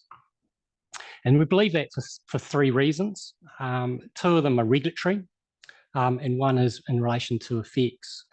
So the first one, from a regulatory point of view, is that we don't believe that the context in relation to development on the Port Hills is appropriate as it relates to the National Policy Statement on Urban Development. And as you're aware, the NPS on urban development, it seeks to remove restrictive barriers to development. It seeks to allow growth up and out in locations that have good access to existing services, where public transport is provided, and where there is existing infrastructure. That is the purpose of the NPS, and we believe that there should be a greater connection between the spatial plan and what's provided in the NPS UD. We note within the draft spatial plan, it refers to the NPS UD. It outlines that its purpose is to satisfy the requirements, and it's attempting to give effect to it within the plan. It just hasn't gone far enough, and it's unduly restrained and has been restrictive from what I can make out within the spatial plan. The second regulatory issue is in relation to the Canterbury Regional Policy Statement. There is incongruous sort of approach between the two as to how those two documents talk to each other. The RPS only sought to protect outstanding natural features and landscapes within the Port Hills, whereas the spatial plan goes way, way further than what is actually meant to be covered in that space. Also, the RPS seeks to be focusing on rebuilding and delivering growth in these areas. But again, in the Port Hills, this is not provided for. The third point is in relation to the land which is owned by the trust in itself. And these are just simply points of common sense and reasonableness. The area in itself is steep. It's got gorse and broom on it. It is in a location which is below the road. From an amenity point of view, it does not offer any type of high amenity values being associated with it. Allowing development within these areas and within these pockets in the Port Hills, which would otherwise be considered appropriate, would also likely address fire risks in relation to pine trees. It would utilise existing infrastructure and services that are already there. You've got connection to town and town water supply. You've got connection to electricity. Everything is actually existing in place. It's also close to key business districts. It improves overall the resilience of the city in the sense of allowing additional development in areas other than that which has been promoted within the spatial plan. So it gives you more of a balance. I'm not saying every area, I'm just saying in those pockets where it is a pathway could allow for that development to occur. Also would allow for a more efficient use. In particular, part of the lower land is zoned general rural hills, but that area is unable or incapable of actually being utilised for that purpose of primary production. It's an inefficient zoning for that use of land. Nonetheless, it's centred right in the middle of town, and the spatial plan doesn't allow for the utilisation of that resource. It would also lead to reverse sensitivity issues should that area be developed. The additional point, the second last point, bullet point, is that it would allow for greater connection. People enjoy being on the Port Hills, they value the Port Hills, and I think that came through in relation to the consultation on the spatial plan. It wasn't not to allow development where it was appropriate, it was to allow better connection to the area. Is also very accessible in relation to public transport. Overall, what the Trust is seeking a pathway to ensure that development provides for more affordable housing and to ensure that emission reductions and climate resilience, but for whatever reason, that doesn't seem to be included within the spatial plan for the Port Hills. In conclusion, the Trust is seeking to provide a pathway for enablement and reasonable development on the Port Hills where that is appropriate. The Trust has provided some specific wording in relation to its relief. All we're seeking is for that to be strengthened and carried a little bit further. And we believe that overall, there would be greater recognition and it would be a better outcome for the city in totality if that was provided for. And that's the submission for the Trust. Thank you very much, Humphrey. I'll see if there's questions. Robbie. So just going back to infrastructure, the way I took what you said is there's water, sewer and power. Correct. All there. Is that right? Yes. So your Trust, how many properties would you be looking to what residential properties would you be looking to develop? I mean, this is a very like small land holding. So you wouldn't, I'm you know, optimistically, you're probably looking at 15 sections. Thank you. And generally speaking, like allowing efficiency of land that otherwise is unavailable, I can only see a greater benefit for the city, spreading that resilience across the district, rather than focusing in certain areas. Yeah, I haven't got an aerial photograph or a map, so I don't know precisely where the land is that you're talking about. So it's difficult to see it in the context of the infrastructure you talk about. And I also got no idea of the proximity of existing housing around it. So it's difficult to make a little plan on the, so Humphrey's given us a additional piece of paper. So there's a little plan in there. It's just a dot. It's Huntsbury Avenue, Major Drive. So it's just a little dot in the middle of that. But that's quite hard to orientate ourselves. Yes. So I can't comment, but I understand what he's saying, and if I was looking at it, would be looking at those aspects of the proximity of development around it. Yes.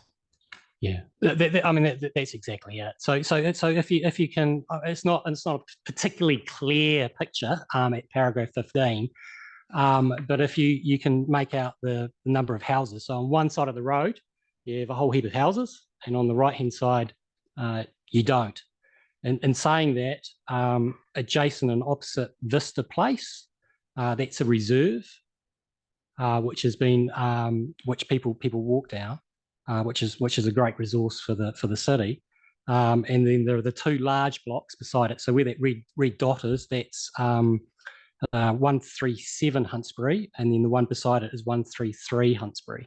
And together it makes up, I think it was something like 2.6 or 2.8 hectares. And that's just a normal size block on the Port Hills, which is available to be utilised and connected with services that are already there. I mean, you can see the bus stops right there. So bus 27 goes right there. Yes, correct. And how far, in terms of being close to key business districts, what's the bus travel distance to?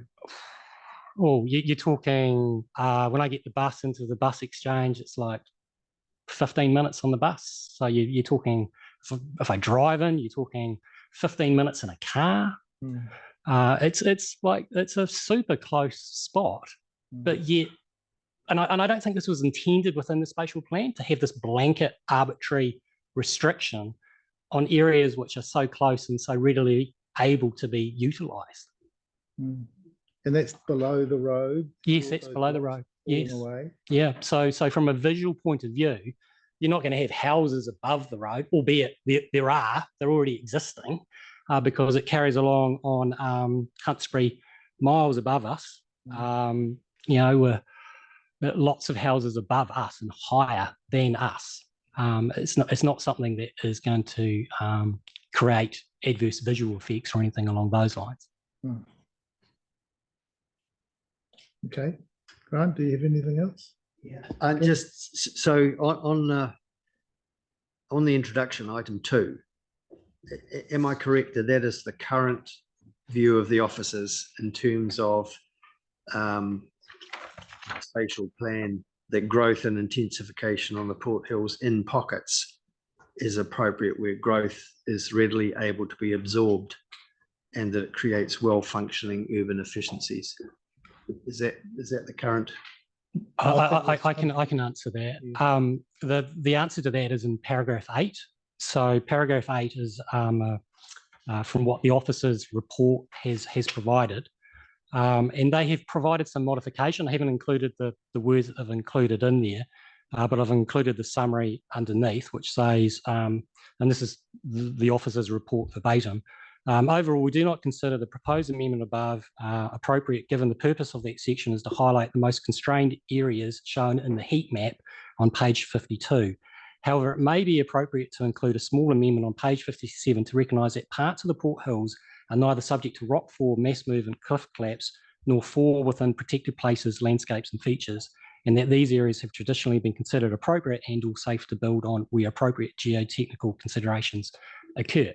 Now, what I would say there is that whenever you apply for resource consent on the hills, you have to get engineering, full stop.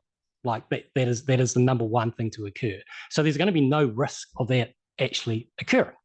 So the next step is to work out, and I think the officer is saying, hey, look, I believe it's appropriate, but not in all cases. And so all this submission is looking at doing is to provide a pathway to allow for that to happen. It's not saying for everything, it's just leaving the door open. Cal, you had a question? Sure. Yes, thanks, Humphrey. So I've just got a question around the site your site that we're referring to. So that's, to me, that's further up the hill on the other side of the Huntsbury Ave. Is that a particularly steep part of it? I know that it sort of undulates further along, but I'm just wondering whether around that particular, because it doesn't, looking on my map here, I can see there's not been a lot done up on that side. So that question, but also was there any impact from rockfall during the earthquake in that area? Was there any issues with red zoning or geotech? Yeah, I can answer that. We have not had any issues with rockfall where we are whatsoever. As for steepness, it's in keeping with the rest of the Port Hills. There are houses being currently a house being built above us. Lots of developments occurring in the area. Further up, isn't it? Yeah, further up. Yes, yeah, correct. Yeah. Thank you. Well, thank you, Humphrey. Very interesting issue, and you've certainly laid it out very clearly for us. And you know, picture tells 1,000 words. Just getting an idea on that little plan where you are in context to the other or the main roads, bus stops. That's great. So thank you very much. Excellent. Thank you very much for your time. Thank you. We'll consider this. Excellent. Thank you. So I think that's the last submittal in this middle slot. Yeah, the next one will be coming in at 3:20. 3:20. Okay. We'll adjourn until 3:20. Thank you.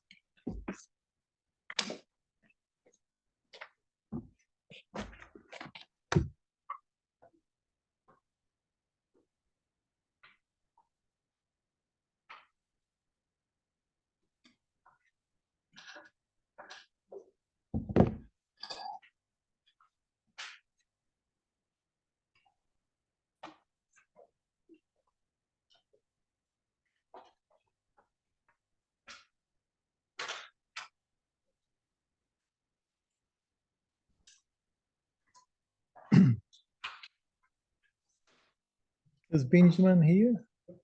Okay, let's get going. I think we might as well make the most of the time, seeing everyone's here and ready to go. Welcome, Benjamin. Hey. It's mic on? Yeah. Yes, sir. So welcome. You've put a lot of work into your submission, which we've read. Yeah, I haven't done as much preparation for my oral submission. But, that's fine. We'll read your submission. Cool. You've got your 10 minutes, so just make highlights and make the most of the time. Yeah. Feel free to ask questions, I guess. Sure, no problem. Christchurch is the largest city in Australasia to not have any form of commuter rail system. However, we previously had the second largest tram system behind Sydney in Australasia, as well as a reasonably substantial commuter rail network. We should be aware by now that decades of car-centric low-density sprawl have not worked well and led to numerous consequences. Not only has this been bad for the environment by increasing vehicle emissions and environmental destruction, but also residents, as they have to spend more time and money to travel further to get places, and a feeling of disconnect from the community. This has also been bad for the long-term economy, as more of our rates are needed to repair and replace the substantially greater amount of infrastructure needed for low-density sprawl. Christchurch is increasingly becoming more congested with cars, and building more roads and parking will only make things worse because of induced demand. I strongly support the Greater Christchurch partnerships proposed for public transportation system. However, we are at risk of this project failing if we cannot act more efficiently and quickly. To my knowledge, there are at least 4 business cases for this project, each taking multiple years. There's been finding a detailed design and then implementation. One of the main reasons why Auckland's light rail failed to get off the ground or failed to get off paper in time was that there were so many business cases. Then the government chose to compromise to try to please everyone by tunneling it. However, light rail is far from ideal for being tunneled for long stretches compared to other forms of rail systems. The cost of Auckland's tunnel light rail would have been around equivalent to building surface light rail in Auckland, Wellington, and Christchurch combined. However, if it was surface level, initial stages could also be open by now in Auckland. This brings up the fact that the Greater Christchurch Partnership still hasn't decided between light rail and bus road transit. I urge you to choose rail. Bus road transit is not as efficient and has worse long-term economics than light rail. Of course, there's some core principles that make rail more efficient, such as rolling resistance, where steel rails and steel track have significantly less rolling resistance than rubber tires on road, which means less energy is spent moving the vehicle. Light rails also has the ability to electrify from the grid using either overhead catenaries or ground supply system, instead of heavy batteries that needs downtime to charge, which would likely be used if we choose a bus road transit system. These heavy batteries also increase rolling resistance and road wear and damage. Often with modern road vehicles, the greatest cause of emissions is now rubber particles from tires. So battery electric buses is definitely not zero emissions. Light rail vehicles have a significantly longer lifespans, with most being rated to 40 to 50 years of life. However, numerous examples of rolling stock which have even longer operational lives around the world. Light rail rolling stock can have a much larger capacity than even the biggest buses, and the ability to couple together multiple vehicles to double, if not triple or quadruple the capacity, or still requiring only one driver, as well as needing less maintenance from buses due to fewer moving parts. Rail has also been a more attractive option to commuters, proven by numerous systems around the world than buses, as well as known to spur more development and investment along the line, which I know is one of the core goals for this project. Light rail can be better integrated into the urban environment and can operate in pedestrianised areas and use grass tracking if desired. Also, any talk of so-called trackless trams is frankly silly, as these are basically articulated buses, bendy buses, which somehow have been perceived as glorified by some. Don't be fooled by bus road transit's low initial construction costs, as total lifetime costs will be much greater than light rail. I want to mention the small city of Lund in Sweden, which has a municipality population of around 126,000. Lund opened a bus rapid transit system in 2003. However, it was quickly found that this bus road transit system was inadequate, as it did not have the capacity to meet demand, was inefficient, and had high operating costs, failed to spur the development we wanted on the route, and many residents were still choosing to drive as it was not an attractive option for them. So in 2010, Lund began planning to upgrade its bus road transit system to a tramway/light rail. Construction began in 2015 and opened in 2020. The system has been a major success and has had high ridership, decreased car usage, spurred large amounts of development of mixed-use residential development and intensification along parts of the line, and there's now plans to expand the system to cover more parts of the city with more additional lines. Do you really want Greater Christchurch to become outdone by small cities with less than a quarter of the population of our metropolitan area? There's many cities around with a smaller population than Lund, which also have new tramways and light rail systems. One of the cities that Lund used as a case study was Bergen in the far north of Norway. They have a municipality population around 289,000 and opened their first light rail system in 2010. The line managed to gain a daily ridership of 50 to 60,000 and also decreased car usage, road congestion, and digital development along the line. We found that the private development and investment added along the line was being worth 10 times more than an investment of a light rail, thus providing the city with a huge cost-benefit ratio for the system.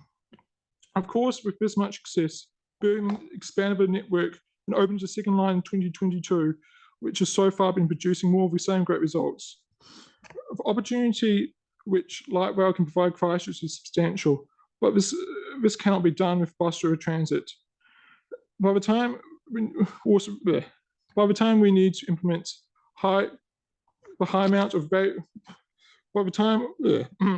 but we also need to implement high amount of value capture around the stations and stops through reasonably large-scale transit-oriented development.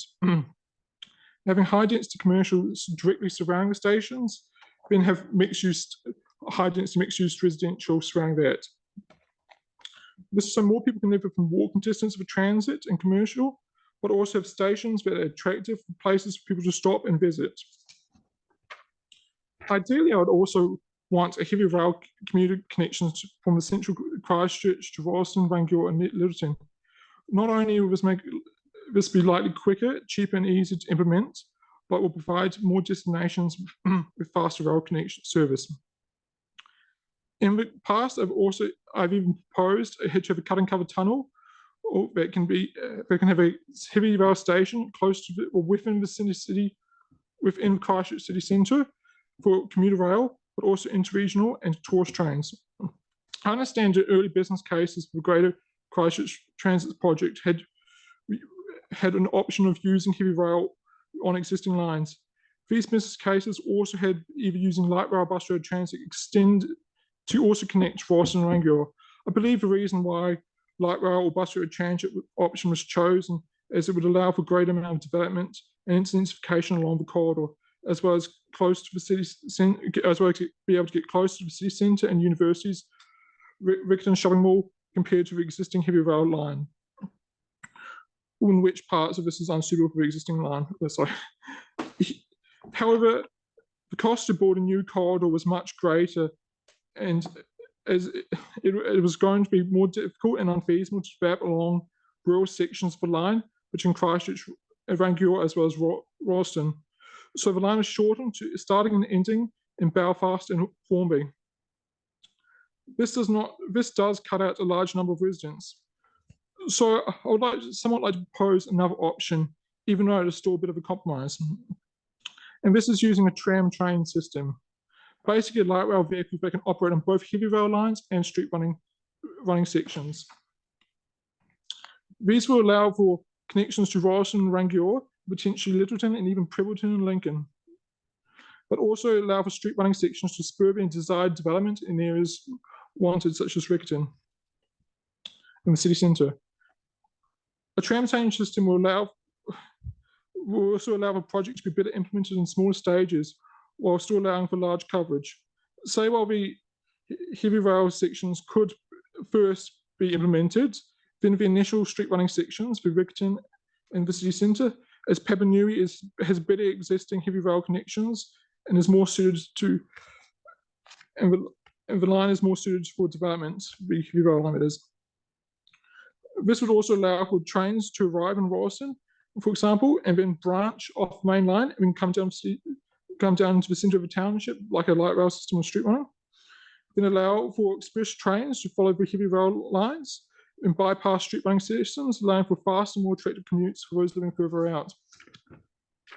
While Karlsruhe, Germany often is the most notable tram train system, I'd like to mention Fukui, Japan, a population of 264,000. Its their tram train system runs on the same narrow 1,067 millimeter narrow Cape gauge track that New Zealand's heavy rail network operates at. Fukui's system uses both street running systems as well as heavy rail lines to connect rural communities on the outskirts. Many of these lines are single tracked and can still clock up decent speeds and frequency. In the last decade, they've also began implementing new low-floor rolling stock. Well, Christchurch's heavy rail networks will need some upgrading for a system like this, including a bit of double tracking and more advanced signalling, such as ETCS level 2, and then some potentially unique situation for electrification, which I touched on briefly for my written submission. A tram train system is likely doable in Christchurch. Anyway, I hope that Greater Christchurch Partnership makes the right choice and picks some form of rail system and implements it within a decent time frame. The benefits combined with high quality transit-oriented development will revolutionise the city, as well as we're currently so far behind. We cannot continue the vast amount of sprawl and car-centric planning that will only make things worse. Benjamin, you did well getting through that in 10 minutes. I found that really fascinating. So just, I wonder if have you written that up and whether you could perhaps... Yeah, I've written it up. I've somewhat ad-libbed in parts. Also, but if you can email it through to the... Sure, yeah, and I can polish it up a bit as well. Because it's a summary of quite a well-considered submission. So I'll go to questions. Robbie. So we had a submitter this morning against light rail. And she cited safety issues with regard to pedestrians and cyclists. I don't want you to go into it too much now. Yeah. But when you email that through to the Secretariat, you've given these overseas examples. Yeah, well, find something. Well, do you think that Christchurch's tram system runs on pedestrianised sections, say through Casual Street and down Oxford Terrace? We're not exactly having much issues with that. Compared to, I would not want to walk down a bus lane, because trams fixed on one particular line, whereas bus can move around. For example, there's numerous examples around the world of course, light rail vehicles and trams running pedestrianised sections. You have grass tracking, so that means no one really is incentivized to go down it except the tram, because it's grass and you don't want to ride a bike and grass properly. But yeah, I can definitely email through examples. Yeah. Any other questions? Nicole. It'd be interesting to see what you put through, because one of the issues was with bikes and getting the tyres trapped in there. Yeah, so I'm aware of a system that actually sticks some sort of form of rubber in the track like groove, and of course only the rolling stock can actually is heavy enough to press it down. So if it's almost flat for anyone who walks over any bikes. However, the train, of course, is heavy enough to push it down. So there's systems like that, as well as you can, of course, disincentivize people for going on the light rail line through grass tracking. Humphrey, my nephew works for Sydney Rail. Yep. They're doing a Parramatta extension using a green rail corridor. Have you seen anything on Parramatta? There's a lot of different. I'm familiar with a lot of systems, but Sydney's not one of them. Yes. Okay. It's just is it a light rail extension or light rail extension, and they're using like a green. Yeah. You looks like a rugby field. Yeah, it's a really cool grass tracking systems, because of course it also allows for water runoff and sewage, as well as, you know, decreases urban heat effects and whatnot. Okay. Yeah. It was just if you knew that. So I think Grant had a follow up. Yeah, just thanks very much for your submission. You've obviously done a lot of in-depth research into this, and it's very interesting. Just for your benefit, in terms of part of the spatial planning MRT business case, an indicative business case was done prior to the Hui Mai public consultation, which indicated that of the two potential options, rail versus bus, rail actually had a higher benefit cost ratio. Yeah, which typically it does. In most cases, most cases it does. Those are the longer term thing. Just in terms of your rail and the use of the main trunk line, although it's not being considered right at the moment, it's not necessarily the end of the day. But do you think in the longer term that having heavy rail in conjunction with a light rail system is something that's achievable and perhaps even more useful to go, say, to Ashburton in one direction and Amberley up? So definitely we need heavy rail for to connect further townships such as Ashburton and Amberley, even go around to Timaru. There have been, of course, numerous business cases for both. We probably need to upgrade parts of the line, improve signalling. Well, not really improve too much signalling because we have previous Granby services, but new rolling stock is probably the key thing. When some of the ex-rolling stock comes, say, from because they're replacing rolling stock in Wellington for the capital connection, this opens up an opportunity for us to use that, kind of a hand-me-down. But when I've previously proposed doing a cut-and-cover tunnel to the city centre for more connections, this would be good for heavy rail, because we can have, you know, because you don't want your tourists and everyone coming through ending up in Tower Junction, basically, or even Morehouse Avenue is still a bit out and it's not a very attractive part of the city for people to come into. You could be popping up. You know, I've previously proposed only a few blocks that way. However, now it's got apartment buildings and whatnot on it. So yeah, it's doable, and I very much see both working in conjunction together. The tram train system is more of a compromise between both to allow for both, you know, street running sections to spur the development, but also make connections to other areas such as Rolleston, Rangiora and whatnot, using somewhat similar system. Yeah. Thank you, Kate. Yes, thank you. I just wanted to ask a question about the Scandinavian examples you talked about. Are you aware of whether or not they allow bicycles or motorised electric scooters or whatever onto those systems as well? Typically, being Scandinavia, they already have quite a decent bike lane infrastructure. It's separated and dedicated. I know Lund, for example, quite a lot of it is grass tracked. I'm less familiar with Bergen's example. I do know of a number of other Scandinavian examples, which of course it's typically maybe light rail running down the centre, sometimes two car lanes, been bike lane one side or both sides. You know, they do put a lot of effort into having very well dedicated separated bike lanes. So another example benefit with light rail is takes up less space than bus or transit. So you can probably implement, sorry to interrupt. I was thinking more of if people came from a place which is not close to the rail line and they bike there, but then they want to get on the train. Yeah, so I know a lot of systems, look at Netherlands, every single station there, even Japan, almost every single station there, massive bike parking outside. Sometimes it's underground, sometimes it's in sheds, lockups, huge amount of bike parking infrastructure. I know of some cases of wrong stop where we now can literally you can stick your bike inside the tram with you and just lift it up or something like that. There's a few different ways of that. But yeah, there are a lot of examples of how you can bring bikes, and they work together really well because it also expands the range you can connect to, because you can just ride down to the station, hop on a train, and you prepare. Yeah.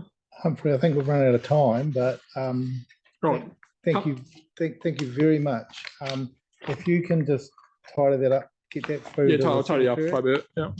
Just out of interest, are you an engineer or? I do work in the rail sector, but I'm very junior. I did a business degree actually. Yes. But I took an interest in rail mainly after going to Japan, and I was very fortunate enough to find a company which allowed me to come rail. I haven't done too much projects on it, but I would have grown up with quite a bit of knowledge about rail. Right. But yeah, no, not working at any projects related. Great. Thank you for your assistance. Cool. Thank you very much. Right, David. Some of us met David having a coffee, so welcome, David. You've given us some speaking notes, I think, too, from Mitta 149. So the floor is yours. Thank you. I'll take it that all my documentation has already been read and digested. I just intend to raise some points I want to embed in your brains. More 3:30. It's a bit late in the day for a lot of us, so maybe you've had enough, who knows. Bottom line is I'm here to try and narrow down one specific issue, which is air noise contours around the airport. I'm trying to embed into your brains that there's a huge risk, a red flag risk to you people, if in fact you accept the lawyers for CIL's request that you treat all air noise contours as a quantifying factor, what are they called? Qualifying matter. So that's the main issue I want to bring to you. The qualifying matter is to be a very high evidential level, and the argument would be that this evidence is not present, and in fact there's evidence quite to the contrary. But what I would like to submit is that the red flag you have, that if in fact you do go ahead and make these air noise contours a qualifying matter, if we could bring up MAT 9, is that as big as we can get? That whole area that's in that mustardy colour is what you take away from your ability to do your spatial growth.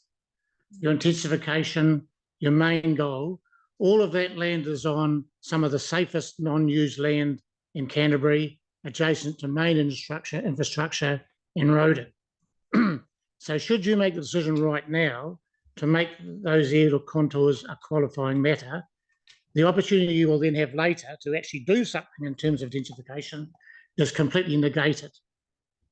Point one. Point two, the assertion is that the reason that the airport needs these protections is that they are in high risk of council bringing into or affecting their business continuity via noise complaints that could relate or result in curfew action, therefore destroying or impacting adversely on their business continuity.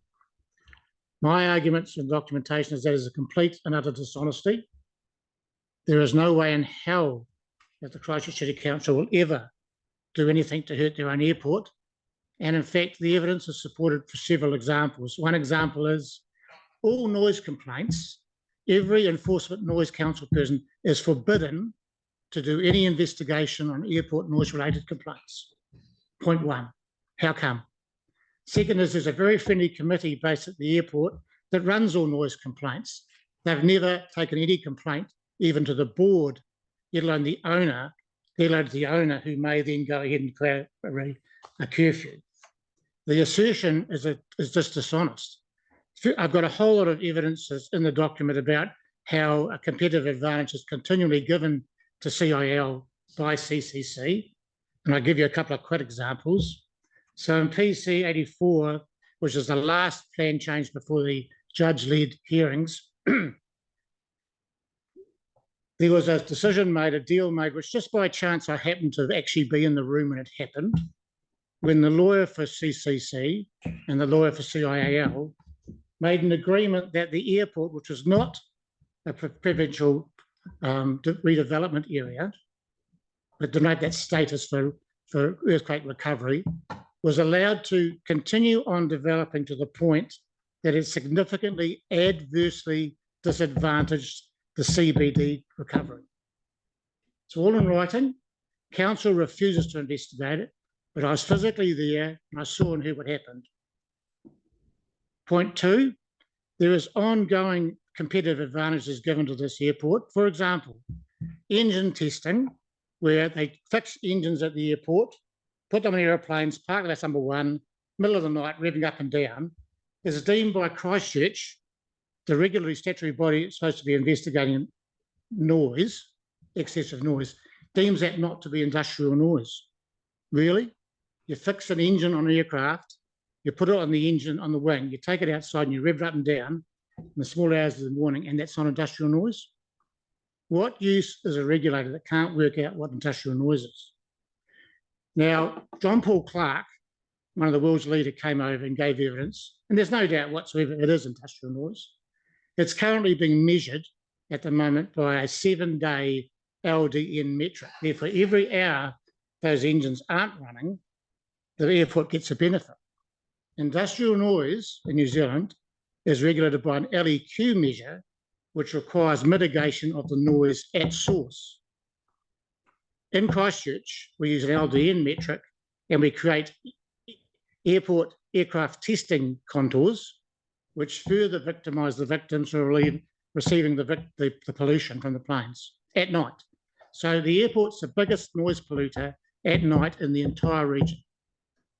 Immune from any prosecution, from investigation from any of the noise people at Christchurch City Council, yet it's alleging that all that land up there should be completely ignored and taken out of the whole plan for intensification due to the fact that it just might have its business continuity damaged through a curfew, as an example. It's absolute rubbish. And it's about time it got called out. So the reason I'm in the room is the lawyer has given you basically a one-page request, please have all these as qualifying matters. I'm saying to you, hold up.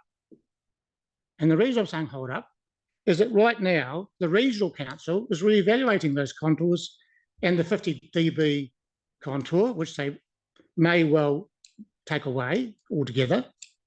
And also PC 14, I have confirmed to me by Mr. Backendale, that in fact is on scope for looking at the 50 decibel contour.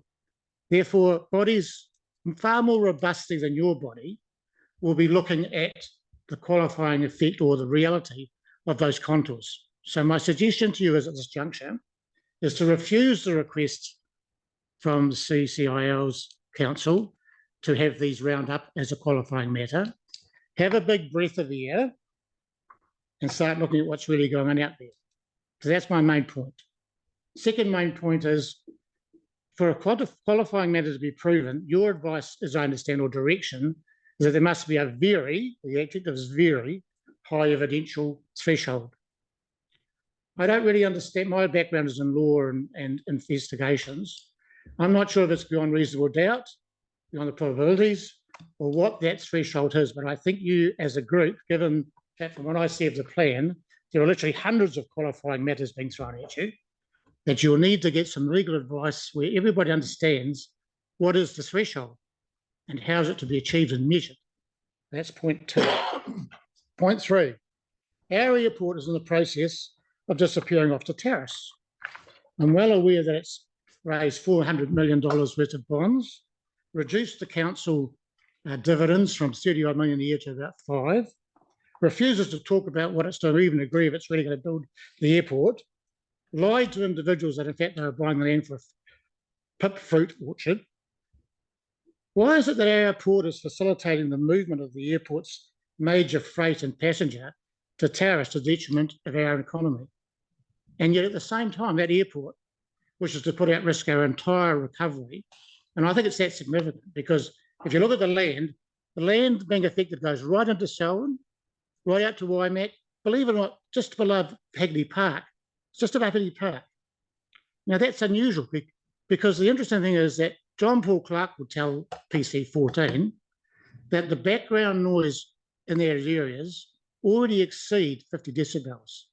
So you're having a residential avoidance contour to avoid increased residential building in an area where the background noise minus road noise already exceeds 50 decibels. Now I'm talking at about 55 now. Down here, is actually 50. That's the sort of noise level that you're being told you should exclude all that land from being used for safe recovery. It's absolutely BS, and it needs to be called out. And we're going to call it out in other areas. People are gearing up for PC14. John Paul Clark will come and look people straight in the eye, along with several other world. We shouldn't have to spend that money. Our council should be better than that. Why is our excess noise enforcement team banned from investigating airport noise? Why? When they're the worst noise polluters in the entire region through commercial venture on engine testing after doing maintenance, and yet at the same time, all its neighbours are not to build anywhere near 50 decibel, and another group have their land further penalised by having air noise engine testing contours. Nowhere else in the world does that exist. Nowhere. Nowhere in the world is there 50 decibel residential avoidance. Nowhere. In Christchurch. My conclusion is City Council gives its own company significant competitive advantages. And that probably should be enough. So what I'm specifically asking for, and the points in my document, the specific issues I want to happen though, is that clarity be provided about the level of evidence that needs to reach this very high level to become a quantifying matter. So what actually is your threshold? That you should not give a title to qualified matter to any of the noise contours at this stage. That you confirm that the burden of proof of this high evidence is actually on the person alleging it. And with regards to CIO's assertion underpinning the alleged need for the suite of protections being due to the high risk of business continuity, that they'd be required to evidentially give some evidence about that. So what is this risk of them losing their business continuity? I submit it's grossly dishonest. Any questions? Thank you, David. I'll check with the panel. Grant? Just a query in terms of the last point, business risk. You're suggesting that the business risk is due to the decibel level, but you also mentioned terrace as potentially taking business away from Christchurch Airport as well. What's the basis for right? that? There's quite a big. First of all, the actual contours are extremely complex the way they're made up. They've been done that purposely. Let's put that aside because that could be fought at PC14. It's a whole mixture of aircraft type, noise, approaches, you name it. It can go on for ages and ages and be a discussion. That's the contours as they exist. They're extremely unusual. There's been huge education for years. It's basically when it was changed for Rolleston, it enabled Rolleston to be built. CCC are losing millions of dollars of rates by not allowing it to be built. Another issue. The other point, though, of the argument is that if they go to terrace, they will take both air movements and freight. That hasn't been factored into these current reevaluations for a start, but that's okay because they're accurate from day one. The other part of the argument is the whole premise underpinning the need for these protections. And incidentally, there's another one. You had kittens thrown into your one, the Keatons thing, which your officer managed to kick for touch, but it was another protection they want. Really? The reality is, though, the underlying premise is these protections, which are unique around the world, are actually required to protect this airport that's buggering off the terrace because it's worried about having business continuity interruption, and there's a high risk of that happening, where I'm saying, given CCC's previous behaviours, and previous behaviours do predict future behaviours, there's absolutely no chance in hell of the airport ever being taken to any sanction by its company, CCC. Does that answer your question, sir? Thank you. Any other questions from the panel? No, thank you, David. It sounds like you're appearing at PC14 as well. Is that right? Yes, but the reality is I think politics will take this over. The Environment Minister has the power to remove the 50 decibel, and I suspect that's maybe what the good outcome. If it can't get done within this walls, it'll get done another way. But I mean, this worm has changed. Maybe we need to look at ourselves a wee bit. Thank you, David. Thank you very much. Thank you very much. So we've got a cancellation next up. Cameron has cancelled, but Fiona, you're here. So that's good timing. If you'd like to step forward. You'll submit a 297 and we'll just confirm that we've read your submission, but you've got 10 minutes to give us your highlights. So welcome. Kia ora, thanks for having me here. And kia ora to the people that I haven't met before. I'm familiar with the council staff and councillors here. I didn't really want to talk to my submission directly because I assume you've all read it and there's been summaries of all of that, but I just wanted to go over the opportunities and talk about them a little bit more. So I'm really worried that we're going to become the next Auckland and we need to do something now to prevent that. Urban sprawl is out of control. And I live in the outskirts of Christchurch, and I don't want the outskirts to get any wider than they currently are.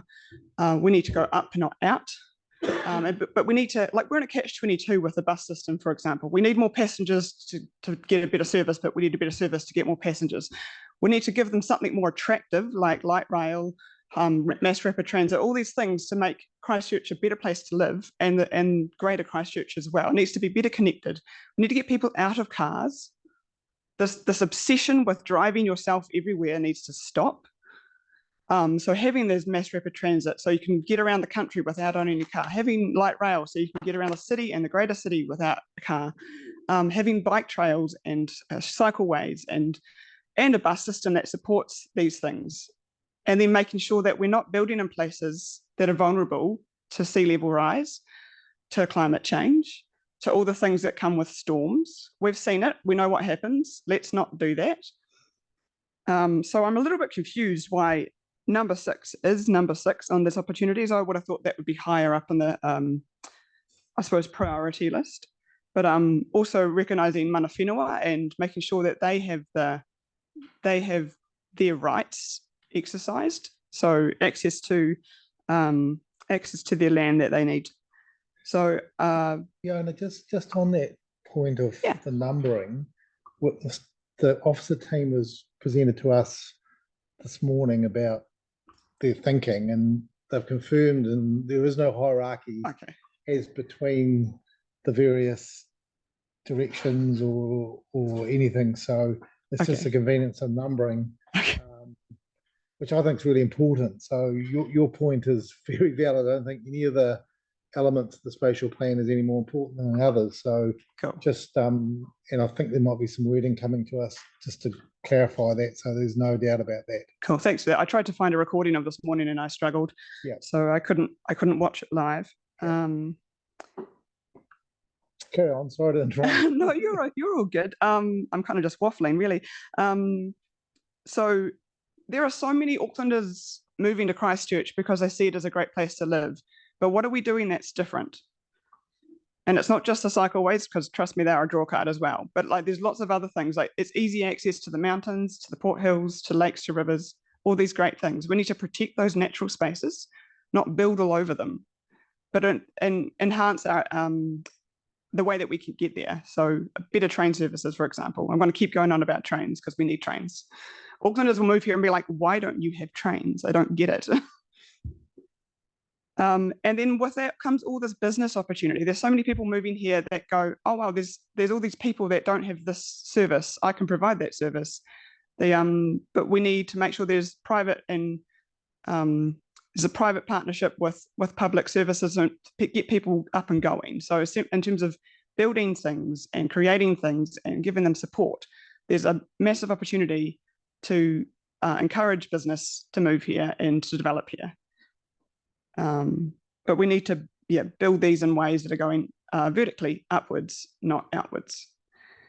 I've probably waffled enough and I'm happy to take questions. Yeah, no, look, I think questions are good because, you know, your submission I found really interesting. You know, you're very supportive of the spatial plan process overall, is my reading. Yeah. You said, you know, why do you support it? You said you love it. So, you know, bringing that passion of someone that really wants to look to the future of Christchurch and what it's got to offer and lock that in and do these do these good things to the environment and emissions control and all those sort of things. So you're a great fan of the plan from what I can read. We'll go to any questions, particular questions the panel might have. Grant's got one. I've got one. Thanks very much for that. And I can appreciate your enthusiasm and support. I was just looking at your the last part of your submission, 1.7, where you suggest that we need to show them that public and active transport are the future for transport. Do you think there's a bit of a gap in the messaging that we're giving to the public about the benefits of what the spatial plan will deliver? And firstly, and secondly, in terms of achieving that, do you have any ideas of what you think we might do better? Good questions. Yeah, I think there's still this misconception that the bus is the loser cruiser, and we need to get rid of that. Yeah, in terms of getting more people on board with using public transport and ditching the cars and living in high-rise apartments, whatever it is, I'm not sure how we get people on board. It is like there's a total mind shift for a city like Christchurch. We need to look to where it's done well overseas in smaller cities like in Norway and Sweden and those places where they have populations similar to us. They're not ginormous cities like Melbourne, but they've done it really well. They've got high-rise apartments well supported with public transport, and you don't need to have your quarter-acre dream. So I think we maybe look overseas and say, how do we inspire locals to go, actually, I can live. I mean, the other day there was a talk at Turanga, and someone who's always lived, like she's only 12, she's always lived in an apartment and she loves it. And it's that kind of thing we can take on board and go, cool, how would you pitch this to your friends? Go again, Grant, and Just, then, yeah, sorry, then just to Robbie. supplement. Yeah, that's good. So do you think when we get a bit further down the track that some kind of promotion or marketing in terms of providing some exemplar examples from either New Zealand, Christchurch, around the world, as an image vision setting philosophy, if you like, to help support the change? Yeah, I think, some targeted advertising on multiple platforms, because not everyone watches TV. Just showing what it actually is like to live in well-developed places, because people just go, nah, it's not going to work. I don't want these tall apartment buildings, and they just shut it out, and they won't even think about it. So we need to somehow break through that and go, actually, it's amazing if you do it right, with lots of green space. So it's not no sunlight, it's lots of sunlight, because you have these shared green spaces with community gardens and all these other great things. Robbie? So at this stage, we had one submitter this morning opposed. We've had two this afternoon in favour of rail. I've invited the previous submitter in favour to send some stats from overseas, because she's concerned about safety, the one this morning. Are you able to access any, I'm a 41-year traffic officer. Yeah. But I work on stats.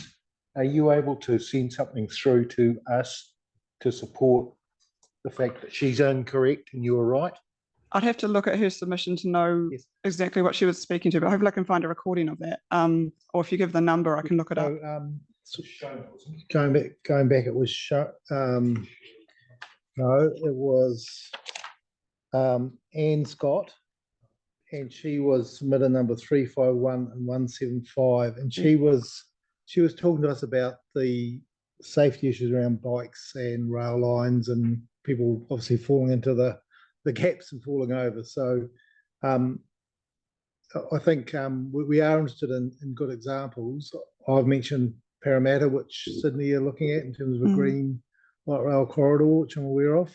I'd also have a look at Humphrey's submission in the back, submission number 300. You didn't hear him, but he's put a lot of thought into different examples, one in Japan, 3 in Scandinavia, and is going to give us a bit more information. So we're certainly interested in good examples. Are there any other questions? because I was particularly interested in your use of the term, the bus is a loser cruiser, because that's New Zealand's perception, isn't it? It is. It's 100%, and it's been like that for decades. Like since I was in primary school, everyone's like, "Oh, you catch the loser cruiser." Yeah, yeah. But in many countries, it's just a way of life, isn't it? You jump on the bus, your bike, you go on a train. So yeah, and it's a great way to multitask as well. Like I have so much free time when I'm on the bus, because what else am I going to do? So I check my emails, I read the news, I catch up, I call people, I do, you know, there's all that free time because you're not driving, or you're not riding a bike, so you can use your hands.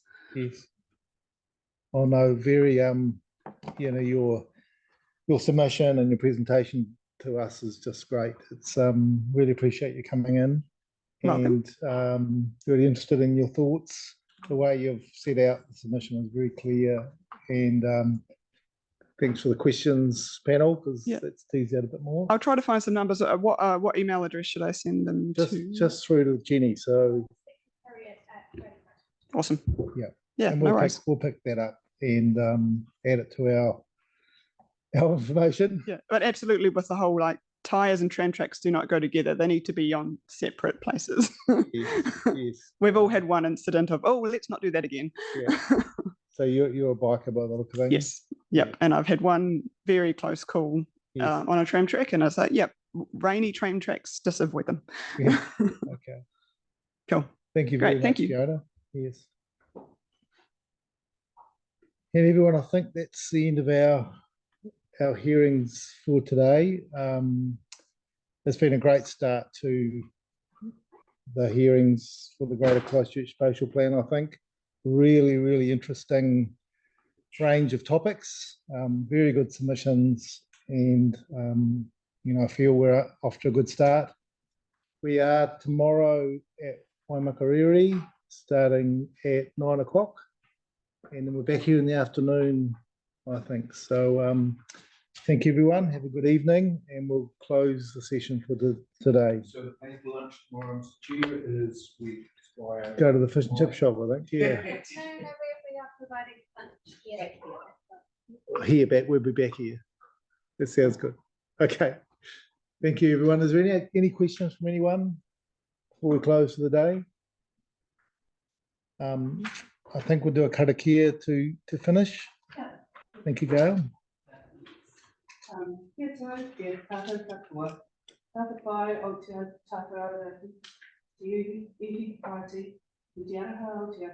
Te whiwhi takitanga ki te wairua tapu ake ake. Āmeni. Kia ora.